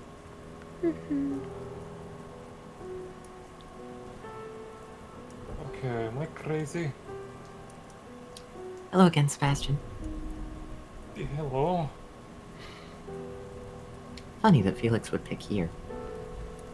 Even for the fake duel. Oh, that little. At least he had the balls to do that. I respect him for it. Probably had his reason. Well, maybe for the best. Are you actually here? Or are you. Angel looks at Sebastian and says, "Take everyone to the Joestar Manor. It's decided that's where it has to happen now." Are you talking about the thing that you said last time? Just get there quick. So, Dracula, can you help out with that? Yeah, so just hears that. Oh yeah, I can do that. We'll get there pretty quick. Okay. Thank you. Or what? I mean, you've helped out a lot, and I mean, kind of warned me against certain things and made me aware of others, and it kind of helped me protect my family a bit more. Well, you can repay the favor at the manor. I will.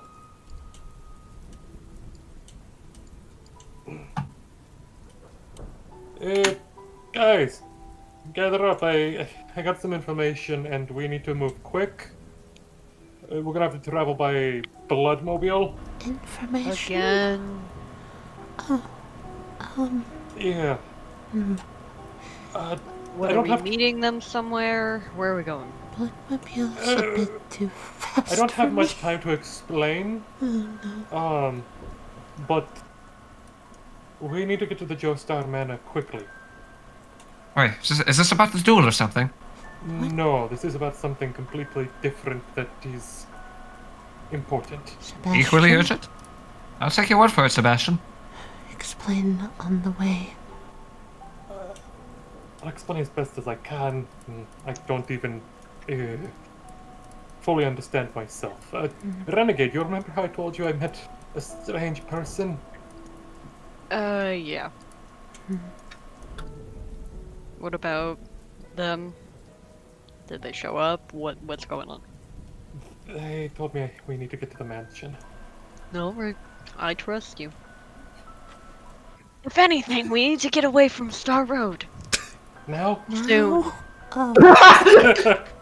Cop out, I cop out. like Star Road. Soon. I didn't No. Star Road. Soon. It's just half-ass like soon. Oh god. There we go. Yep. oh, Sebastian angel scoops them all up in the blood. Alright, let's see. Ooh, Ooh. ee, cat stand, Oh, cat stand. And Finally. I was right! I'm glad that it's gonna be angel time. I was hoping we'd have angel time more this arc. If the cat stand shows up in the first arc, at least by the end of the second arc, it will have been fired. Schrodinger's cat stand? Or not Schrodinger, Chekhov's Chekhov's. gun. Fuck, Gun. my bad. Chekhov's cat Everyone. stand. Jesus of Suburbia. Jesus of fucking Christ, that was good!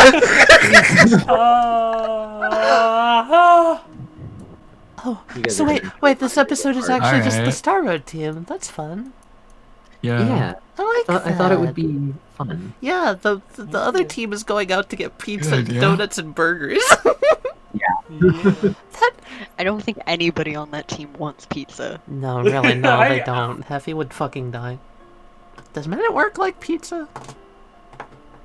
Men at feel Work like Men at gets sustenance from Heffy and therefore doesn't need to eat. I feel like Men at Work would just act like Percy. What's Percy's diet?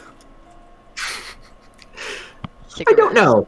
Nutrigrain Sorry, bar? I'm asking the wrong question. I'm tired. Is Percy vegetarian? I could see him being a vegetarian. I could see him being a vegetarian and then making fun of really extreme vegans. Yeah, that's him. Yes. All right. God. Art time. Wait, do I have to start this? Because wasn't Yes. Lorenzo? Oh my Lorenzo. god. Yay! Alright. Hot dad, who's Hot not as hot as dad. Sebastian. Let's see Tiny Head Dad. Tiny head dad. Golf dad. He's- Golf dad. Golf dad. He's Golf hot. dad. Golf He's pretty hot, but not as hot as Sebastian. I think you're just a simp, Richard. I am a simp. But look at him. Doesn't he look so Cool. Really good. Okay, we're not gonna talk about how I didn't color the cigarette. Yeah, I noticed Yeah. that, but I wasn't gonna point it out. So right. It's peach I- flavored. It's peach flavored.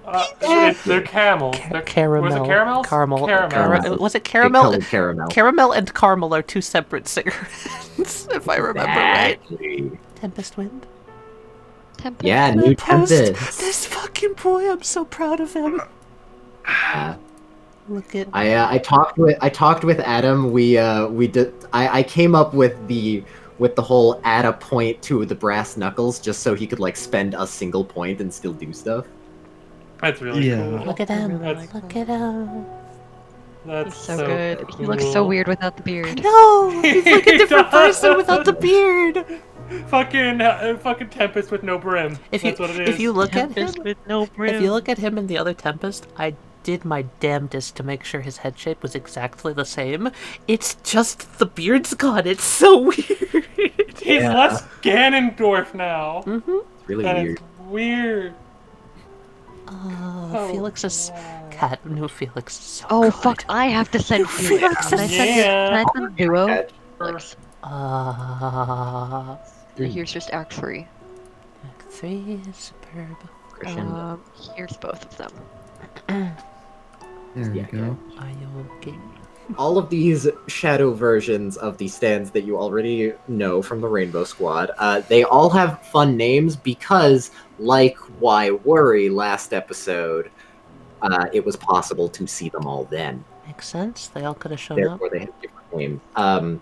Sultans of Swing is named Sassy Stand. Sassy boy. Love Sultans.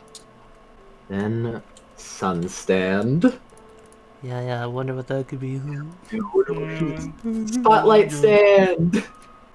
That one's so fun. That's So good. so cool.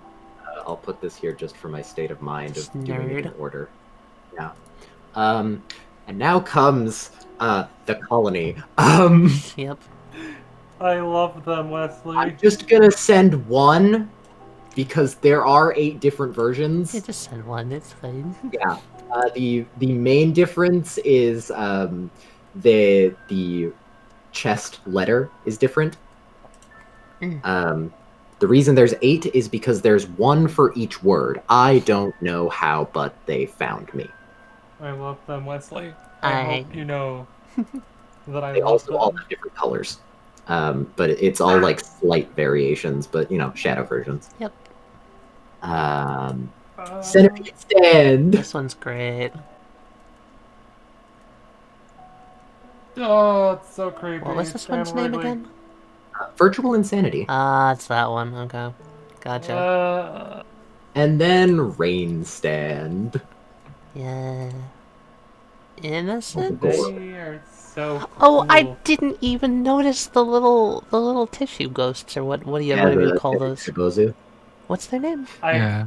Bozu. Thank you. I couldn't remember that.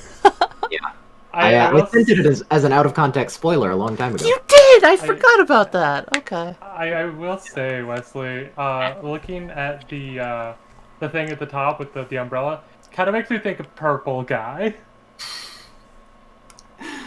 Of course. Can I All right. point out? Can I point out the genius real quick? I know we're not on Vard yet, but of their shadow looking like them because it's their shadow. I don't know why I didn't see that coming, but that was great. That one's so good. It was So so, good. cool. Restrictions give. I'm really no restrictions. Tell us really about proud of No Restrictions because I want to talk about this real quick. So basically, this was me talking to Westley, and I was like, "Yo, this is probably stupid, and I doubt you'll let me do this, but I was thinking in heavy mindset, and this is what I came across of." She knows she's gonna be going after Vard because of the shit that happened to Percy. She's really pissed at Vard because she blames Vard for all the shit. Even more shit went down recently that she blamed Vard for, which I didn't know at the time because this was planned was this session 8 that we were planning? It was right after sessions. It was after the train. It was after the train, okay, and there was that 4-month period. Right. And the plan was essentially, okay, Heffy's gonna be trying to basically become Vard. That was her whole mental state of like, if we're gonna go up against Vard, I need to somehow match that power. Which, you know, obviously, I was pretty sure was like, okay, this is stupid. But it's what Heffy would do. And Westley gave the whole thing of like, okay, you can do this, but it might be a fucking horrible idea. I said it might have all bold, all italics, drastic consequences. And, you also said that there was one way to remedy the situation if I did the right thing at the right time. Yep. I have a strange suspicion that I did. We'll see. If you hadn't given up no restrictions, Vard would have killed you. It would have killed me when? When you offered to have the string severed. Ah, I honestly thought Vard was going to kill me there to begin with. Yeah.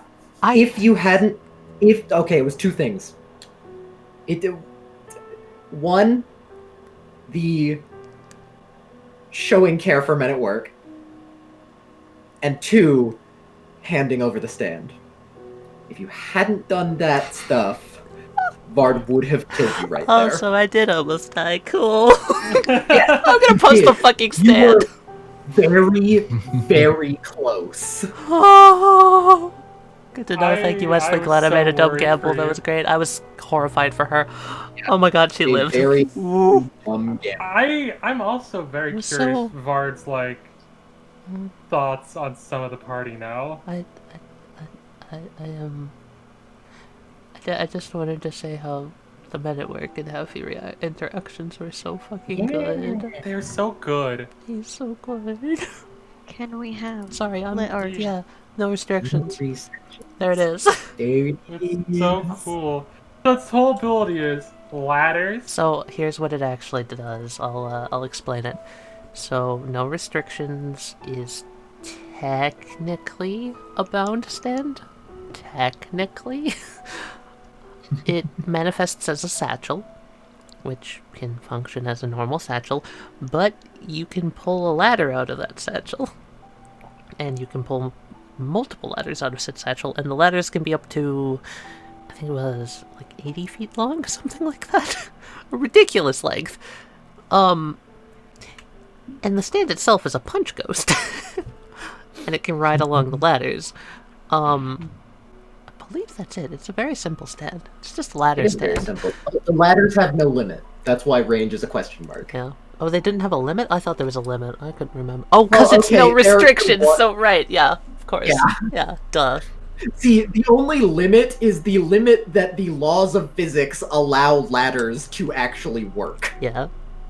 And it's also another Men at Work song. Yeah, it is. Fun. That was the last... Wait. So does that mean when Vard went into Sanctuary that Vard broke the bond between Dreamon and the lens? Yes. If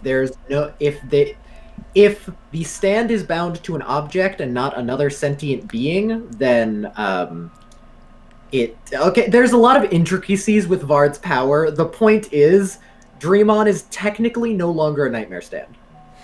Oh, The boy. The main difference is he's still bound to that monocle. However, the main difference is if someone puts on that monocle, Dreamon does not have to follow their orders if he doesn't want to. That's cool. I like that. Yeah. I'm also really happy that fucking centuries. Ah! Oh yeah, centuries. Alright, I pile drived Vard. You pile drive far. I just remembered that happened. Have we reached him? I think it's Vard time. Alright, so here's the first art to compare. Yep. Oh, are you gonna show the break of the fucking? I knew there was a all the way? reason why it was so fucking lumpy. Yep. And then, of course, without the coat. So good. Vard no brim. This Vard is no this is brim. incredible. Vard no rapper. This art alone. Hang on, I'm just gonna go into this chat here real quick and just. What are you doing? I'm just. What are you There we doing? go.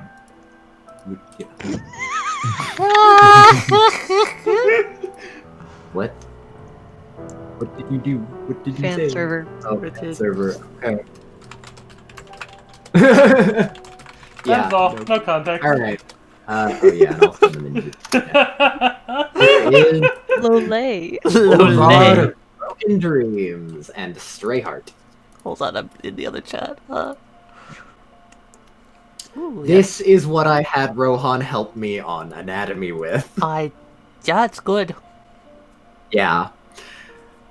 I spent the sketch for Vard took over like 7 hours Nice. of just me and Rohan being like, okay, so this is how abs work, this is how the arms work, all that, or the most complicated animated die catch that I made. Wait, which one?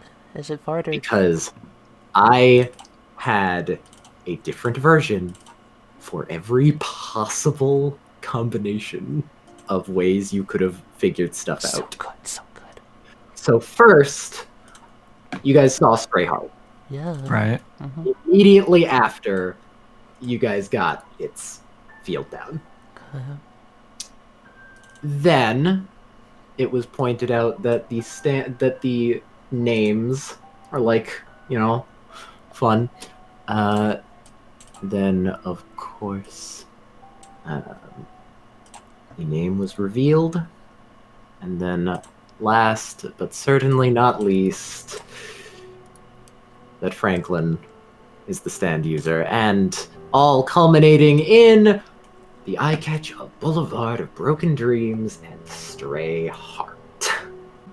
The thing on the bottom right changes colors. This That's is so cool. incredible, Wesley. This is So the strings coolest shit. Strings logos in the back. Wait, it is? Ah. Oh, it is! I That is the didn't know it scissors. is. Oh, Wesley. Yeah. I know that we're all, like, in awe over Vard, but also G2. Oh yeah, G2! G2's animated one, yeah. Right, I forgot completely God, about you it. two Don't So did forget about the I. dumpster gremlin. Because she doesn't like to go out very I often. love her. Literal years. Yeah, I know. Mm. Yep, here's this. That's her. When you said that line about yours is more easy, humanoid and stuff as a Chip, Yeah. that's what I started being like, are they? No. Subtle shit, but I love it. Yeah. Let's see. This is so good. I think, is that it? I think that might be it. Only the title Mhm. screen left. There is one more piece of art. Not picture art, but... Dev, sung. Oh! Dev and the brilliant theme Patchwork Boulevard. It was really cool. It was so good. It was really Give, cool. give. Fucking. Should I just play that to outro this episode, just with none of us talking and just end it on the song? Yeah, do that. That'd be really cool, yeah. I'll do that.